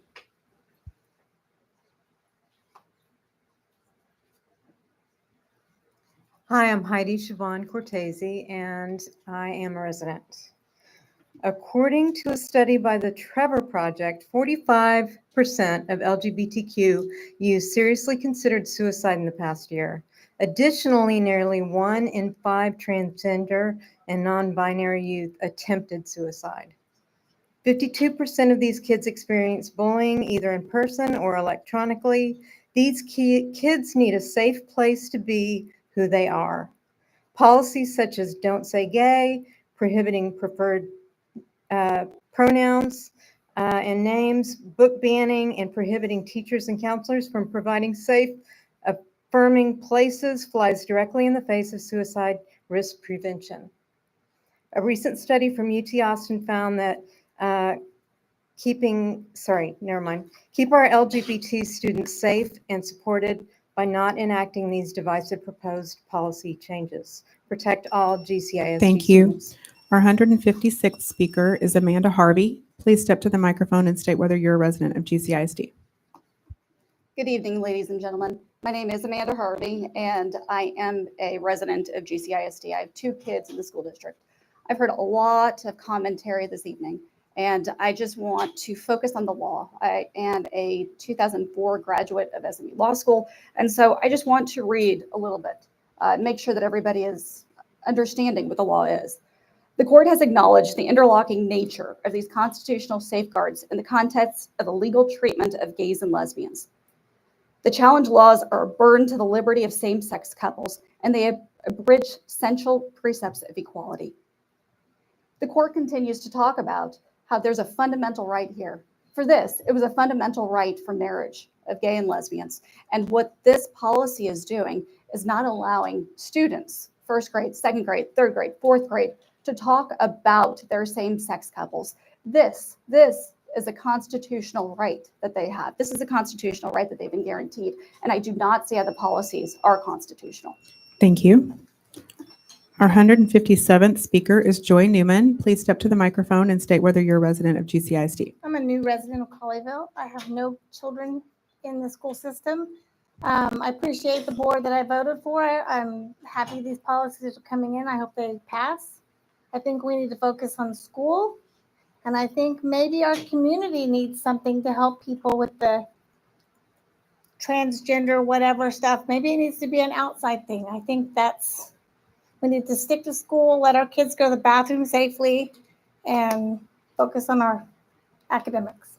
And I appreciate the ladies and the gentlemen that are passing this policy. Thank you. Our 158th speaker is Sydney Haran. Please step to the microphone and state whether you're a resident of GCISD.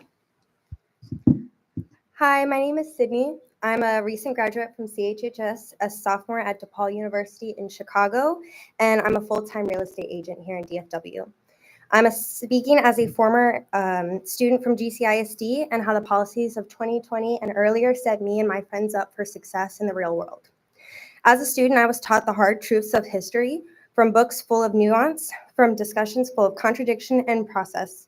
I was able to openly ask questions regarding socially controversial topics, and I would not be as prepared as I am had I not been in an environment that prioritized empathy needed to bond with my racially, culturally, ability, and gender diverse classmates and coworkers to then better focus on my academics. The proposed policies will only harm the mental, emotional health, and economic futures of the current GCISD students, and I urge you to vote no. Thank you. Thank you. Our next speaker is Alex Howard. Please step to the microphone and state whether you're a resident of GCISD. Good evening. My name is Alex Howard, and I am a resident, and I have 2 daughters in our school system. When I spoke at my first board meeting 17 months ago, I was very concerned about the academic decline we had experienced, in large part due to the advent of CRT and activism in our schools. I'm so proud and excited to see the new policies that are up for a vote tonight that will ensure we get refocused on academics by eliminating the distractions. Values need to be taught at home by us, by the parents of our children. Thank you to all of you for your hard work. You are working tirelessly to make good changes in our district for our children, and it's not easy. I really appreciate you putting the power and the control back in the hands of the parents and let the parents decide how to teach values to their children. Thank you very much. Thank you. Our 160th speaker is David Taylor. Please step to the microphone and state whether you're a resident of GCISD. Good evening. First off, I am David Taylor. I am a resident here in GCISD, and I want to thank each and every one of y'all for selflessly serving as you are. It's obviously a very tough job. We're still here. We still have quite a few folks to go. So thank you for listening to all of us. I've had two sons attend GCISD from kindergarten all the way through 12th. All the way around, it was an excellent experience for both of them. I wouldn't want them to be anywhere else. We talked about private schools, but this is where we wanted them to be. It worked out wonderful for both of us. I'm here today to tell you how excited I am that we're doing some things I think that are right that we're missing over the last few years. Teachers teaching a solid, core-focused education without unnecessary distractions.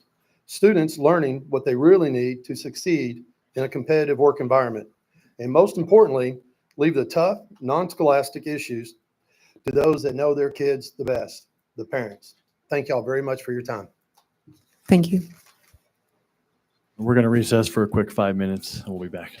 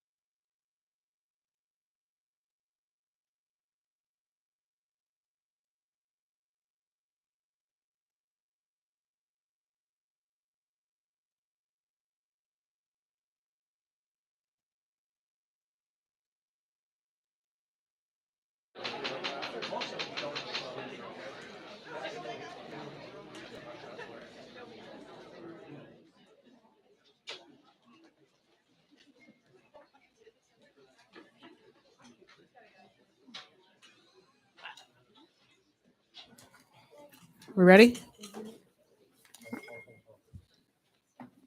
We're now back in session at 10:40.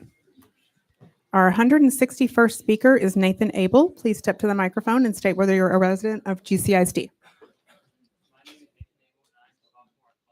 Hit your button. And I am a sophomore at Colleyville Heritage High School. Although I participate in football and wrestling, sing in the choir, and raise pigs and goats in FFA, I know that my number one priority right now is my academic education. I was identified as GT student in 6th grade, and I am fortunate that GCISD prioritizes the academic needs of all students. Until this school year, I've been able to enroll in GT classes for the core subject areas where instruction is differentiated, and I am clustered with other students that have similar academic needs. This year, something happened at CHHS. Our new principal and her team created a master schedule that no longer clustered our GT students. From listening to my principal present on the GT structure at CHHS, it became apparent to me that our campus did not have the teachers and resources to properly teach the students. You are the school board. You decide the budget. I ask you tonight to provide the adequate funding to our campuses so that the academic needs of all students are met. Thank you. Our 162nd speaker is Rachel Abel. Please step to the microphone and state whether you're a resident of GCISD. My name is Rachel Abel, and I'm a GCISD resident. The school year has begun, and the impact of the school board's budget cuts are hitting hard. You know, it's not a balanced budget when you force parents to cough up the difference for basic services like busing the football team to games and paying for basic teaching supplies. And now you've cut the GT staffing budget with the expectation that parents will make up the difference too. GT's sheltered classes were cut at CHHS because we didn't have the money to hire enough teachers. 28 less class periods are being offered this year. That is 700 less classroom seats available for our students. No wonder our core classes are crowded with 35 plus students, and most of the GT clustered courses have disappeared. Tonight, the board is wasting time on a political agenda versus an academic agenda.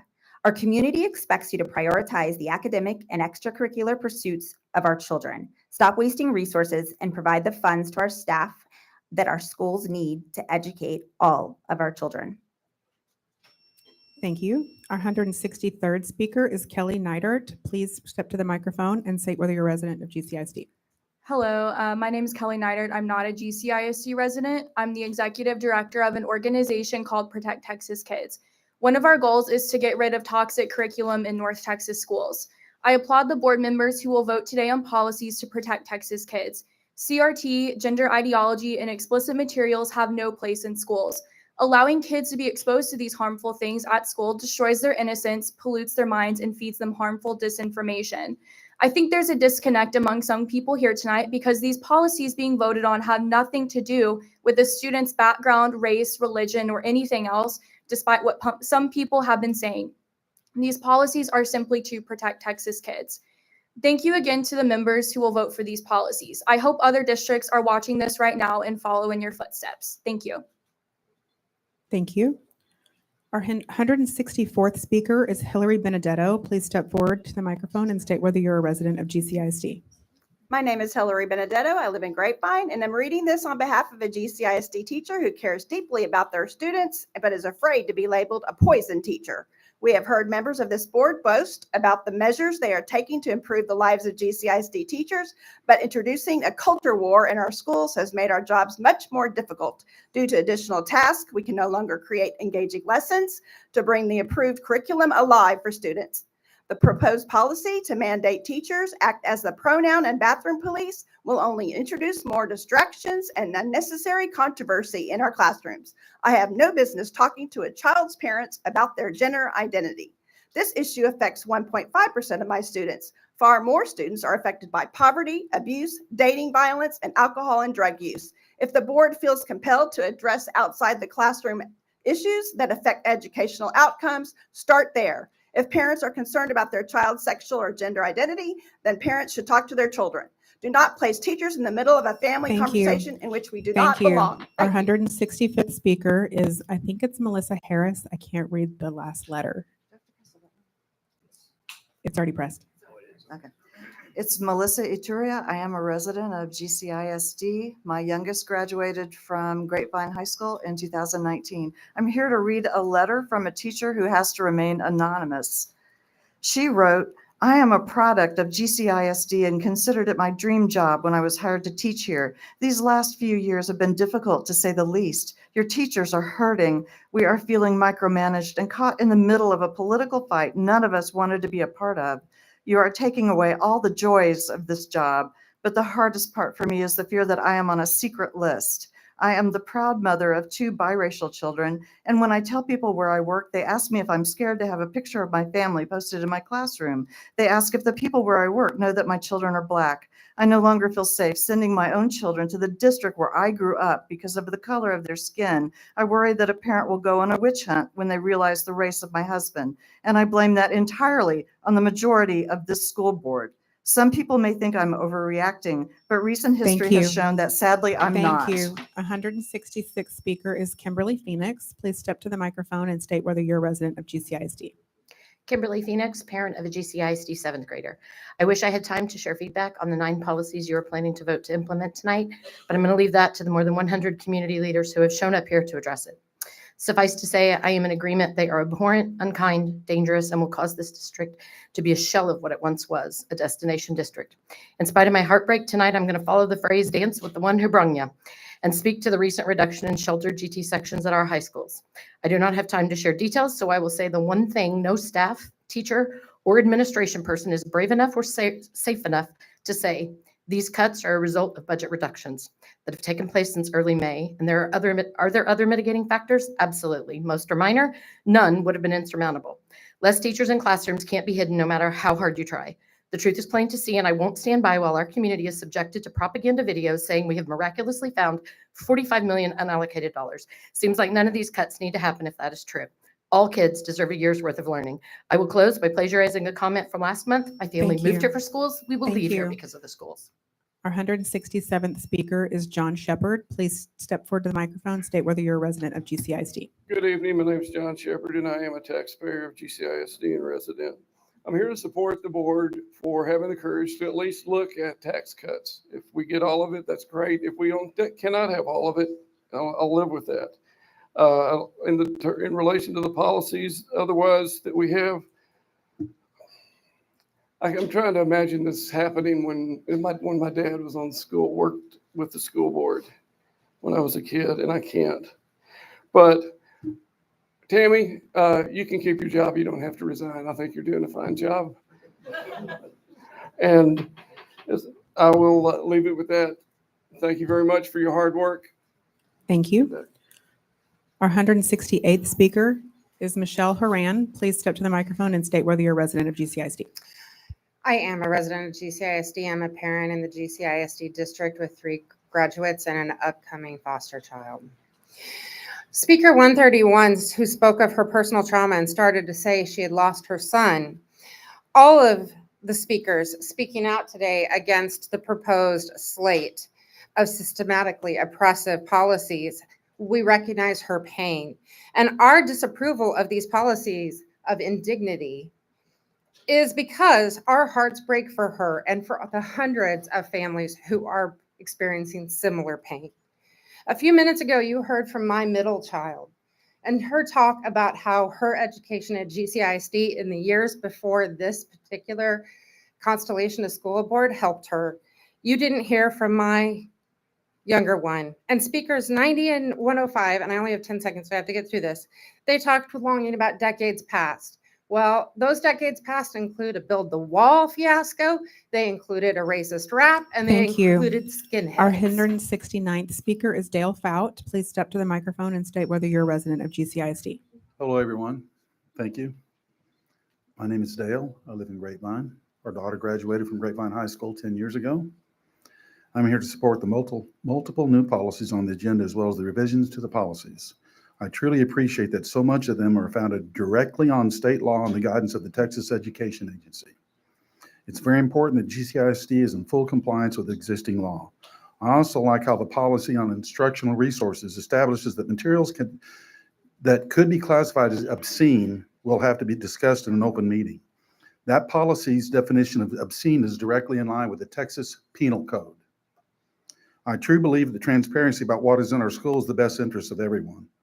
Thank you, Casey, Kathy, Shannon, and Tammy for putting this together. And thank you all for working hard on this.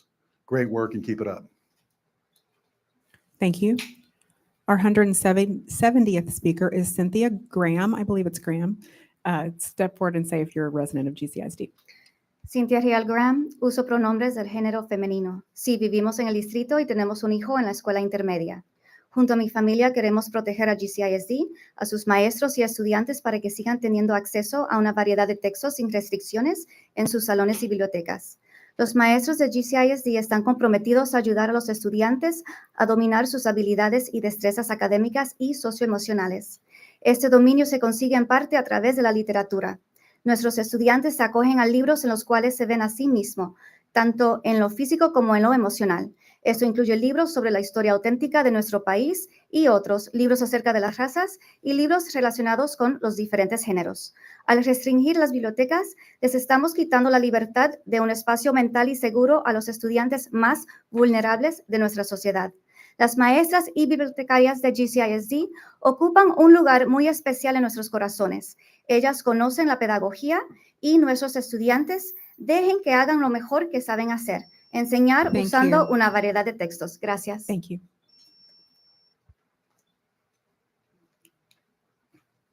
Hello, my name is Nilsa Hill, and I will be translating for Miss Cynthia Real Graham.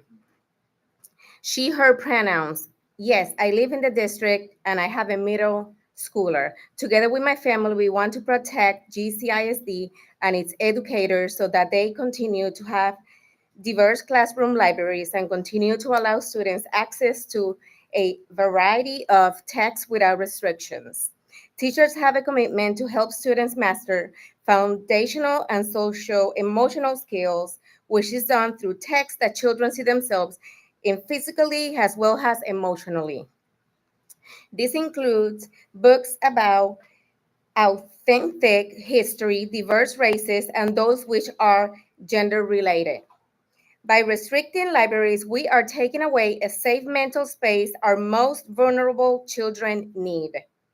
GCISD teachers and librarians hold a special place in our hearts. They know the pedagogy. Please allow them to do what they know best, teach using diverse text. Thank you. Thank you. Our 171st speaker is Kaylin Shapiro. Please step to the microphone and state whether you're a resident of GCISD. Hello, I'm Kaylin Shapiro, and I'm a resident. I just wanted to come here today to thank you all, not just the conservatives and not the liberals, but everybody, parents, teachers, everyone who's concerned about our kids, because we're all passionate and we all care about the same thing. We all want the same thing. We want our kids to succeed. We have different ideas about how to do that, but I just hope we can find a foundation of respect and come to a mutual agreement. I do support the proposed policy. I do believe I've read it, unlike some well-meaning parents that have just listened to the rhetoric. I have read it. I believe it's a common sense approach to dealing with difficult issues that have polarized our country.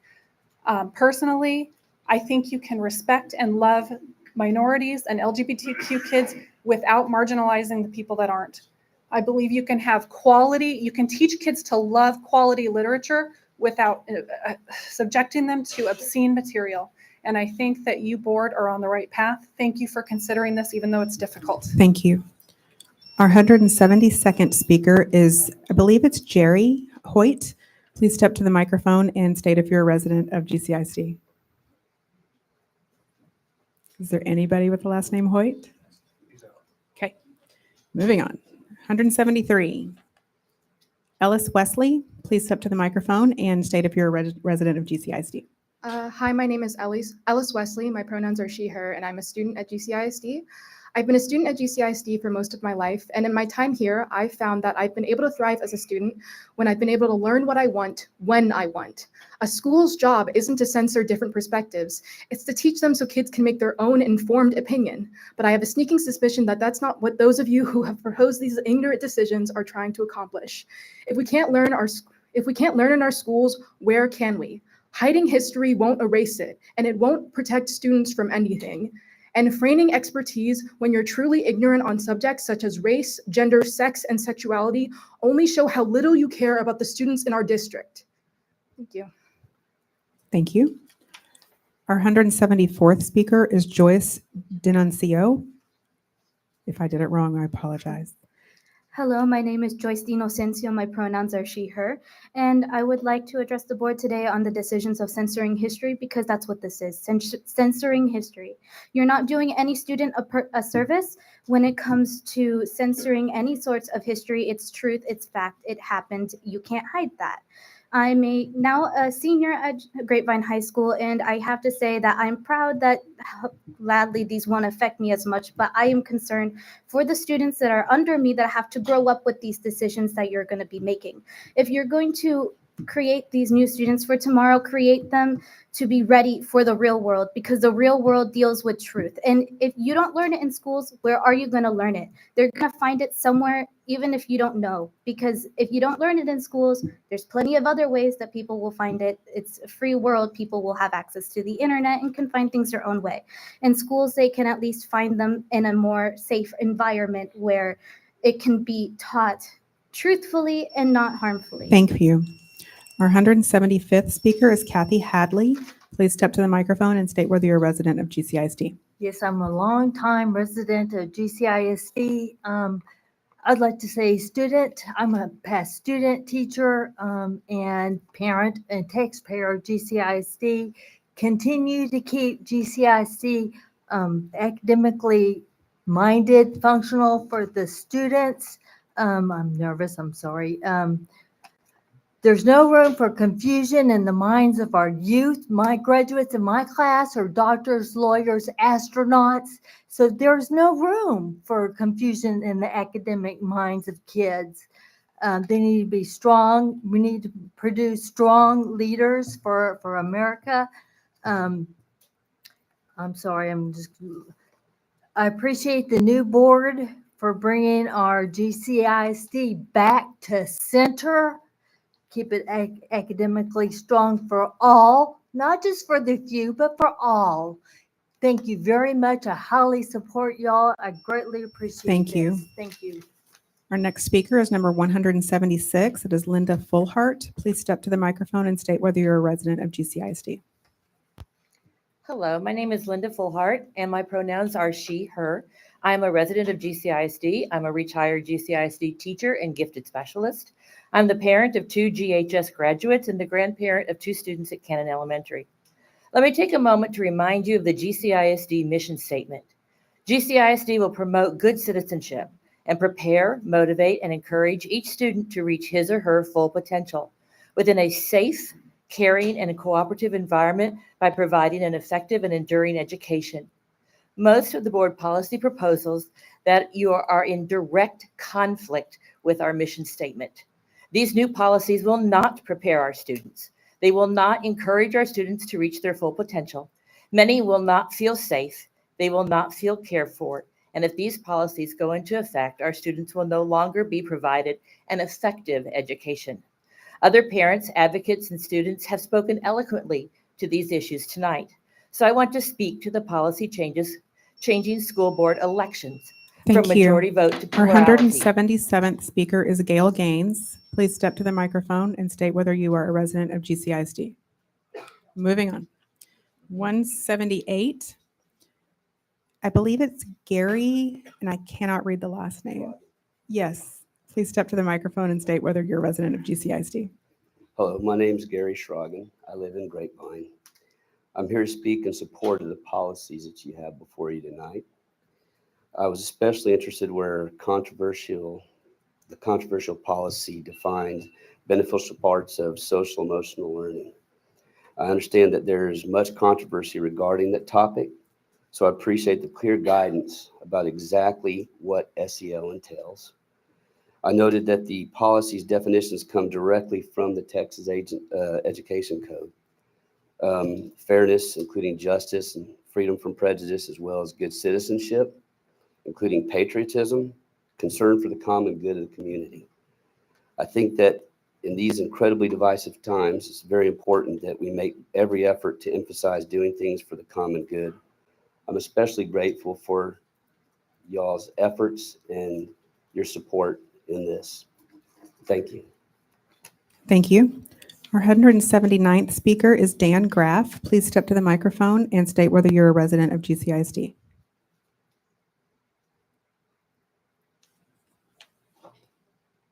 Okay, moving on. 180, Nan Graff. I'm assuming probably not. Okay. 181, Andrew Pfizer. Please step to the microphone and state whether you're a resident of GCISD. Hi, yes, Andrew Pfizer. I'm a pastor with the United Methodist Church in Greenland Hills in East Dallas, and also a Grapevine, Colleyville resident. We've heard today from children, from parents who are under threat, from teachers who are under threat by the policies that you have brought forth and are going to be voting on here soon. I ask that you table those, don't vote against them, because these are a white nationalist fascist agenda that you have brought here, and you're beating up on LGBTQ plus students, on children, to get your agenda passed and to have power. You ought to be ashamed of yourselves. This is not Christian behavior. Thank you. Speaker number 183, Richard Rhodes. Please step to the microphone and state whether you're a resident of GCISD. Yes, my name's Rick Rhodes, and I am a resident of GCISD. I live in Grapevine. I have 3 wonderful kids that go to Heritage Elementary. It's been a wonderful place for them. I'm here because I think we all want what's best for our kids, but this policy is both incompetently crafted and fundamentally misguided. Bottom line, EFB, AIB, EMB, CLA, all of these put our educators who are in the trenches every day taking grenades for our kids in untenable situations, and only undermines their ability to provide a quality education for our kids. This district faces the real problem of educator burnout and attrition, and instead this body chooses to pursue a cable news rage-induced witch hunt that sends a clear message that some of the most vulnerable in our community are controversial. Their very existence as defined by this board is controversial and not appropriate for children under 5th grade. Just let that sink in. There are families whose parents are controversial, who cannot be spoken about. The teachers are going to be afraid to even acknowledge the fact that they have 2 dads or 2 moms. Thank you. Our next speaker is 184, Megan Holliday. Please step to the microphone and state whether you're a resident of GCISD. My name is Megan Holliday, and I'm a resident of GCISD. Banning books gives us silence when we need speech. It closes our ears when we need to listen. It makes us blind when we need sight. Stephen Chomsky. If freedom of speech is taken away, then dumb and silent we may be led like sheep to slaughter. George Washington. You don't have to be gay to be a supporter. You just have to be human. Daniel Radcliffe. Injustice anywhere is a threat to justice everywhere. Martin Luther King Jr. My husband and I were so excited to raise our kids in this district because I love this area, and I was excited to see how much progress our district and community had made since I went to school here from 1st to 12th grade. But my children are not a business. Please solicit the input from all families before making such significant changes. I encourage you to table the vote on this policy and create policies that are rooted in what's best for students and staff rather than what is rooted in fear. Thank you for your time. Thank you. Speaker 185 is Rosa Garcias. Please step to the microphone and state if you're a resident of GCISD. Hi, my name is Rosa Garces, and I am a resident of GCISD. My children attend GCISD schools, and I have spent countless hours volunteering in their schools to support our teachers and our children. I would like to read a teacher statement. We are demoralized. Never in my career of 20 years has anyone ever taken pity on me when I mentioned where I taught until this year, and I've taught in some really rough areas. And now, my child has benefited greatly from the GT program. Removing the program without notice at CHHS is unacceptable. What else is being done behind closed doors? Book fairs create interest in reading, and studies have shown that early reading is profoundly beneficial for all areas of learning. The parent consent book area seems like it will end up being larger than approved books with the proposed criteria. Making something untouchable will just pique our kids' interest and curiosity in these books. This is the theme of the district right now. Reduce staff, reduce resources, limited access to books, marginalizing those that are already marginalized, all under the guise of success. Our teachers and students deserve more. Oh, and one more thing. My daughter requested that I let you know that the dress code is gender biased and unfair. Thank you for your time. Thank you. Speaker 186 is Sarah Core-Fulmer. Please step to the microphone and state whether you're a resident of GCISD. Yes, my name is Sarah Core-Fulmer, and I am a resident of GCISD and currently have 2 elementary students in the district. I am an LSSP and hold a national certification in school psychology, and the National Association of School Psychologists provides extensive research and data that is in direct opposition to the board's proposed policies tonight. All students have the right to a safe and affirming educational environment. This includes freedom to express identities and access to a well-rounded, uncensored public education. Efforts to restrict or censor curricula in K-12 schools undermine positive school climate and create hostile educational environments for minoritized students and staff. Including positive representations of LGBTQ+ persons in curricula and respecting and acknowledging students' gender identity or sexual orientation prevents suicide and other devastating outcomes of LGBTQ youth. Given what we know the data says, do we really care so little about the lives of our LGBTQ youth, our children, that you'd implement policies that would actively work against them? You've taken an oath to support all of our students. Thank you. Our 187th speaker is Ann, I believe it's Welke. Wilkie. Okay. Hi, Thank good you. evening. I am a resident and the proud mama of 2 Glen Hope Gators. I implore you not to pass the policies on tonight's agenda. These policies do not protect our students. They limit and deny their experiences and their identities. Further, they show a blatant disrespect and disregard for the teachers and librarians in our school, the professionals who have been hired to teach. My son read in his 4th grade year from March to May, all 7 Harry Potter books. Luckily, his parents are nerds and had all of the books in our library. This policy would deny the Harry Potter series and other similar series to children under the 5th grade. Please do not limit books and access to education for our students. Thank you. Thank you. Our 188th speaker is Katie Lemieux. Please step to the microphone and state whether you're a resident of GCISD. Katie Lemieux. 189. Jeff, I'm going to not say your name right. Scrocky. Thank you so much. Will you state whether you're a resident of GCISD? Jeff Scrocky, yes, I am a resident of GCISD. And today I'm here to speak and let you know that I adamantly oppose the policies before the board. One thing in particular that stuck out to me was the area on teaching about controversial issues. And I thought, this is great. This is exactly what we need to make our students successful as they enter into this globally diverse and dynamic society. Oh, but wait. I am very, very concerned that our teachers will be able to apply this impartial and objectively. And I'm also concerned how they're going to be able to provide the various sides of those arguments of those controversial issues in their class. Or, you heard it from others here, will they even be brave enough to touch on those subjects for fear of being pegged as bringing in the far left or bringing in trendy leftist ideas, or worse, that they get accused of bringing in indoctrination tools or CRT and end up on a hit list. Thank you. Speaker number 190 is Caitlin Derlin. Please step to the microphone and state whether you're a resident of GCISD. Hi, my name is Caitlin Devlin. I'm a resident of Keller ISD, and I'm the daughter of a teacher and the wife of a teacher. As a mother, I'm asking you to please do not pass these policies because they will harm GCISD taxpayers, teachers, and children. They violate many constitutional rights owed to students and teachers. You'll get sued. You'll light buckets of taxpayer dollars on fire and legal fees, and you'll still lose the lawsuits. You'll hemorrhage even more teachers with these vague and unworkable policies, and we know GCISD students will die because of these policies. These really are just a replication of Florida's Don't Say Gay bill, and you're using Grapevine Colleyville children as a guinea pig to test this out in Texas. These policies were handed by ambitious politicians who don't care about GCISD.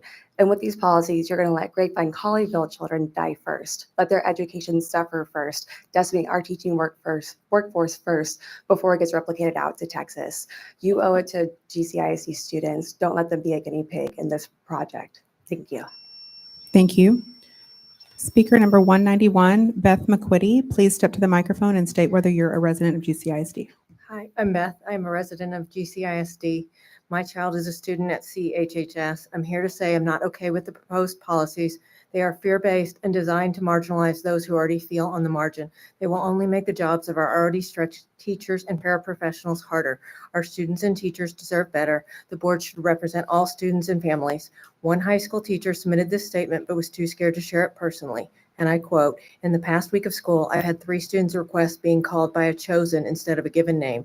Am I going to be put on a list to be targeted by board members because I do as they request?" Thank you. Thank you. Speaker number 192 is Jackie O'Neill. Please step to the microphone and state whether you're a resident of GCISD. Yes, I am. I went through 3 GCISD schools. A study by the Williams Institute at the UCLA showed that in federal surveys administered by the state of Texas between 2017 and 2019, an estimated 29,000 teenagers aged 13 to 17 identify as transgender. In the United States, the same data from that same survey showed that over 300,000 teenagers 13 to 17 identify as transgender. That's 1.4% of the US population. What's 1.4% of GCISD's student population? 200 children. The Trevor Project has already shown through many people in this whole thing tonight that lots of transgender youth experience suicidal tendencies, experience depressive symptoms, and more. A study presented at the 2021 American Academy of Pediatrics National Conference displayed a 73% decrease in suicidal ideation among transgender youth who receive gender-affirming care. The simplest way to proceed with giving people gender-affirming care is to respect them, acknowledge them, and call them by the names and pronouns they want to be. Don't hurt your kids. Thank you. Speaker number 193 is Doug Hood. Please step forward and state whether you're a resident of GCISD. My name is Doug Hood. I've been a resident of GCISD for 10 and a half years. I plan to come up here today and talk about the hypocrisy of seeing policies presented that make schools more transparent and take the politics out of school, presented by a school board who makes decisions behind closed doors, refuses to answer questions publicly, and are pushing the agenda of a PAC. But what I really want to talk about are the teachers. When you were balancing the budget this summer, you cut a lot of teachers and a lot of staff to make the balanced budget. Most schools right now are still understaffed. Many still have vacant teaching positions. And you're coming in after school has started trying to pass proposals that would put a bigger burden on these teachers that are already overworked and understaffed. You say all the time that you value teachers. You want to give them a pay raise. They deserve it. They're worth it. But your actions are not showing what your words are saying. I challenge you to actually back up these actions, support the teachers, and do what's best for the staff and Thank the students. you.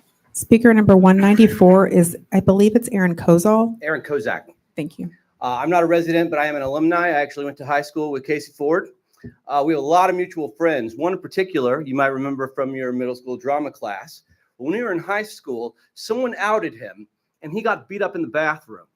Okay, his parents pulled him out of school, and for at least a year, he was afraid to go to Grapevine High School. But at least he did come back, and he did finish his senior year. But this is why we expose kids to LGBT viewpoints, not to indoctrinate, not to make them gay or trans, but to teach them empathy, to show them that they are human beings who deserve care and love. You know, just because you disagree with someone doesn't mean you can't accept them. Just because you don't understand someone doesn't mean you can't be kind to them. Okay, the kids deserve better than to be otherized and demonized by people who would rather go to a culture war with the Scholastic Book Fair than to protect their most vulnerable. Thank you. Speaker number 195, Stetson Clark, please step to the microphone and state whether you're a resident of GCISD. Yes, I am a resident of GCISD. I have 3 kids this year, all attending OC Taylor, and we've had the warmest reception there. I'm very pleased with my experience at OC Taylor. But tonight, I think it's important to call out some bias on our board before you vote on these policies tonight. Ms. St. John, you provided texts between yourself and your TASB representative directly condemning tonight's policy, the first draft of the classical social emotional learning policy. On April 21st, 2022, you text Joy Baskin, TASB representative, "We are apparently putting those garbage policies on the agenda for discussion Monday." Everyone please note that Ms. St. John is talking about a first draft of policies, and that big chunks of those policies directly derive from state law. Given her initial biased reaction to these policies, it would be appropriate if she would recuse herself from voting on these policies tonight. Thank you. Thank you. Speaker number 196, Ms. Abby Davis, please step to the microphone and state whether you're a resident of GCISD. I am a resident of GCISD. I have 2 children in the district. I am reading this on behalf of a friend of mine. However, I am the proud parent of 3 GCISD students. We have lived here for 6 years and have had a great experience. Last September, my then 14-year-old son became suicidal. He was hospitalized for 10 days and it was a grueling experience. Through the last year of endless psychiatric and therapy appointments, he's finally come to understand that he is gay. It's been a long road. He's a fantastic kid and he is doing much better. I have been horrified at the anti-LGBTQ policies that are being proposed tonight. I would have read this myself, except my son is not publicly out yet, and I promised him that I would not. I know you are all smart people who care about children or you would not be here, but we need to recognize that 1 in 5 high schoolers today is not heterosexual. Policies making children feel like they're less than sets them up for failure professionally, emotionally, and physically. Please take time to read the statistics and meet with. Thank you. Our last speaker of the night is Julie Roundsville. Please step to the microphone and state whether you're a resident of GCISD. Yes, I am a resident. After listening to all the speakers tonight, I'd like to thank the students for speaking tonight. And I'd also like to thank our teachers, paraprofessionals, and staff. You have a community that sees you and supports you. The families these policies affect, you are seen, heard, and supported. Dr. Ryan, I am asking that you come alongside students, teachers, and staff, and please do not recommend the changes to policy brought forward by this GCIS school board. I am asking you to table this until it can be presented and open to all community given the time that it needs. Please, board, remember you are elected to serve all GCISD students, families, and staff, even those whose values do not align with yours. Politics should not define our district. Our students, staff, families, and community deserve better.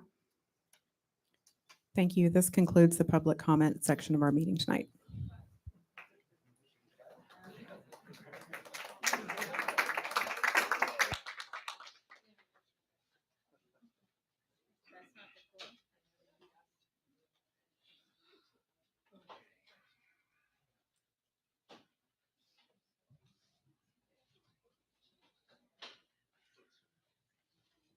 Take a quick 5-minute recess.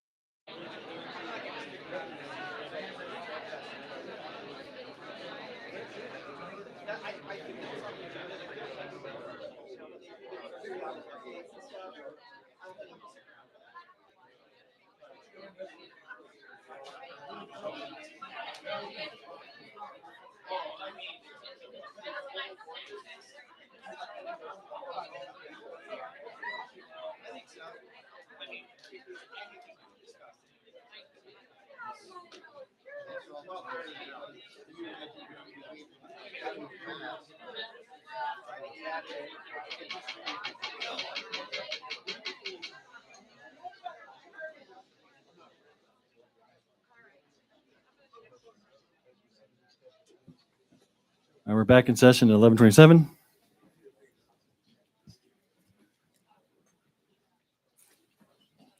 We are on the reports of the superintendent. First action items, item A. It's a long one.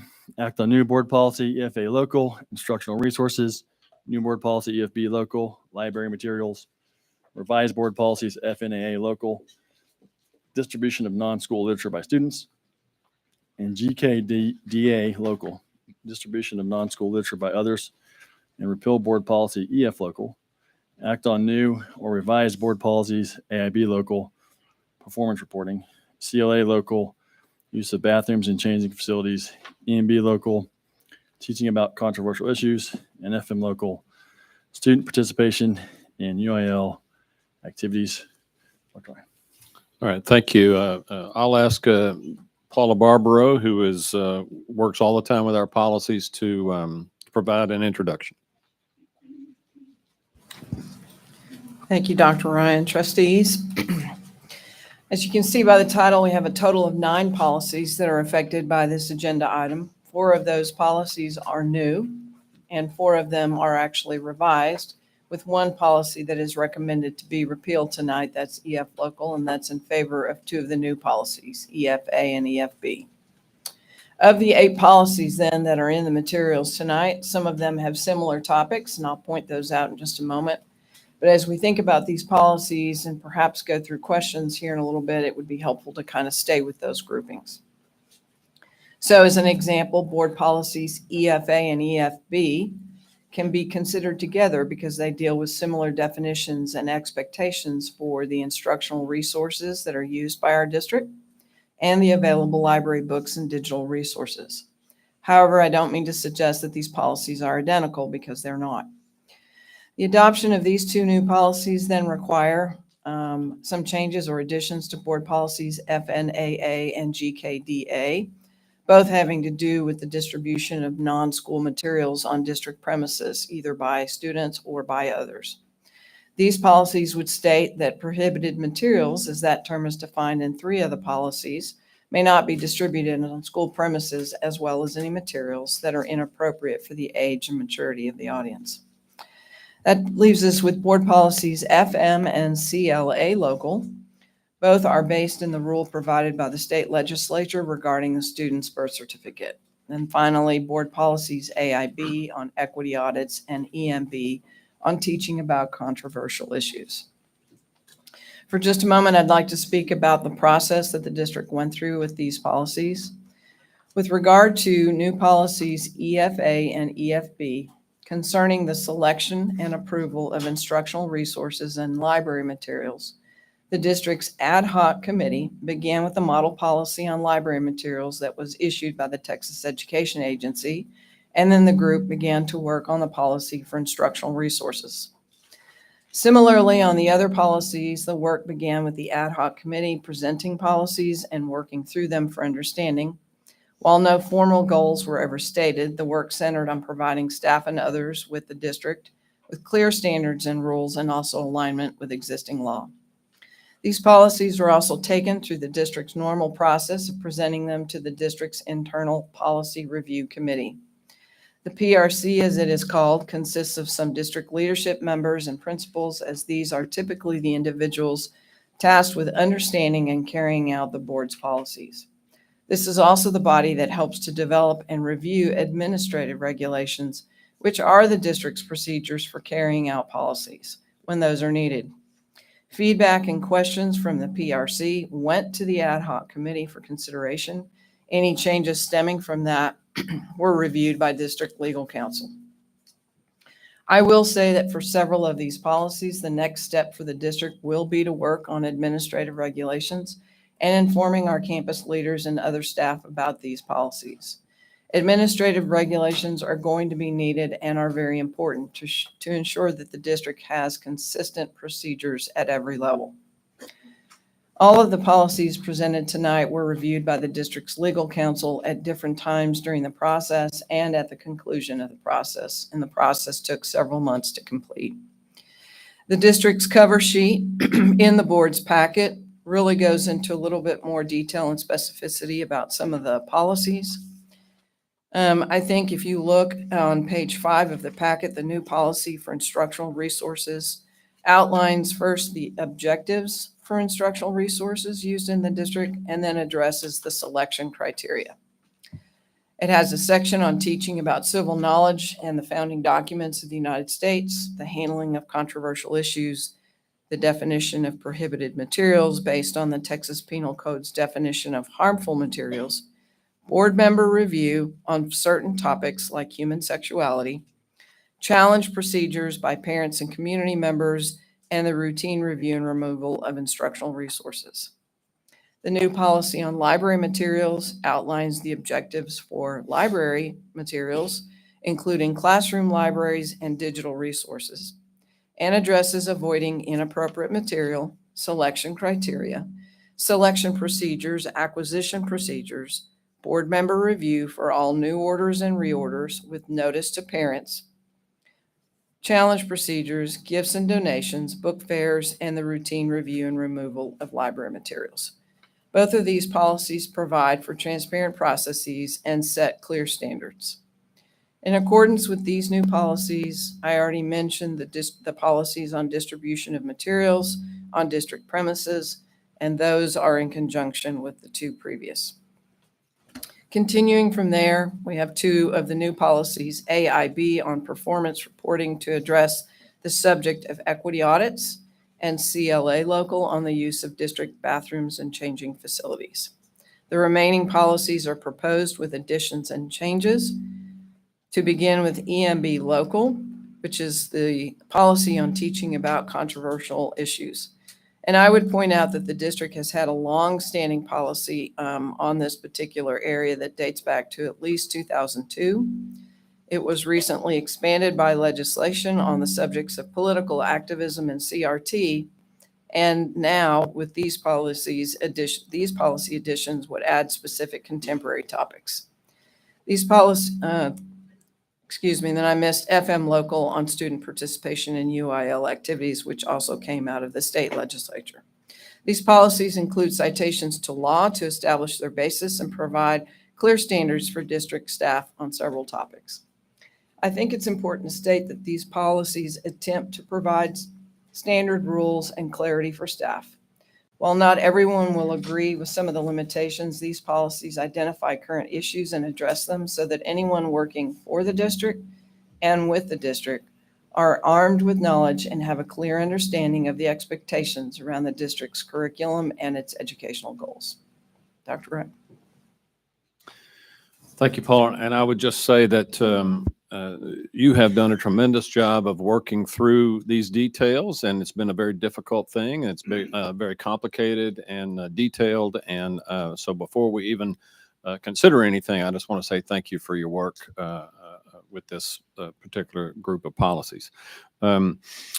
Certainly these topics have been topics of conversation in our community, and in the spirit of consideration of these conversations, I will place the recommendation. It's for the board trustees to approve new board policies AIB local on performance reporting, new board policy CLA local on the use of bathrooms and changing facilities, new board policy EFA local on instructional resources, new board policy EFB local on library materials, repeal board policy EF local and approve updates and changes to EMB local on teaching about controversial issues, FM local on student participation in UIL activities, FNAA local on distribution on non-school literature by students, and GKDA local on distribution of non-school literature by others.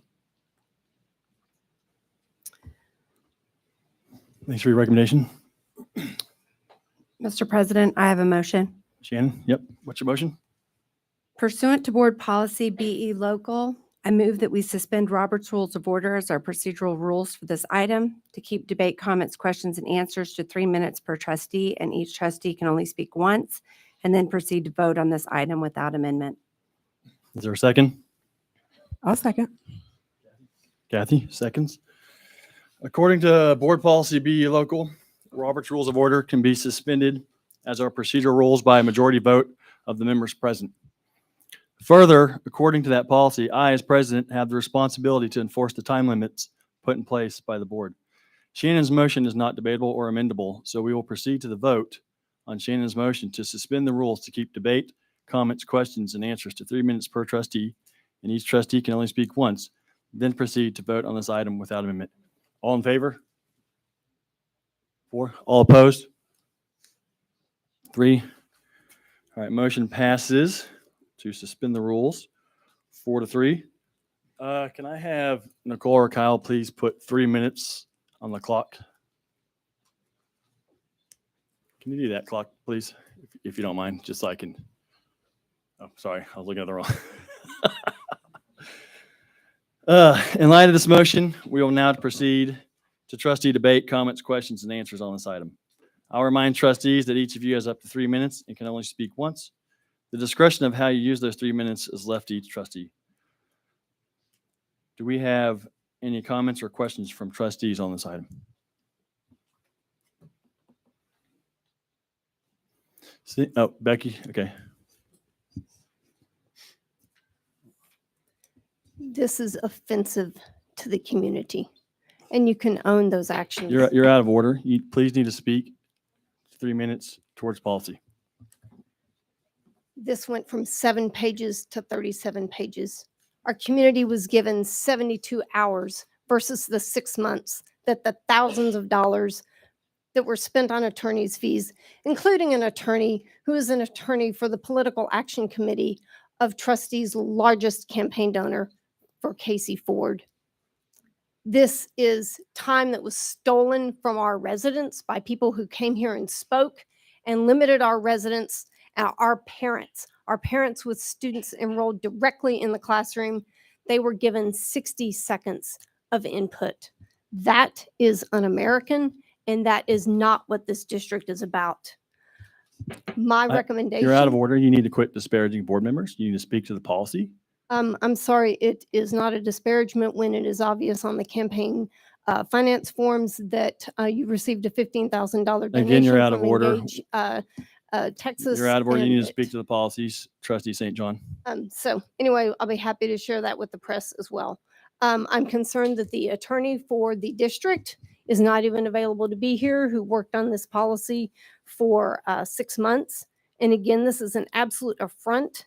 It's an affront to our teachers. It's a political bureaucracy that is going to overburden our teachers. It's going to require enormous volume of reading. And to the parent that was here earlier, her question was about bilingual access. This policy is going to harm students in the classroom, overburden our teachers for a political agenda alone.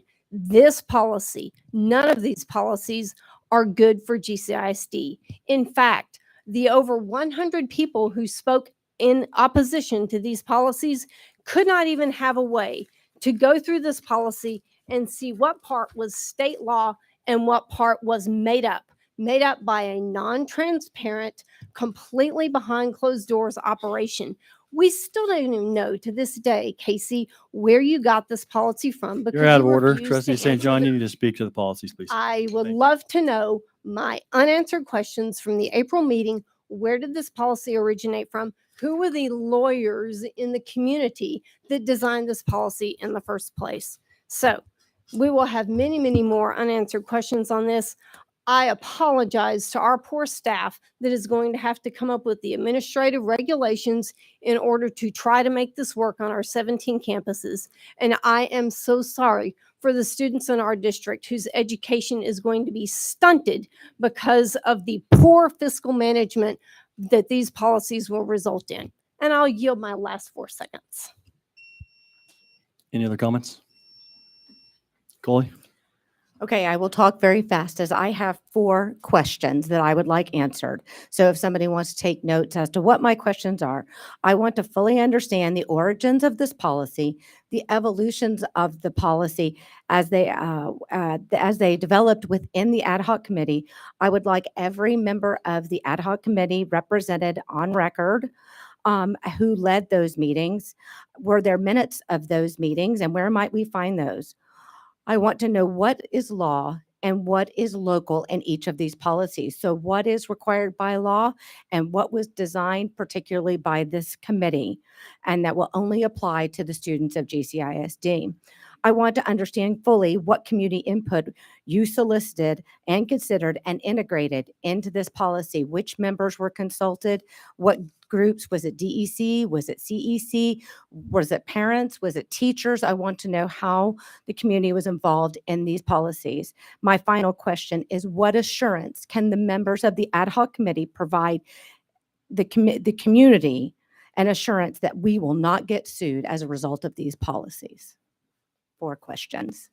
And I've got 1:50 that I will hold on to.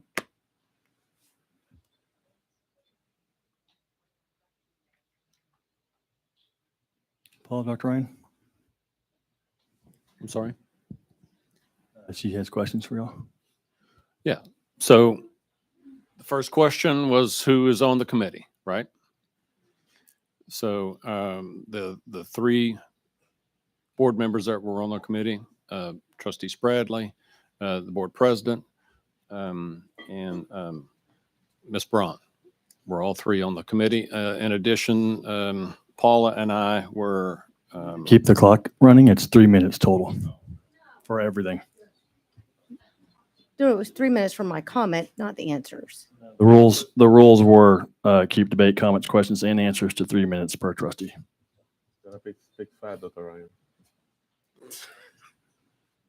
So as far as that's for the committee, as far as community involvement, I don't know of any outside community involvement from outside of the ad hoc committee.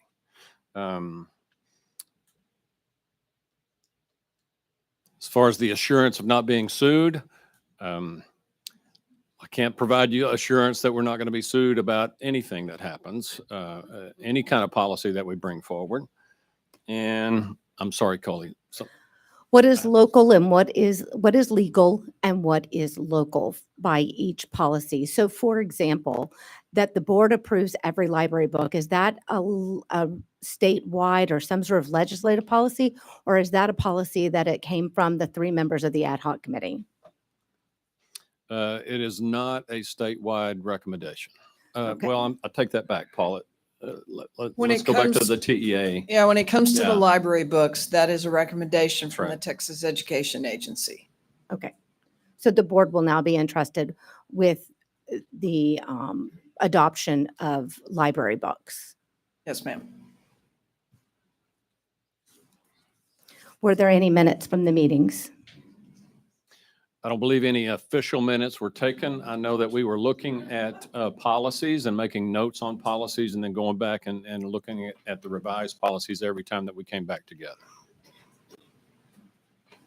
Thank you, Dr. Ryan. Any other questions? Jorge? Do you want to go ahead, Jorge? Or I'll go go ahead. after you. You're gonna verify. Who's going? Jorge, go ahead. Okay. Thank you, Casey. Just in case people don't know me, my name is Jorge Rodriguez. My pronouns are he and him. I would like to let you know why I'm voting against this policy. We only have 3 minutes. Got a lot of questions, but I guess we don't have the time. Before today, it seemed that some members of this board have have a war declared on teachers with this hit list, and now Trustee Rodriguez, Yeah. you're out of order. You can't make accusations against other Yeah. trustees. Please Yeah. speak to the policies. and now we have a war against librarians, a war against LGBTQ plus students and teachers. And that is why I'm voting against these policies. I mean, we heard a lot of comments from many citizens very concerned about the content of these policies. And in the years past, when things like this happen, we don't get to this point. We go to the community, we ask for feedback, we ask for input. This is a motion that should be tabled to allow. We have almost 200 people here. That's like at least over 3 times the previous record of 67 speakers that we have in probably the last school year. I just believe that a district needs to provide a safe learning environment for all kids. This does not fit our vision and mission. I know a couple of the speakers spoke about that.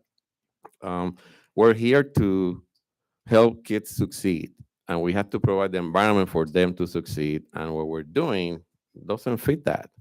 And that is why I'm going to be voting against this policy. I'm also very concerned about the limits of age appropriateness about material, because many kids could read at a higher level than their grade, and I'm wondering if that's going to continue to happen. So the main issue for me is providing a safe learning environment for our kids, and that is why I am voting against this policy. I just don't believe that this is who we are. We're a very diverse district. We have to respect the rights of people to come here and learn in a safe environment. And I just believe that this is all political. These board meetings have become just headquarters for political campaigns versus focusing on what we are here to do is to help the kids succeed.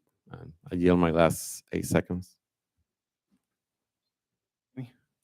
Okay, I planned on reading this at the end, but I'll go ahead and say it now. Thank you, President Ford, board members, and most especially the parents, guardians, and taxpayers in this room tonight. GCISD has always meant so much to me and my family. My 2 children went through the halls of the district, and throughout those many great years, I was a proud and heavily involved mother. But over the last several years, myself and others have seen the politicalization of the children's classrooms. We've seen a rise in questionable or outright inappropriate materials and books. We have seen the overt nefarious infiltration of social and cultural propaganda in the curriculum, none more damaging to young minds and bodies than the madness of so-called gender fluidity ideology. Across the district, parents, guardians, and concerned citizens stood up and said, "We have finally seen enough." I ran on the promise of ending these assaults on our children. I ran to put an end to adults pushing their worldviews, whims, and fantasies onto unsuspecting children. I ran to be the voice of the solid majority of this community who thinks that schools should be in the educating business, not the indoctrinating business. I view tonight as a culmination of the slow march back to sanity for GCISD. I have kept the promise of my candidacy and will continue to do so. The stakes are too high for half measures or cowardice.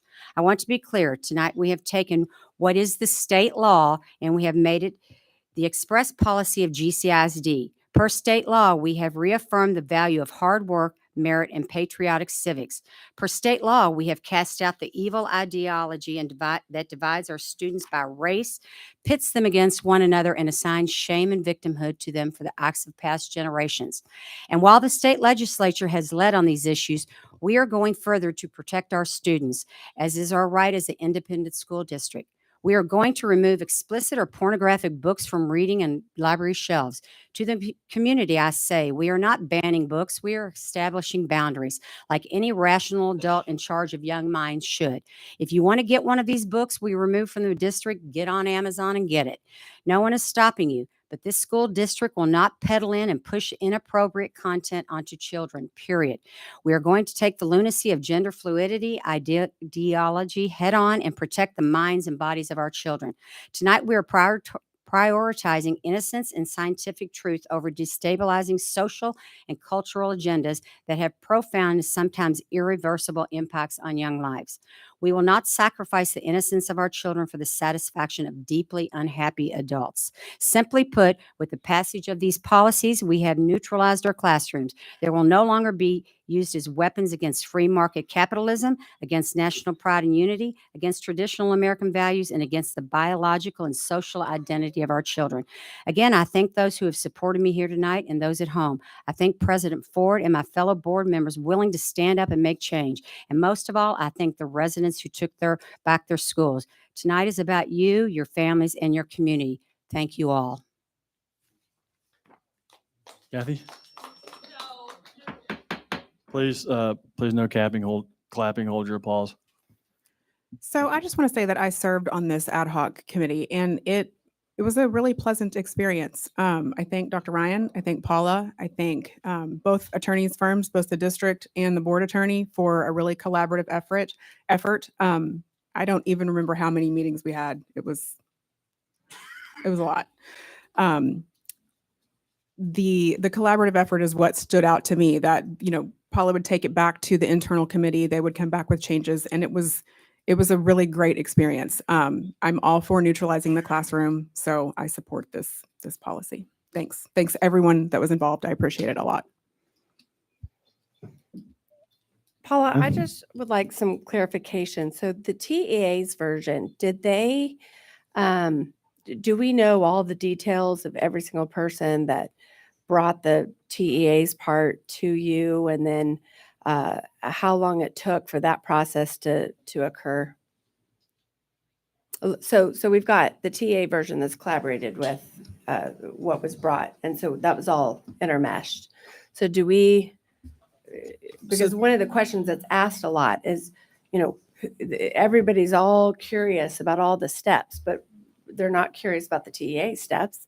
I mean, we did this policy just like we've done every other policy, right? Yeah, I don't know about the background of putting together the TEA model policy that was sent to districts in, late May, basically.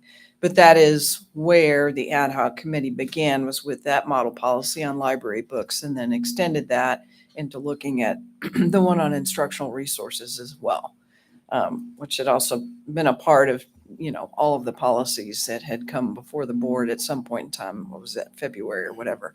But I don't have a background on how the TEA came about with that particular model or who was involved. Okay. I have a statement as well. This is a great day for GCISD. Thank you to the attorneys who provided input, the internal committee for your valuable insight, and the administration for its leadership. I'm proud of this policy. It protects every student. The classroom is a place of intellectual learning and not ideological training. We have neutralized the classrooms at GCISD. Teachers are unleashed to focus on core instruction that invests in the lives and education of their students. We're giving the keys back to the parents. We are bringing education back to the primary focus and off of social issues. I'm proud to be a part of this community. We are ready for common sense and higher standards. You yield the remainder of your time. All right. Well, I'll speak last. So before we vote on item A, it's important to briefly address the process that led us here tonight. These policies are the product of input from several groups: the board's policy committee, the district's attorneys, the board's attorneys, a committee of administrators and principals, and most importantly, community members that have approached us at the grocery stores, soccer fields, softball fields, wherever really we go throughout the community. But one group has had the most input and influence: the Texas State Legislature. The policies that are under review tonight are overwhelmingly based in state law. Many are taken directly from the Education Code, and these policies are a reflection of Texas law and community values. I think each of these groups, and I want to make a statement to the community. Each of you spoke with your voice and, most importantly, your votes. We've heard you, and tonight your board is proud to be doing your work.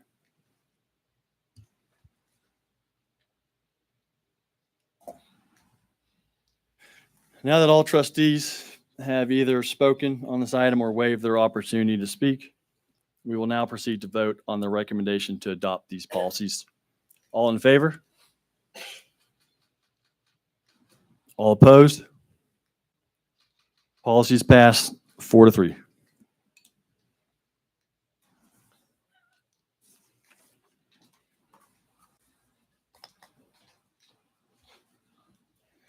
Next on the agenda is action item B, act on a change to board policy BBB local, board member elections, and approve a resolution concerning election of trustees by plurality vote. Again, I'll ask Paula to introduce this item.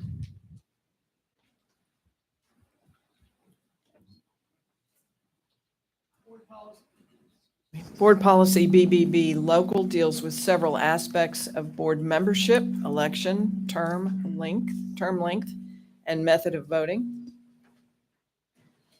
The proposed changes for candidates to be elected based on having more votes than any other candidate running for the listed place. It replaces the current requirement for a candidate to obtain a majority of the votes cast, and pursuant to Texas Education Code 11, Section 11.057, the board shall also consider and adopt a resolution to effect the same change not later than the 180th day before the date of the first election to which the resolution applies. All right, thank you, Paul. The recommendations for the board trustees to approve a change to board policy BBB local on board member elections and approve the resolution concerning election of trustees by plurality vote. Thanks for your recommendation. Shannon, I have a motion. what's your motion? Pursuant to Board Policy BE Local, I move that we suspend Robert's Rules of Order as our procedural rules for this item to keep debate, comments, questions, and answers to 1 minute per trustee, and each trustee can speak once and then proceed to vote on this item without amendment. Is there a second? I'll second. Kathy seconds. According to board policy BE local, Robert's Rules of Order can be suspended as our procedural rules by a majority vote of the members present. Further, according to that policy, I, as president, have the responsibility to enforce these time limits put in place by the board. Shannon's motion is not debatable or amendable, so we will proceed to the vote on Shannon's motion to suspend the rules to keep debate, comments, questions, and answers to 1 minute per trustee. And each trustee can only speak once, then proceed to vote on this item without amendment. All in favor? 4. All opposed? 3. Motion to suspend the rules passes 4-3. Kyle and Nicole, can you all please? Thank you very much. You've put 1 minute on the clock. In light of this motion, we will now proceed to trustee debate, comments, questions, and answers on this item. I remind trustees that each of you has up to 1 minute and can only speak once. The discretion of how to use that minute is left to each trustee. Do we have comments or questions? Kathy? So runoffs, I just need this room to hear that they cost GCISD $35,000 per runoff. So the sheer savings of this is worth it, in my opinion. The last 8 years, we've had 4 runoffs. So there's the value in that. There's also the value in putting our community through the turmoil of a runoff election. Not to mention the litter on the side of the roads and the signs and all of that we're all ready to move on from. I think this is a good policy. It's a great savings. A regular election costs $10,000 because we share the ballot with other items. So it's just not necessary to have runoffs, in my opinion. Thank you. Any other comments? Becky? That's pretty impressive that all 4 of you had prepared statements of less than 3 minutes. My question is, how did the attorney advise y'all on this statement and the restriction on Robert's Rules of Orders? And I will keep the rest of my time. Stop it now. I had it 45 seconds. Per the rules, you have to continue the time. Okay, answer the question.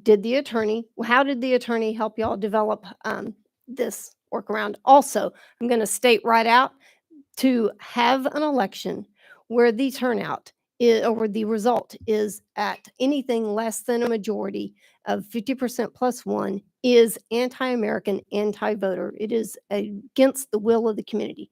Answer the lawyer question.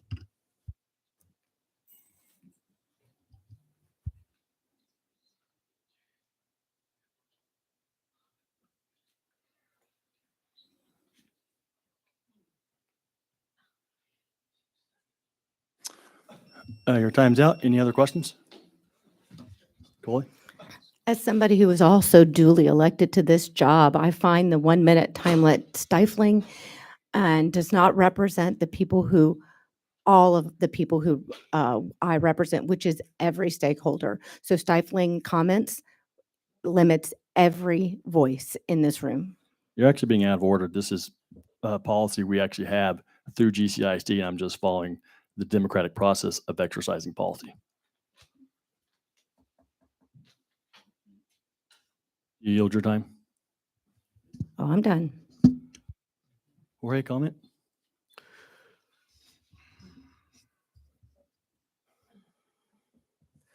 Sure. Yeah, I mean, for a community that is this divided, I think that is really important that we elect members on the board that have a 50% plus support. The price is low, in my opinion, compared to the value of having representatives that are supported by the majority of the community. I do want to thank everybody that came here and expressed their views on all these different issues and policies. Pretty impressive that you guys are still here. But there is one big meeting that you guys can miss, and it's the April and May elections, and that's where the real decisions are made. You see what we have been doing here, where, we're not being able to discuss issues. And, that is what I would like to invite you in the next meeting, the election in April and May. That's where you make the real decisions. You want to make these changes, we could do them. Thank you. Timmy? Yeah, I just want to make a statement that they're acting like this has not been done anywhere. Most of the school districts, that's the way they vote, okay? If you look around, most of the school districts around us, that's exactly how they vote. So don't act like that we're the only ones who is doing this. That's all I have to say. I'll yield the rest of my time, but I will be voting for it. Shannon? So the default for Texas is actually plurality. So we actually, the way that we do it is not the way that the majority of the places do it. So that's the reality. It saves $35,000. It's wise. It literally saves the district from more turmoil. It saves money and gets on with the business of the district. So I echo Shannon, Tammy, and Kathy's comments. Now that all trustees have spoken on this item or waived their opportunity to speak, we'll now proceed to the vote on the recommendation to adopt this policy change and the recommendation to adopt this resolution. So I'll just restate that again. We will now proceed to vote on the recommendation to adopt this policy change and the recommendation to adopt this resolution. All in favor? 4. All opposed? 3. Motion passes 4-3.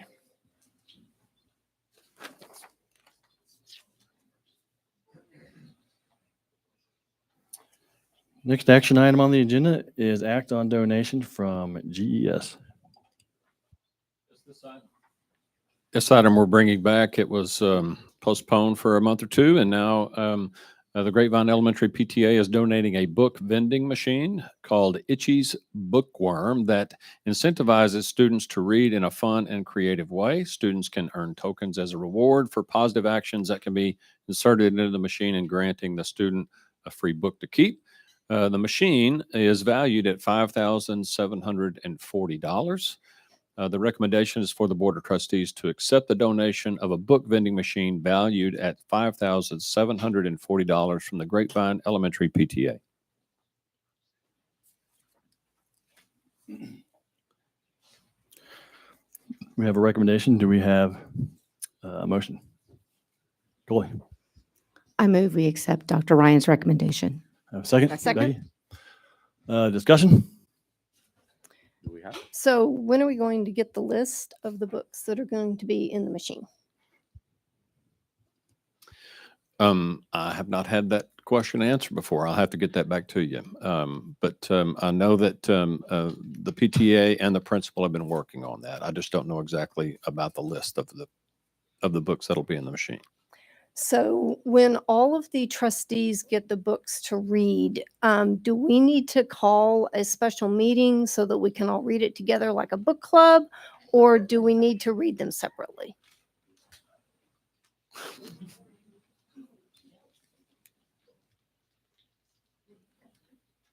I know you don't have the answer to that, Dr. Ryan. I have not considered that question, Becky.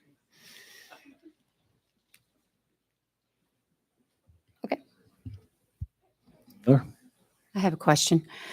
Yeah, I think it's a great idea. I know when I was growing up, my parents always made us have a book in the car. So I think that this is a wonderful idea. I just have one clarification. It says the campus and PTA will work together to raise funds for the books. So is that something that the PTA is going to help keep the book machine filled? Is that how it works, Dr. Ryan? Correct. Okay. All right. Well, I have a comment on that because I had the privilege of being part of the readathon. I helped with some printing, and they did a Reading Rocks campaign. So we had like AC/DC shirts that said "Read." We had a huge kickoff meeting. We had a celebratory meeting at the end. The PTA did an extraordinary job raising the money. They actually raised over $35,000, I want to say. So just $5,000 of it is going to this book fair. So I met with the committee the PTA committee that led the fundraising, and they did an extraordinary job. It was so much fun, and the kids loved every minute of it. All right, no further questions. Y'all ready to vote? All those in favor? 7. Motion passes 7-0. Next action item is act on scheduling. Excuse me. Act on scheduling a meeting to adopt the 2022 tax rate. Right. This is not the tax rate. It is scheduling the meeting to adopt the tax rate. We do that in September each year.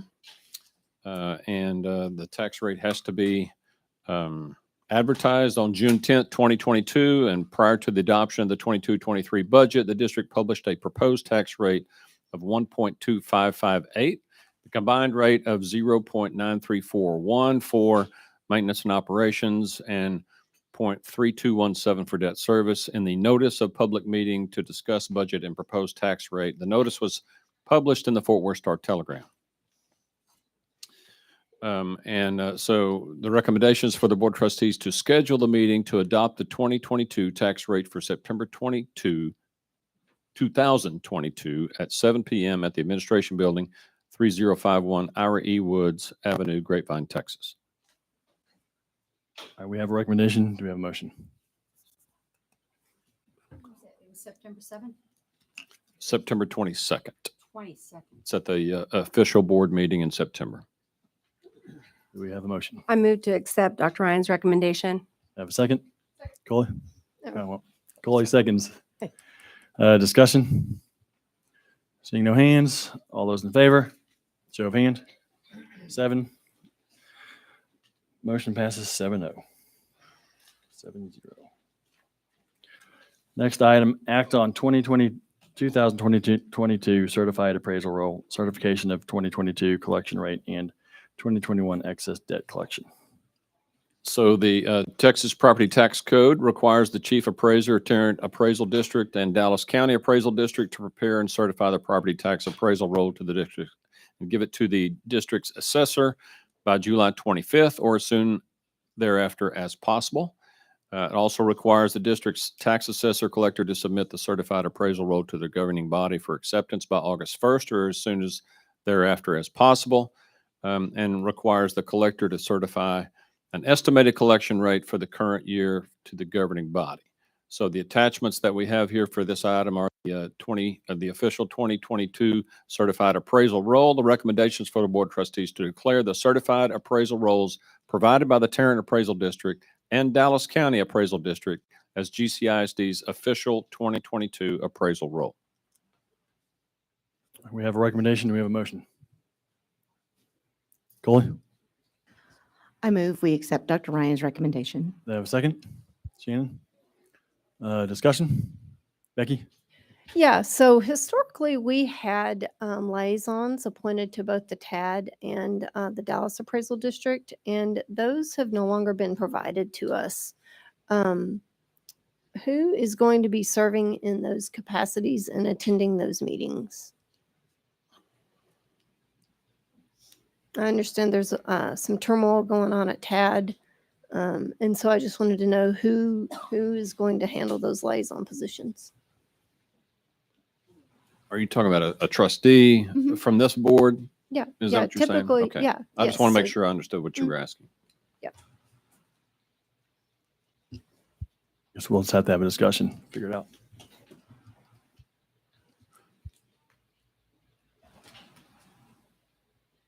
Any other comments? All those in favor, show of hands. 7. Motion passes 7-0.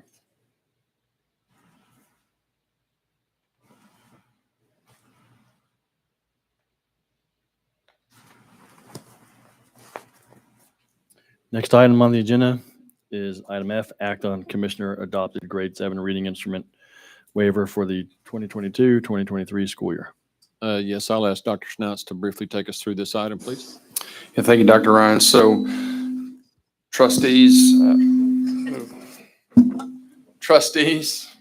per Education Code, Chapter 28, Section 006, for every student, every sixth grade student that does not reach proficiency on the sixth grade STAR, we have to assess those students in the fall of their seventh grade year. So you can see here on the cover sheet, per the commissioner, they have 4 options on their assessment instruments. However, you can file for a waiver, and we're allowed to use our Ames Web Plus screener that we've been using for the past 2 years as one of these instruments. The benefits of this Ames Web Plus is that we screen, we assess our students at the beginning of the year, the middle of the year, the end of the year, and this is our progress monitoring tool that we use for all students. And so we already are familiar with it. Our students are familiar with it because they also use this screener in the sixth grade as well. And so that's the purpose of this waiver tonight, is for us to continue using our Ames Web Plus for the 3rd year in a row for these 7th grade students. Dr. Ryan. Thank you, Dr. Schnauz. The recommendation for Board Trustees to approve the district to submit a waiver to TEA in order to continue with our current reading assessment instrument, Ames Web Plus, for grade 7 students for the 2022-2023 school year in lieu of the commissioner adopted reading instruments. We have a recommendation. We have a motion. Tammy? I move we make a recommendation to approve this item. Do you have a second? Kathy? Kathy seconds. Discussion? Seeing no hands. So votes. I do have a question. Do we get a number of the students that we think will have to be administering this year? Do we have that number? Yeah. Tovar, do we have that number offhand? What was the question? Do we have the number? The number of students who failed the 6th grade reading. Oh. I can get to that number. Yeah, we can provide that in a board update. Okay, and so when will the BOI be administered? So we have the district assessment calendar out. District assessment calendar is already out, and so that there are scheduled within windows. So coming soon, they'll be able to go ahead and get started on that. The advantage here is that even though the one we had picked out, TEA has said the past couple of years, they're not going to offer the waiver. This summer, they surprised us again. We picked a cost neutral option. If they did not offer the waiver, it would just cause us then to have to double test those students, which then eliminates classroom instructional time. And over the past couple of years, trying to recover lost learning from the pandemic, teachers have said overwhelmingly we need more time. And so double testing students who had been unsuccessful on a state assessment, well, that just brings us to asking for the waiver. Right, yeah, because we're going to have to take up instruction time no matter what, right? We're not administering this. I know in some years that we have done it where the elementary students had early release and did some after school testing, but we're going to be utilizing the instructional time to do this then? So yes, it does occur during the school day. We do it at the beginning, middle, and end of year. It's the Ames Web Plus. It goes K through 8, so that gives us historical data on the students through the years, as opposed to the one-time 7th grade that Texas fluency assessment that would just be that one time in the 7th grade. This gives us longitudinal data on all of the students. Teachers use that to plan for interventions as well as progress monitor the students. Also, one of the other 4 options on the commissioner's list was iStation. We moved away from that to Ames Web Plus because iStation was at least twice as much as what we spend on Ames Web Plus, and probably gives us comparable information, but there are things that we get from the Ames Web Plus that we don't get from the Texas Middle School Fluency Assessment. Yeah, I know we've been using Ames Web for quite a while. Yeah, I really would like to know how many of our students didn't pass. I think here in a minute when we look at the results, we can do the math real quick. Okay, thank you. Sure. Now proceeding to vote. All those in favor, show of hands. 7. Motion passes 7-0. Next item, item G, act on approval of the Continuing Education and Training Clearinghouse Professional Development Plan. Yes, this item is for compliance training from TEA. Dr. Schnaps. Yeah, thank you, Dr. Ryan. So Senate Bill 1267 of the 87th Legislature requires that the board review and adopt a professional development plan related to the clearinghouse items, the TEA clearinghouse items, and also include a schedule of this professional development training. And if you look in your packet on page 59, 60, and 61, you can see those required clearinghouse items related to topics like human trafficking, bullying, conflict management, health emergencies, understanding trauma, and then suicide awareness and prevention. I also want to turn your attention, those are the clearinghouse items, as I mentioned. I also want to turn your attention to, I believe it's pages 62 and 63 in your packet, where this is additional training that our employees complete as well, in addition to those clearinghouse items. Topics related to cybersecurity, emergency management, ethics, hazard communication, acceptable use with technology, bloodborne pathogens, health emergencies, dyslexia, FERPA, child abuse, and then other health emergencies related to seizures. And so our employees do this through kind of the flex training through the Vector platform. And so, Dr. Ryan, turn it back to you. Thank you, Dr. Schnaps. Recommendations for the Board of Trustees to approve the staff development plan as presented. We have a recommendation, have a motion. Kathy, I'll make a motion to accept Dr. Ryan's recommendation. have a second. Shannon, discussion? Seeing no hands, we'll go to vote. All those in favor, show of hands. Motion passes 7-0. I do have one correction. I said September 22nd for the board meeting, and it's actually September 26th for the board meeting for us to consider the tax rate. So I apologize for the mistake, but just wanted to correct that as quickly as possible. September 26th. Board, we're all good with that? Thanks. Next item on the agenda is item H, act on endorsement of candidate for TASB Board of Directors, Region 11. Yes, GCISD has received notice from TASB that the term of the TASB Board of Director Region 11, Position A, will expire at the close of the 2022 convention. Julie Cole, Tammy Nakamura, and Patsy Sosa Sanchez are 3 candidates in Region 11, Position A, seeking endorsement. The recommendation is for the Board of Trustees to endorse Tammy Nakamura to fill a position on the TASB Board of Directors. Recommendation, Shannon, I have a motion. what's your motion? Pursuant to Board Policy BE Local, I move that we suspend Robert's rules as our procedural rule for this item to keep debate, comments, questions, and answers to 1 minute per trustee, and each trustee can speak once and then proceed to vote on this item without amendment. Is there a second? I'll second. Kathy seconds. According to Board Policy BE Local, Robert's Rules of Order can be suspended as our procedural rules by a majority vote of the members present. Further, according to that policy, I, as president, have the responsibility to enforce the time limits put in place by the board. Shannon's motion is not debatable or amendable, so we will proceed to the vote on Shannon's motion to suspend the rules to keep debate, comments, questions, and answers to 1 minute per trustee. And each trustee can only speak once. Then proceed to vote on this item without amendment. All in favor? Show of hands. 4. All opposed? Motion passes 4-3 to suspend the rules. Thank you very much for 60 seconds on the clock. Do we have any, in light of this motion, we will now proceed to the trustee debate. Comments, questions, and answers on this item. I remind trustees that each of you has up to 1 minute and can only speak once. The discretion of how to use that minute is left to each trustee. Any comments? Becky? So it is indeed quite impressive to see that the same trustees are making the same motion and the same trustee is seconding it. You're out of order. You need to speak to the item that's on the agenda of business, please. So this speaks to the need for trustees who are veterans to act in different capacities. It's been disappointing to see yet another political action committee involved in You're being out of order. Please speak to the item Sure. of business. on Tammy the used a agenda. political action committee to solicit endorsements. You're for out of this. order. It's acting on the TASB director. I don't think it's appropriate to use a political action committee to solicit endorsements for this, especially one for some lobbyist guy out of Austin. And I think it's inappropriate.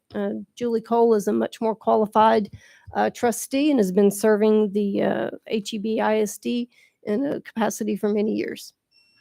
I'd like to remind the board that we previously, before this meeting and our special meeting, we actually signed a code of conduct or code of honor. So I would ask that all the trustees please honor that. Any other trustees have comments? Seeing no comments? I got your comment.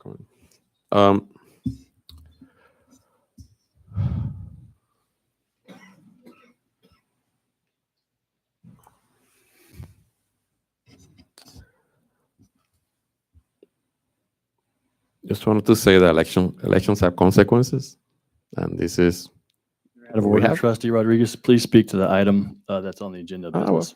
I got 30 more seconds. I just believe that, what we did to Becky St. John wasn't correct in a few meetings ago.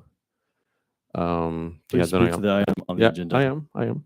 And I believe that she was the best candidate for the district to represent us. And for that reason, I will be voting against the recommendation of Dr. Ryan. Dolly? Wait, okay. Seeing no more comments? I all do those- have a comment, but I hadn't raised my hand. Thank you for recognizing me in advance. I want to recognize Trustee St. John for her service to TASB as a representative of GCISD. She has represented us with honor, integrity, and immense competence. And I hope that we will continue to be represented by somebody who shares the same dignity that Ms. Trustee St. John has represented GCISD. Jamie? I'd like to address what was an accusation against me that I have no idea what she was talking about. I didn't recruit anyone, so I don't know what she's talking about there. You're out of but- order, Trustee. Please Well. speak to the item on the agenda. Okay. I think that if I do get the nomination, I will represent the district very well. It's not hard to learn it. I will represent the district well. All right, no further comments. All those in favor, show of hands. 4. All those opposed? Okay, 1 second though. We'll now proceed to vote on the recommendation. All those in favor? 4. Okay. 3 opposed? 3. Thank you. Recommendation passes 4-3.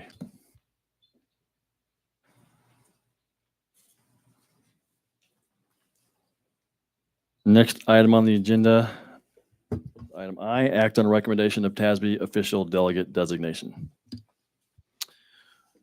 Yes, only board members of TASB active members in public schools may serve as delegates or alternates, and delegates and alternates in each region meet with TASB directors to discuss issues critical to public education. The recommendation is for the board trustees to approve Shannon Braun as GCISD's official delegate and Kathy Florence Bradley as the alternate delegate for the TASB Delegate Assembly. I have a recommendation. Do we have a motion? I'd like to make a motion. What's your motion? Pursuant to Board Policy BE Local, I move that we suspend Robert's Rules of Order as our procedural rules for this item to keep debate, comments, questions, and answers to 1 minute per trustee, and each trustee can speak once and then proceed to vote on this item without amendment. Is there a second? I'll second. Kathy? Kathy seconds. According to Board Policy BE Local, Robert's Rules of Order can be suspended as the procedural rules by a majority vote of the members present. Further, according to that policy, I as president have the responsibility to enforce the time limits put in place by the board. Shannon's motion is not debatable or amendable, so we will proceed to the vote on Shannon's motion to suspend the rules and to keep debate, comments, questions, and answers to 1 minute per trustee. And each trustee can only speak once. Then proceed to vote on this item without amendment. All in favor? 4. All opposed? 3. Motion passes 4-3 to suspend the rules. Thank you very much, Nicole, for having the time on the clock of 60 seconds. In light of this motion, we will now proceed to the trustee debate, comments, questions, and answers on this item. I remind trustees that each of you has up to 1 minute and can only speak once. The discretion of how to use that minute is left to each trustee. Do we have any comments or questions from trustees on Jorge? I was actually going to vote in favor of this, but now as a protest, I'll vote against it. That doesn't make any sense that we have no debate on anything now anymore. I would really appreciate if the president would let me know in advance when you guys are gonna do this, so I don't have to read the package and the stuff that I cannot. You're actually out of order. That I we don't want to have a understand, walking quorum. But you know, it would be nice. I was like reading the package during the storm yesterday, driving from Austin. I would have saved my time if I didn't have the opportunity to debate. But as a protest vote, I will vote against this, even though I really was going to vote for it. So, do you my 18 seconds? Any other comments? Jamie? I appreciate Shannon putting her up there, and I look forward to Shannon representing us. I think she'll do a great job. Becky? Yeah, again, quite impressive, the cooperation there. And interesting that it's not on every item, it's only on ones that seem to have some relevance to me. You're out of order. You're making So, speculations that you don't have As any basis members in. of the, I'm sorry, you're interrupting my time. As, Point of again, order. Please as watch your m- tone, Trustee St. John. As members of the Grapevine-Colleyville Independent School District community, we will nurture a climate of honor, integrity, respect, tolerance, and trust for all members of the community. These traits will help us be successful both in work and in life. In the interest of honor and integrity, I just would really like to note that it's quite coincidental. The items that seem to have these restrictions placed on them, it's intended to silence trustees, and that it's the same Out of order. trustees Your making the same speculation. things. I'm noting a coincidence. All right. No other comments. All the trustees have either spoken on this item or waived their opportunity to speak. We will now proceed to vote on the recommendation. All in favor? 4. All opposed? 3. Motion passes 4-3.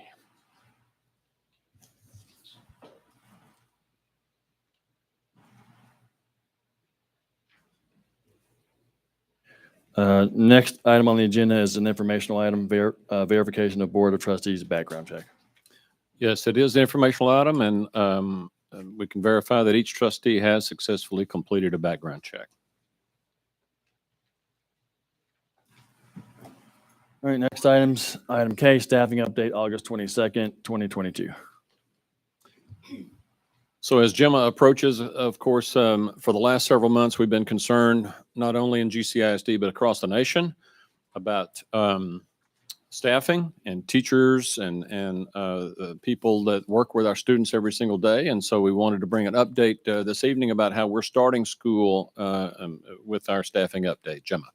Thank you, Dr. Ryan. Thank you, Dr. Ryan. Board of Trustees. I want to give a brief update and then answer any questions you may have about where we are with our staffing. This year, we hired 204 professionals. 167 of those were teachers. So we have 167 new teachers in GCISD this year. Last year, at the same time, we hired 150 new teachers. So this year we hired 17 more than we did last year. We do have some vacancies in our district right now. We have an elementary special ed teacher and a secondary special ed teacher. We have a secondary librarian, an elementary assistant principal, and last week when we had our kindergartners arrive, we had more than expected arrive at Dove. And so we're trying to find a kindergarten teacher right now to serve the kids there at Dove Elementary. We have 2 bilingual teachers that we need at Timberline Elementary. We don't know that we'll find those teachers. So the principal has a great instructional plan that's serving the needs of those students right now in our ratios. And so they're working hard to serve those students there. We did hire 95 paraprofessionals and 83 auxiliary employees this year. And we do have some openings in those areas that I'll list for you. We need 8 special ed assistants, 1 data secretary, 1 health aide, and 1 PE assistant. In our auxiliary world, we have been hurting for a few years now. And so we have been starting the year at least 30 short with custodians for a few years now, and this year is no different. In grounds, due to a recent resignation, we have an assistant irrigation position open and 1 field maintenance position open. We need an HVAC person. We need an HVAC person. We have a great one, but he needs some help.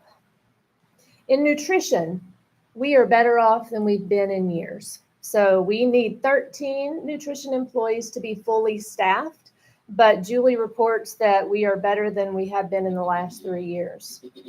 We're looking for 2 warehouse drivers. We have 2 dedicated, great employees in our warehouse right now, but we need 2 more to take the load off of those guys because they're working very hard. And then in transportation, we're looking for 11 employees there. That includes drivers, monitors, and we do need a maintenance technician in our transportation department. Additionally, we are looking for 2 bilingual instructional coaches, 1 at the elementary level and 1 at the secondary level, 2 LSSPs, and a little over 1 diagnostician, 1.5. So that's where we stand currently with our needs and what we've hired this year.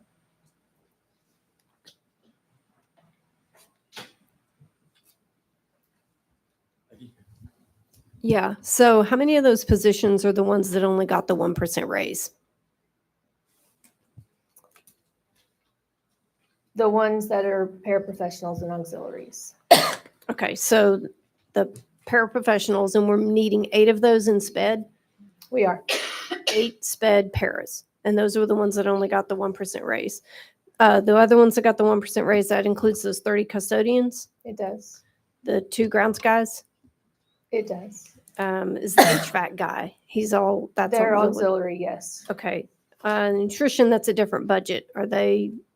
They're but still but auxiliary. they're still in the 1% also. What about the 2 bilingual coaches? Those are professionals. Okay. So they did get the 2%. They did. Okay. And same with the LLSPs? And the diagnostician. And the and a half. they got the 2%, not the did. 1%. Okay. So 30, 40, 50, almost 60 people, 60 positions are going wanting, and they got a 1% raise. Well, they're not current employees, so they. Right, I know the didn't get- positions are open. The positions are open. Yeah. Right. So we're having difficulty filling them, and those positions only got a 1% raise. Okay. Thank you. Colin? I know finding HVAC folks is very, very hard. Do you have one you'd like to give us? I do not. Okay. The one that lives in my roof in my house doesn't even fix ours. So I have a question. It was stated during public comment that we have 10 good teachers for every teacher who might consider leaving. Given the data, for example, the applicants for every position that come in for a teaching position, Of those applicants, how many qualified applicants would you consider for the positions? That varies by position. So kindergarten teacher, Okay, yes, we're going to have great qualified applicants. how many? I'd have to get you that 10? number. Okay. At this point, it's going to look different than it did back in May and June. Okay. Mhm. All right. Thank you. Oh, wait, Jimmy, you're saying we could have 10 applicants for a position in late No. August? No, I didn't say that.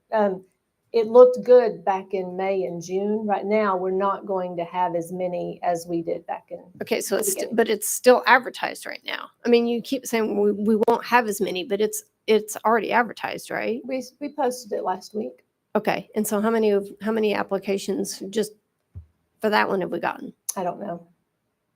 Okay. We posted it Thursday or Friday, I believe. Does it have a closing date? No. So we're, okay. Help me out here. Then we posted it last week. Mhm. We apparently have 10 qualified applicants out there somewhere. Not your words, right? That was presented earlier. We have 10 qualified applicants waiting to come teach in GCISD. But we haven't hired for that position yet. So we've got an overcrowded classroom at Dove. We have a qualified sub in the classroom. Okay, we have a And so qualified the principal, once we post them, I don't really monitor them. It's the principal's duty to monitor that. So the principal monitors, they interview, they make the recommendation to HR. So I'll usually check around day 3 or 4 to see what the applicant pool looks like. And then the principal lets me know if there aren't any applicants or if we need to do something different. So the principal is the one that'll get the notification of ding, hey, somebody applied for this. Okay. But we don't even know how many if anybody is even put in for that particular position or those other positions right now. I'm sure the principal knows. Okay. I don't know. Okay. And so it'll just stay open until it's filled? It will. Okay. All right, thanks. Seeing no more questions, we do need to go back to action item D, act on scheduling a meeting to adopt the 2022 tax rate. Since we had September 22nd on there, we'll need to have a recommendation from Dr. Ryan, get a motion, and then we'll need to amend and restate to the correct date and then move forward. Yes. Dr. Ryan? Yes, I apologize for the confusion, but it is a really important item. Whenever we have to officially adopt the date to adopt the tax rate. And so that date, of course, was incorrect, as we talked about just a few minutes ago. So I'll restate the motion. The recommendation is for the Board of Trustees to schedule the meeting to adopt the 2022 tax rate for September 26th, 2022 at 7 p.m. at the Administration Building, 3051 Ira E. Woods Avenue, Grapevine, Texas. We have a recommendation, we have a motion. I move to accept Dr. Ryan's recommendation. Have a second? I'll Jamie seconds. I make a motion to amend and restate the date from September 22nd, 2022 to September 26th, 2022. Do I have a second? I'll second. Kathy seconds. All those in favor to amend and restate the date to September 22nd, 2022, show of hands. All right, amendment passes 7-0. Now, we need to pass the amended recommendation. The recommendation is for the Board of Trustees to schedule the meeting to adopt the 2022 tax rate for September 22nd, 2022 at 7 p.m. at the Administration Building, 3051 Ira E. Woods, Grapevine, Texas. All those in favor, show of hands. Motion passes 7-0. So amended motion passes 7-0. Next item on the agenda, we're going back to L. It is a information item, 2021-2022 State Assessment Results and State Accountability Report. Yes, as Ms. Tovar approaches, she does have information this evening, tomorrow morning, whenever this is, about our state assessment results. Dr. Schnautz, anything else as far as a point of it? Well, I just would like to add, I'd like to, just pay tribute to our teachers, our instructional staff, just all of our employees across the district who put in the work. Certainly we take value in our accountability scores from the spring, but really it's all the work that precedes it. It's all of the, talk about the universal screeners. It's our progress monitoring. It's knowing where our kids are each day, and just, all the work that our teachers and our staff put in each and every day, our transportation, our food service, our instructional staff, that allow us to realize the gains that we realized over the 21-22 school year. And so I just want to encourage our board, encourage the audience too, guys. When you see an employee of GCISD, please just encourage them, thank them for their work. They're making a difference, and it's something, we're proud of, certainly the accomplishments, the gains that we've realized over the 21-22 school year, and we're excited about the 22-23 school year because of the foundations from the previous years. So I appreciate everybody for doing that. Shannon Tobar. Thank you, Dr. Schnauts, Dr. Ryan, trustees. In our earlier conversation about the waiver, I was asked a question. I just needed to look up a number and do a little calculator math. And we gave 1,049 sixth grade reading exams. 14% of those students were not successful. So that would have been 147 to 148 students who would have been needed to take the additional reading fluency assessment without the waiver. So thank you, Dr. Schnauz, for acknowledging the hard work that went into implementing the assessment program as prescribed by the Texas Education Agency, not including the December EOCs as well as the summer school retakes. This spring, we gave 20,553 tests. 18,796 of those were online. That is in 1 year in advance of this year being the year that TEA will require all those tests to be online. All but 10 of those were from our university prep, where we're still working through some details as far as having the laptops there available for all students. But I do want to make sure that we thank our district testing coordinator, our campus testing coordinators, the teachers, the paraprofessionals, students, administrators, and our technology department for making that happen. It was a huge effort to successfully transition from pretty much 100% paper to giving all of those tests online. So as we talked about a little bit earlier, we were talking a little bit about some of the strategies, things that helped us be successful. We talked a little bit about teammates, time, and tools. And as you look at our literacy results here in terms of reading for our students, some of those ESSER strategies that I can speak to in particular, where we added time and teammates and tools to help students be successful, you'll really be able to see a pattern as these students are transitioning really from learning to read to reading to learn, that they are in full recovery following the learning that was lost through the pandemic. So when we ask to what extent are students reading at or above grade level, or if we ask to what extent are students overcoming pandemic-related learning loss, you're going to see these two sets of data, grades 3 through 8 for reading. At all performance levels, you're going to see a pattern of a lot of increased performance over the previous years. In fact, when you look at our district results at meets and masters, when you put all of the tests together for all of last year, and meets and masters, we actually outperformed where we were in 2019. And so you're going to see a big picture of recovery when it comes to literacy. Mathematics follows a little more like what we're seeing in state data. It's just going to take a little bit longer due to the complexity of adding reading plus the mathematics into it in terms of doing those assessments. And so we do see moving towards that recovery, but not quite as rapid as you might see with the reading. One thing that's interesting is, we tend to, in this way, show the data where I compare how did this year's fifth graders do on the test as compared to last year's fifth graders on the test. And so you see, like down there, the 32% master's grade level, and you say, well, that went down 3 percentage points. But when I look back at when those fifth graders were fourth graders and how they did in 2021, the previous year, you actually see that they went from 66% passing approaches to 86%.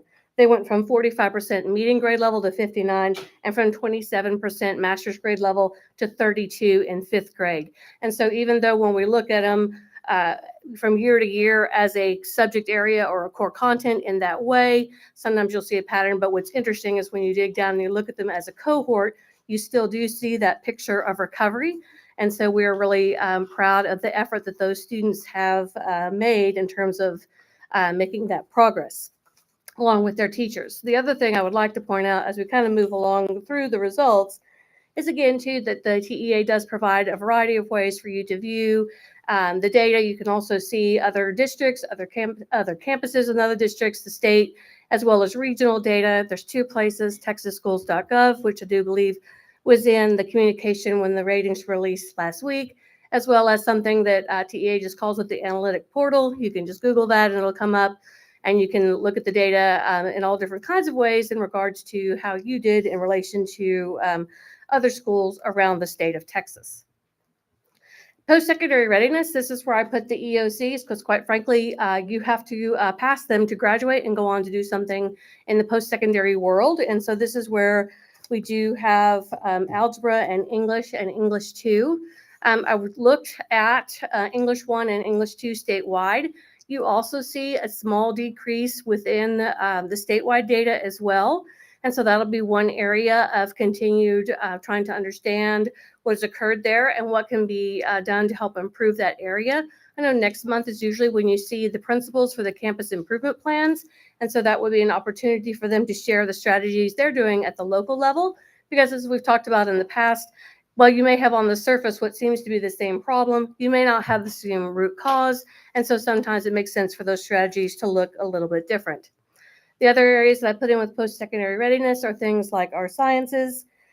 What I'm really excited to show you too is when you kind of look at the 5th and the 8th grade, and maybe you would like to see those master's grade levels being higher. I do want to point out that it does go from 25 in 5th, then we come up higher 8th grade. And then by the time we get to that exit level, getting closer to graduation, that's where you see them closer to having a higher amount of master's grade level. So it does trend in the right direction through the years. One of the things I think is a little bit unique about the new testing online is that they do give us windows. And so historically, a lot of us remember quite a while away, maybe back in the tax days, where 8th graders would have to take reading, math, science, and social studies in 4 straight days. And that last test was on a Friday. Well, you can imagine being an 8th grader, that may not have always been your most motivational week of your life. And so one of the things we did this past year is we did put it to principals along with the guidance of their executive directors to say, when would it be a good time for some of these tests to be scheduled? And interestingly, while you don't see a humongous change in that approaches grade level, what we do see in 8th grade social studies being moved off that end of the week away from being back-to-back with a science test, is suddenly we go up 11 points at the master's grade level. So I think our principals were very wise in selecting that particular date. So let's kind of go on here to student accountability. These are ratings that were announced last week. And so you're sort of familiar of what those kind of look like. This is a little bit of an overview of how the state accountability is put together. There are 3 domains. That third domain, closing the gaps, is what disaggregates all of your data by demographic group. That really fulfills TEA's requirement to the U.S. Department of Education in regards to looking at your students, not just at all students, but at their growth and their graduation rates and all of those other components that are listed there for you to see according to demographic group targets. Those targets are set in conjunction with the U.S. Department of Education. They approve those. We're looking for a reset of those targets again this fall. It'll be interesting to see if they move up or if they move down based on the results of the pandemic. So closing the gaps, domain 3 is always 30% of your overall score. Over there, you have a school progress and student achievement. Those are domain 1 and 2. Progress is usually referred to as the one that's about growth. It has 2 possibilities. One's academic growth, where basically we look at, were you master's grade level last year? Are you master's grade level this year? That's a point. Where you did not meet last year and you moved to approaches this year, that's a point. And so they tally it up in that kind of way and divide it by the test to get a scale score. Relative performance, part B, is where they will then go back and they'll say, well, how did you do on domain 1 in relation to other schools that are comparably economically disadvantaged as you? Now, it's a stagnant chart. That data was collected 2016, 17, 18 through that time period. And so theoretically, we could all achieve an A. That's the way it's designed. But what you'll see too is that sometimes this is an area that's a relative weakness for us. One of the things I've encouraged our principals to do in looking at that, we're at our administrative retreat most recently is when I talk to them, as I say, this is one of those places where let's make sure we get our data really solid in terms of who all is economically disadvantaged, make sure that percentage is right, so that you're really being compared to somebody who is in fact comparable to you. That'll help you. So what ends up happening with school progress, you'll get a domain score for school progress. It's based on the best of Part A or Part B. Then for 70% of your overall score, they say it's the best of student achievement domain 1 or school progress, which is domain 2. I refer to domain 1 generally as the everything bagel because they take all the tests, they put them in a big pile, and then they start looking at what percentage of students, as you see here, our approaches are higher, meets are higher, or masters are higher. They take that average. If you are a K-12, like a district, or you're a high school, they'll include the STAR component score. That's the part we just talked about. But then they also include CCMR and graduation rate. Because our district did have one campus who scored below a 70 on the overall domain 1, if you look at that through the scoring process, you'll say, well, that should have been more than an 89. We can't have more than an 89 because we did have one campus that scored below 70 on its domain 1. Interestingly, when we look at it in just a minute, you'll also see that that campus did a phenomenal job in domain 2, academic growth. And so the way it's built is to reward the situation where, hey, I had to start way back here and I got my kids to here. We didn't quite make it, right, to that threshold of being passing everybody, but our kids have phenomenal growth and that should be acknowledged. So here's domain 2. This is kind of how it works. I alluded to just a minute ago, and you'll see there where I shaded in green, that's where you get 1 point. Yellow is half a point. White there is in the no point category. So you can see, for example, that we had 2,439 tests where the students were masters in the year before and masters again this year. So that's 2,439 points. But that's kind of across the bottom how they add it all up. TEA has something they call the scaling tool. And so you'll get your raw score, which is 80. You run the magic scaling tool, and that converts it over to a 0 to 100 kind of grade, which is a 92 or an A. As I referenced before, that part B is the part maybe where it's not our stronger area. It was a B for us when we looked at that raw score as compared to our percent economically disadvantaged. We don't compare as favorably, but what they're looking at again for a district would be the average of your approaches, meets, and masters, as well as CCMR. And then if you're an elementary school or a middle school and you don't have CCMR, they're just looking at that, basically your domain 1 score. So domain 3, this one is where we start disaggregating across all the demographic groups as required by the U.S. Department of Education. This is the part that helps us fulfill that federal accountability. And so you can see here that it's essentially, there are targets that are set for each demographic group. There's 14 of them. And so it might be for reading at meets grade level, math at meets grade level, growth, math, growth, reading, all the way down. And so essentially it comes up to what percentage of your indicators did you meet? And so that's how they figure out that closing the gaps domain 3. This is also where campuses essentially will be identified for school improvement. We do have 2 campuses that are going to be doing targeted school improvement. And essentially what they do is they look at a demographic group and they will say, well, you have, for this demographic group, you have not met the same 3 indicators 3 years in a row. So if it was a particular demographic group, and then they say, all right, well, you didn't meet in math growth, you didn't meet in reading growth for the 3 years, and then also maybe math outright performance or something like that. And so then that's how they identify you. This year, we have the 2. One of them, it's predominantly where we've shown where we need to show more attention, I think, to our groups of our students who are English language learners. And then in the other campus, it's more of an all, that campus is less diverse and it's more the more the all student kind of category. So let's look at what those ratings are. Here are our elementary schools. And again, you will see that when you look at that domain 2 part A, that the growth that, just moving like we talked about with that little chart where you say didn't meet to didn't meet, you don't get any points. And so forth.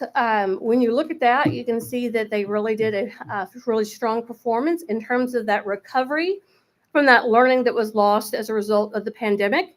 And so overall characterized by growth and strong performance and recovery in regards to the past couple of years in terms of what they've been needing to work through. Let's see, where it says not rated.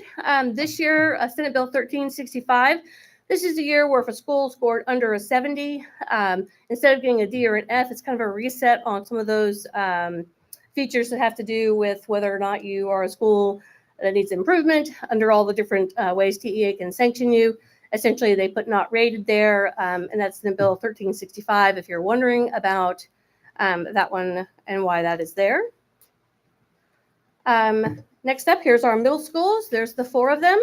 What you see really on that domain 3, where the difference between Cross Timbers and Grapevine as compared to Colleyville and HMS has to do more, again, like we talked about, was that closing the gaps. And so for like at Cross Timbers, there, I was mentioning earlier, more of that focus on our English language learners, and then Grapevine Middle, their domain 3, it's not always the same 3 indicators for the same group 3 years in a row. It's a little more varied, but I do want to celebrate there where Grapevine, really when it talks about their domain 1, and when you look kind of at that domain 2 area, a lot of growth that really helped them to carry the day. The next up is our high schools. And so here are the 5 of them. Domain 2, Part B, you can see there on our University Prep. That's that one, again, where we're comparing to what % economically disadvantaged are you. A few years ago, we were looking at that one, and it was kind of like, well, but they don't come to school for a lunch. Well, look, I know it's called a free or reduced lunch form, but there's a lot more that goes into that than just the lunch. It also helps you if you need financial assistance on a fee waiver for an AP exam, or if you need to have a waiver for some of your college applications. So there are more features there. And so we want to encourage people to fill out those forms, even if you don't think you're going to be eating a lunch on the campus. Between Colleyville Heritage and Grapevine, one was a 92, one was an 89. That's the same as it was way back in the last time we had ratings, which would have been 2019. Some of that difference, again, has to do with some of the growth scores that are in there. And then a little bit of our Algebra 1 difference between the 2. Campus distinctions, this again is where we look, every school has its own 40 campuses, similarly economically disadvantaged, similarly a lot of other demographic groups. They put you in your group, and then you get your distinction by getting a certain percentage of indicators. One of the biggest ones, and when you think about a relative weakness, and it sounds kind of strange, really and truly for us here is attendance. And because in some cases, some of these elementary ones, they only have 2 indicators. And one of the indicators is attendance. And you only have to have 50% of them to get the distinction. So it's kind of like, well, maybe I need to work on attendance. We do need to work on attendance for other reasons too, not just for distinctions, but also what we've seen in the pattern is our schools with the lower STAR academic performance as measured by STAR are also our campuses with lower attendance rates, and that we are working to rebound back to where we were before the pandemic, but there is some work to do. Friday, I asked a lot of questions, and so I got invited to a committee that was already working hard at work, and there's a number of really excellent people in that committee and who are part of attendance task force to look at some of the things that we can do to help restore attendance back to where it used to be pre-pandemic, because the reality is that a lot of what you've seen in terms of this recovery of learning that was lost during that time period came down to just our students being back in the classrooms in person with our fantastic teachers. Like we talked about earlier, we talked about teammates, we talked about tools, we talked about time. Just that time on task back right there with our teachers and their teammates has made a substantial difference in terms of restoring us back to where we were in 2019. So in summary, the way they figure out your district overall score, again, like I mentioned, it's 70% is the best of domain 1 or domain 2. And remember, we talked about it's also the best of domain 2 is the best of A or B, right? And then your 30% is that closing the gaps. But again, we are a B in our domain 1 because of the rule about the 1 campus. However, overall, that does come out to be an A. Thank you. Can you come, Becky?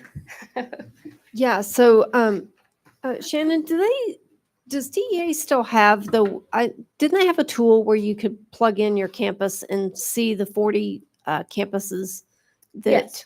And So do they still have that? one of the ways you could find that as just any person, when you go to, there's the texasschools.gov, right? Where it shows you a lot about your campus. The older way they used to do the accountability reports is still kind of there too, but you would just go and you'd be able to click on that radio button that says show me show me my comparability group. Usually, here's how this works too, though, is they show you your comparability group in June, and I tell it, and then it's, you're kind of like, well, okay, that, we're already done. But so, but principals kind of have a sense of who those comparable groups are. And so for a few of those distinctions, like the last couple, it's really, are you in that top 25%? So like I made a note to myself on one of them, for example, on the closing the gaps, that top 25%, OC Taylor was tied for first in its category. And so there's lots of Timberline, top 25% comparative growth, they tied for second in their group. So it really is kind of interesting when you get in there and see who's in your group and how you performed in relation to your group itself. And those groups change from year to year, right? Yes, they do. And just because you're in somebody's group, it doesn't mean that they're in your group. Right. Yeah. Well, and also each one of the elementaries could have a completely different group of 40. Absolutely. Or actually, any of the middle Yes. schools and the high schools too. Yeah. Right. Yes. And okay, dumb question. Are Heritage and Grapevine together? I didn't look at it this year, but I can take a look for you. It's like I say about those two, they're siblings, but they're not twins. Right. So they are fairly about 4%. They tend to be about 4% or so apart in economically disadvantaged that gets reported. So sometimes what I see is one's in one's group and one's not in the other, but I can look that up for you and put that in the board update for Friday if you'd like. Okay. Yeah. Even putting a link in to the tool would be helpful. And then with regard to the waiver, that's only this year, right? Yes, but this is also the third year that they've said it's only 1 year. Yeah.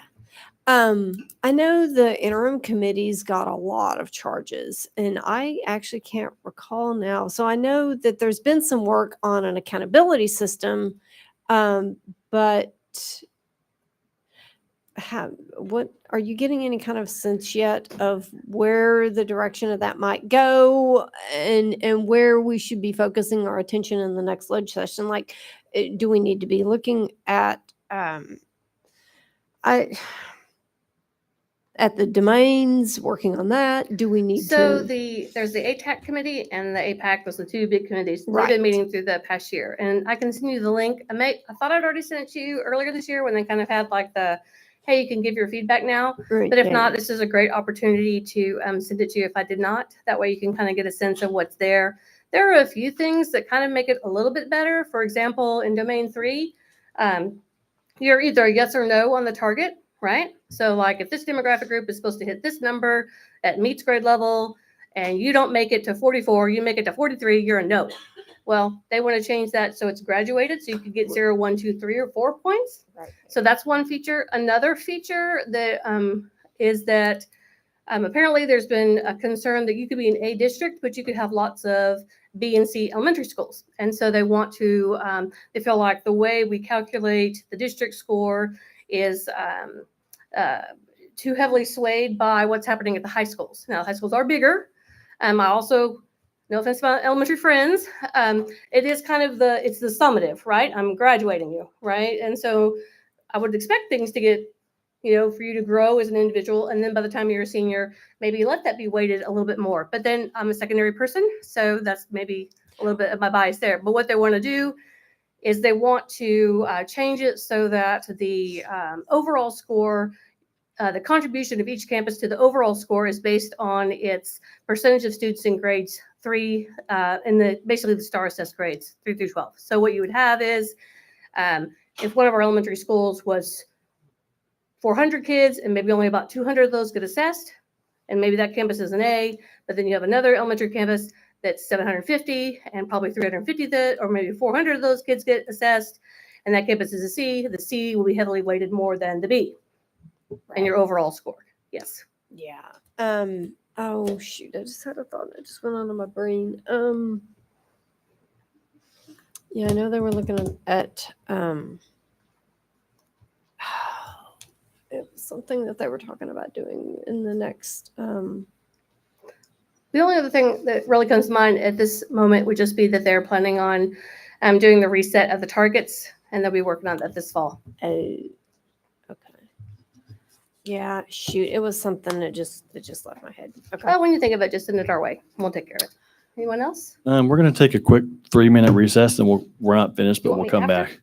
Do You You want what? to hang around and more after? or Yeah, are you done with me? yeah, I need to take a recess. Okay, no That's it. problem. Thank you.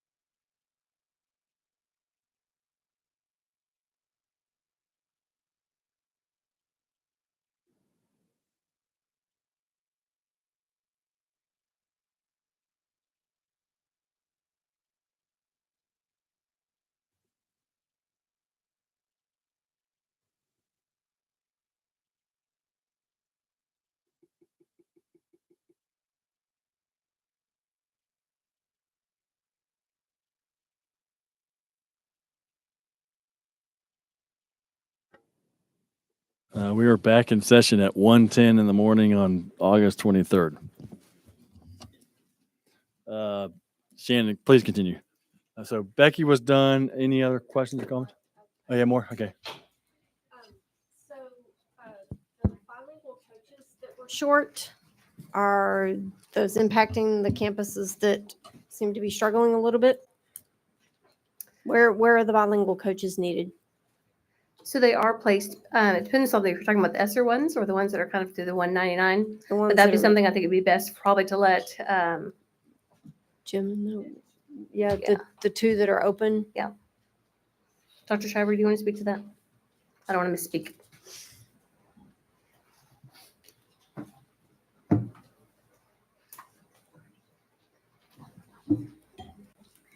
The instructional coach positions that are not filled at this time are district-wide, so they support multiple campuses. Okay, so sort of a half yes, right? So they would obviously then be supporting these campuses that we do have some things to at least be aware of. So Timberline and GMS. Yes. So, okay, all right. And as of right now, we don't have any applicants for the bilingual coaches. You said, I think, I'm sorry, Gemma. We don't have any applicants for the bilingual coaches. Okay. Alrighty then. And then, so I think one other thing to kind of consider going forward is how are we going to handle the Lexile report? So for example, I know that my student who was a sophomore last year, of course, took the ELA, EOC, and her Lexile score was rated at a college level, which means she is reading on a college level. And in fact, actually, the STAR test is typically viewed as testing, meaning the test itself is running about 2 grade levels ahead, the reading comprehension in order to understand the questions on the test, whether it's on the ELA side or on the math side, is typically considered to be 2 grade levels ahead. So I think that's something really, really huge to consider, especially let's say we're taking 5th grade EOCs, but they're expected to be, not 5th grade EOCs, 5th grade STAR tests, and they're expected to be reading on a 7th grade level in order to score on the masters. And in light of the new policies, I wonder how we're going to be able to make that work with grade level accommodations. Part of the process in selecting our supplemental materials really is at the lesson design phase, which is where the teacher really identifies the needs of their students and differentiates whether that be an intervention that's needed or enrichment. So that does accommodate. There will be students that certainly need literature that is above, say, a grade level, but it is developmentally appropriate for the reading level of that student. Okay, I think probably parents really need to go pull their STAR reports and see what those Lexiles were for their students. I think that would be really critical information for all of the parents. Every parent should be looking at that. That being said, I think it's always important to remember, unlike the assessments that we were talking about a little bit earlier, these are one day. And if your dog died or you had a stomach ache or you didn't sleep well because it was a horrible rainstorm and you're scared of storms, that may impact your performance on this. The other thing is, I think it's really important, for example, a raw score of 69 is a B. People hear 69, oh my gosh, that's failing, that's a D. Oh my gosh, how's that a B? It's because these are raw scores versus scale scores, and these scores that the kids are making, they're not ranked against what they know on the test. They're ranked against each other. And to your point earlier, if you look at this year's 5th graders, it's not comparing apples to apples to look at last year's 5th graders. This year's 5th graders were last year's 4th graders. So, okay, thanks. Corey? I just had a question on, I see a start grade 6 math, 7 and 8. Can you talk a little bit about what's the plan for grade 7? I'm just a little concerned. The kids that are, they scored a 58%. They're gonna move to 8th grade. Any plans on how we're gonna tackle that? I mean, are those kids gonna need some extra help? Are they moving to 8th grade? And So in terms of some of the larger things that are in play, we Mhm. still have House Bill 4545. So if a student was unsuccessful on, let's say, the sixth grade math exam, then they would need to do their 30 hours of tutoring, or it either happens within the school day. Some of the schools have readjusted their bell schedules to accommodate that. And in some cases, it's before or after school, so they can get that additional time on task with their teacher. And then also there's a requirement to have some high quality materials along with that. And so that is one element. Another element that goes along with that too, in terms of our ESSER funds, is to provide, we should provide supplemental math teachers. We also have math instructional support teachers at some of the lower grade levels, so that we're trying to get it from both ends. So those are the two things that I could add that in particular happen kind of from the district level to in regards to our ESSER 3, which are our pandemic recovery funds. Okay. I mean, overall, and I want to congratulate the staff because the gains were really, really strong. So, get us back to the same rating that we were before the pandemic. That's amazing accomplishment, even though it's a start test, but still, it is something to at least recognize. Thank you so much for the effort. Yep. Final comment before we move on. Yeah, I echo Jorge on that. Actually, just good job, teachers, staff, administration, implementing a plan. Focusing on where we were weak, putting a plan together to strengthen that. We still have room to improve. You always want to keep going up, but really good job. So thank you. Having said that, moving on to item M, curriculum writing update.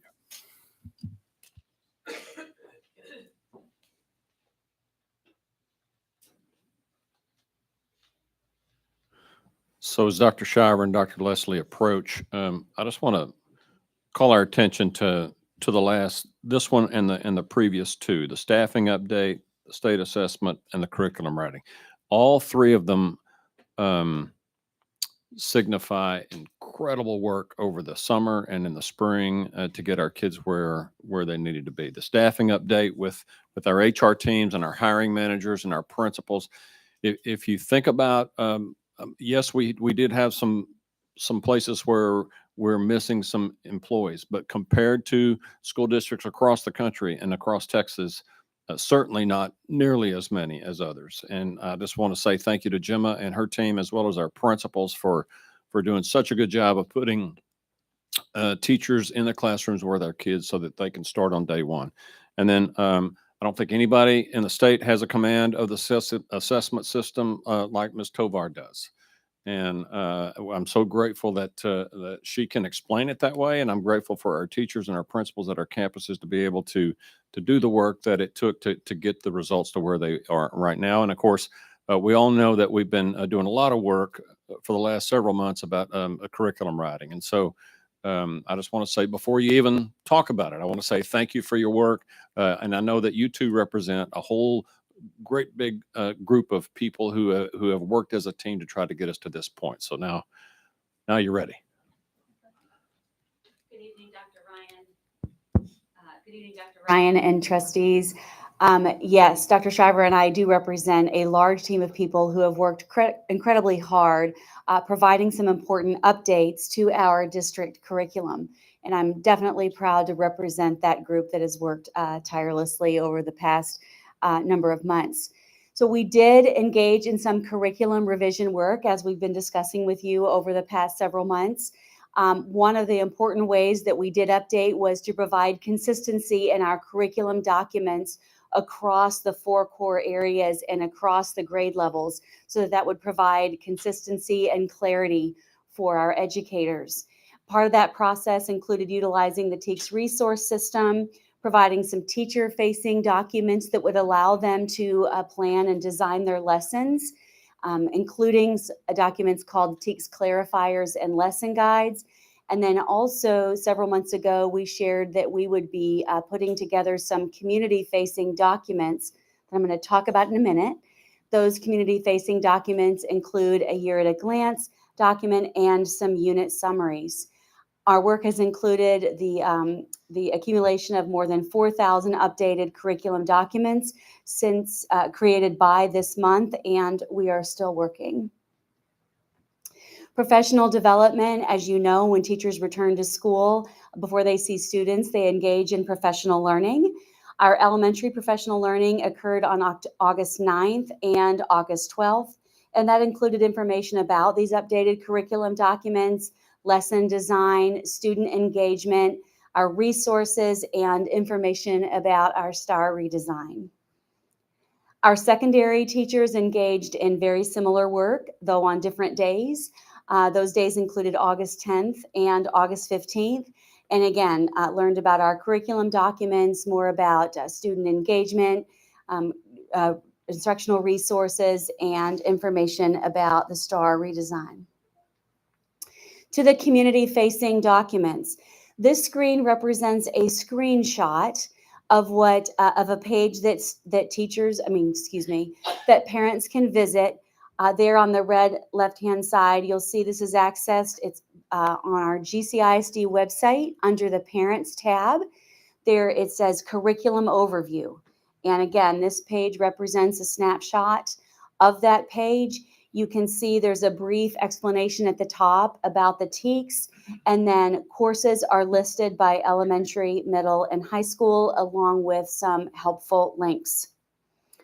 Some examples for this course overview. Again, this is a screenshot of what a community member could see if they click on first grade English Language Arts. There's a course overview at the top. That blue link represents a live link parents can visit to see all of the standards or the TEKS for first grade English Language Arts. And as they scroll down, they see this chart where they can see an estimated time frame, a unit summary, and all of the TEKS for that unit. This screen captures an example of a middle school course. This in particular is 6th grade math. Again, that course overview at the top, a link to the TEKS, and then that course overview that is broken down by estimated time frame, more specificity related to the unit summary, and the TEKS that unit includes. And finally, before Dr. Shiver speaks, this last slide, it represents a community-facing document for AP courses. Those are listed on this page for our core AP courses, and we will work over the next few weeks to add all of our elective AP courses as well. This looks slightly different because it links, again, you can scroll through, but this will link to what's listed there at the very top of this page, what we fondly refer to as the CED. This stands for Course Exam Description and is provided to us by the College Board. And this document is extremely thorough and detailed. It can be 150 or 200 pages that provides a lot of specific detail about the rich content that our AP courses include for our students. And with that, Dr. Shiver. Julie, when you're looking at the effective date, is that effective date referring to the most recent redesign by College Board of that course? Yes, Okay. ma'am. Okay. As Dr. Leslie mentioned, during our professional learning days, we had 2 days designated at each the elementary level and the secondary level, in which we had collaboration between our district instructional leaders and our campus administrators in order to provide our teachers the support that they needed to start with our students this past week. Part of that support really revolved around our instructional resources. It is important to really point out some of what Dr. Leslie mentioned in our redesign work. We incorporated some of those teacher guiding documents that we gained through our partnership with TEKS Resource System and used our existing resources. Our adopted textbooks are an example of that. So in our redesign work where we created common templates, we still have incorporated into our curriculum documents the textbooks that have gone through the adoption process in our district. So they are still part of that curriculum, as well as supplemental materials, which I briefly mentioned a moment ago in response to a question. The supplementary materials that our teachers are able to use that have been purchased by the district or by the campus in order to provide interventions to small groups or enrichment to small groups. Those are items and resources that are embedded into those lesson guides that our teachers can reference as they are designing their lessons. As we look at those resources, one of the items mentioned that we covered for both elementary and secondary is STAR redesign. We are changing the scope of the test and the way that it is administered. So we spent some time on that with our teachers. It will cause us to need to look at our alignment of our resources to that STAR redesign and evaluate some of our current resources. So currently they are what we have been working with, but we will begin that process of evaluating our resources and consideration of resources that may align to that STAR redesign. An important aspect that we spent time with our teachers in groups across the district. The vertical and horizontal collaboration that we engage with our teachers is very important as they engage in that lesson design process. What you see here are a list of components that our teachers are asked to include in their lessons as they prepare for the engaging learning with our students. What we also see are that there are areas that are guided by our standards, such as those TEKS clarifiers, but there are areas that our teachers use their professional discretion.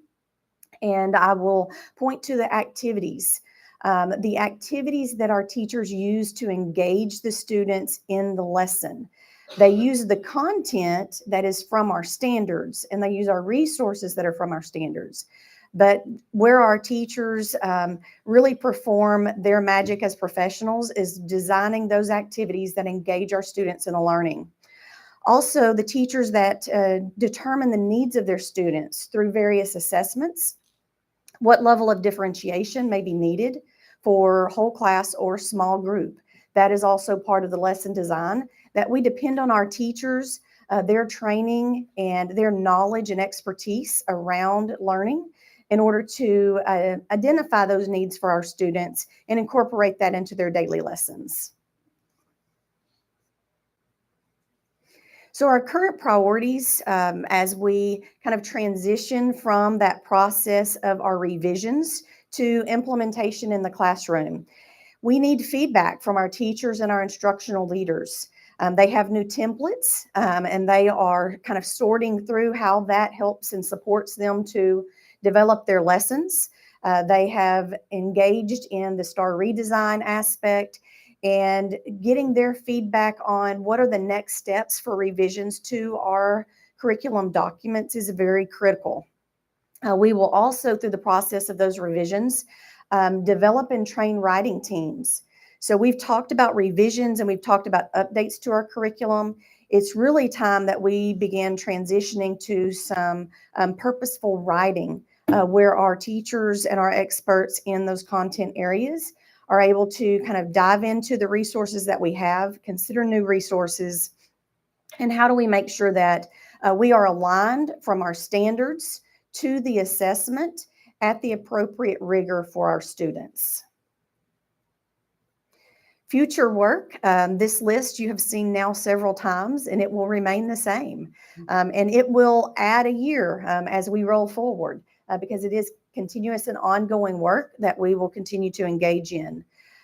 Just as Dr. Leslie rolled out and showed some screenshots of our community-facing documents, part of the next phase of those documents will be to roll them out and get feedback from our parents so that we're able to move to the next phase in those documents as well.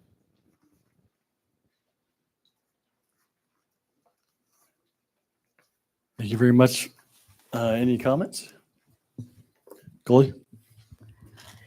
Thank you so much for all the work you've done on this. I have talked to lots of teachers and other administrators who have been putting in just hours of work of scanning documents and making sure everything is ready to go for the beginning of the school year. So I just wanted to share my gratitude for all the effort that you and your teams and our teachers are doing. Thank you very, very much.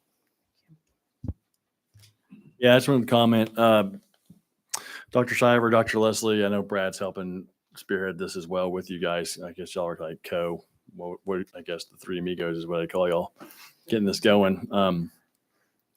Thank you very much. I mean, I think you're doing a great job and we're on the right track. And obviously you put a lot of man hours into this, and just want to say I really appreciate it. I know y'all are working really hard, and just let us know what you need so we can help you guys continue to, create excellence in our school district. Thank you. No questions. Let's move on to item N. Review 2022-2023 board planning calendar. Yes, we just had one change, the Quality Cup moving to September. That's the only change. No comments. Next item, requests for reports to the board. No requests. Next item, consent agenda for approval. Anybody need to, Becky? I'd like to pull item F, please. Sorry, which one? F, the F. budget amendments. F as in Frank. Okay. Anything else? All right, let's vote on the consent agenda except for item F. Do I have a motion? Becky? I move we adopt the consent agenda except for item F. Have a second? I'll second. Jamie seconds. All those in favor? Show of hand. All right, passes 7-0. Next item is item F, budget amendments, August 2022. Yes, item F has been pulled, and so Becky, I suppose we'll, if you had a question, we'll be do our best to try to answer that. Yeah, so I realize that some of this, Dan, correct me if I'm wrong here, this is settling up the, these are the budget amendments to take care of the items that were over the budget at the last meeting with the repairs, but then there's a couple of other things in here as well.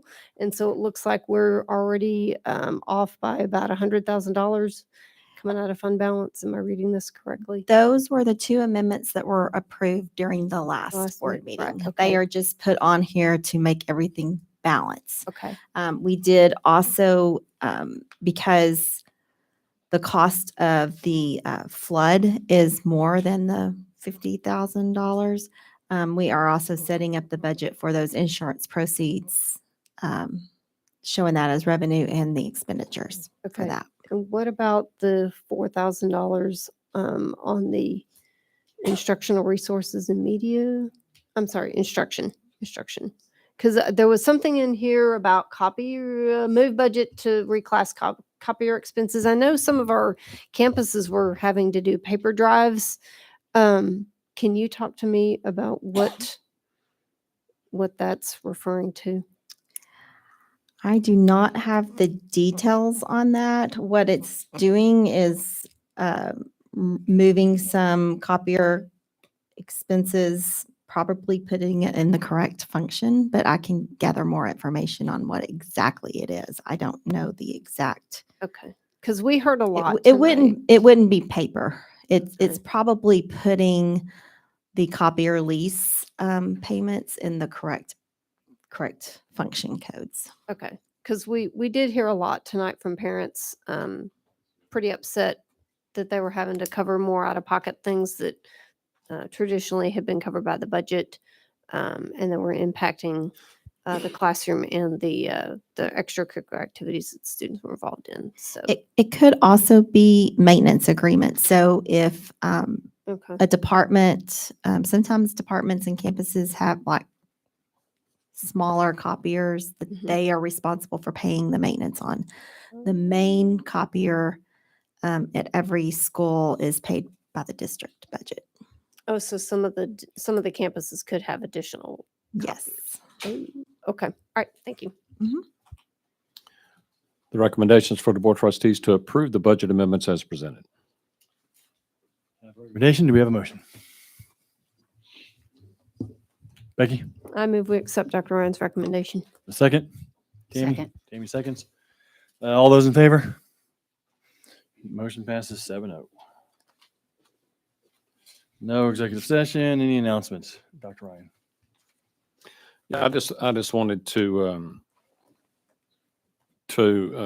make some remarks that were similar to remarks we made at convocation about one of our former teachers, Debbie Cullum, who retired last May, and unfortunately passed away about 3 months after that. And Debbie was an amazing teacher. She taught for 32 years in our school district. She is certainly missed. She was a friend of mine. She was a friend of my children because she taught all three of them Spanish. And that's the thing that really sets her apart at her service. They talked a lot about how she remembered every kid. She remembered what class they were in and actually where they sat in her class, and she was able to call them by name. And that's just really a special person. Debbie was just fantastic. And then she took over the Veterans Day program for Grapevine High School for years and years. And so she knew the importance of patriotism and honor, and also bringing that into the school. And so I just wanted to say, we miss Debbie, and certainly a tragedy, but she made a huge impact on many, many, many students over 32 years. Did you have an announcement? Okay. All right. Do I have a motion to adjourn? I'll make a motion. To I'll adjourn? second. Can you second? All those in favor of adjourning, show of hands. Motion passes 7-0. We ended at 1:37 on what, August 20, what's the date now? In the morning, August 23rd.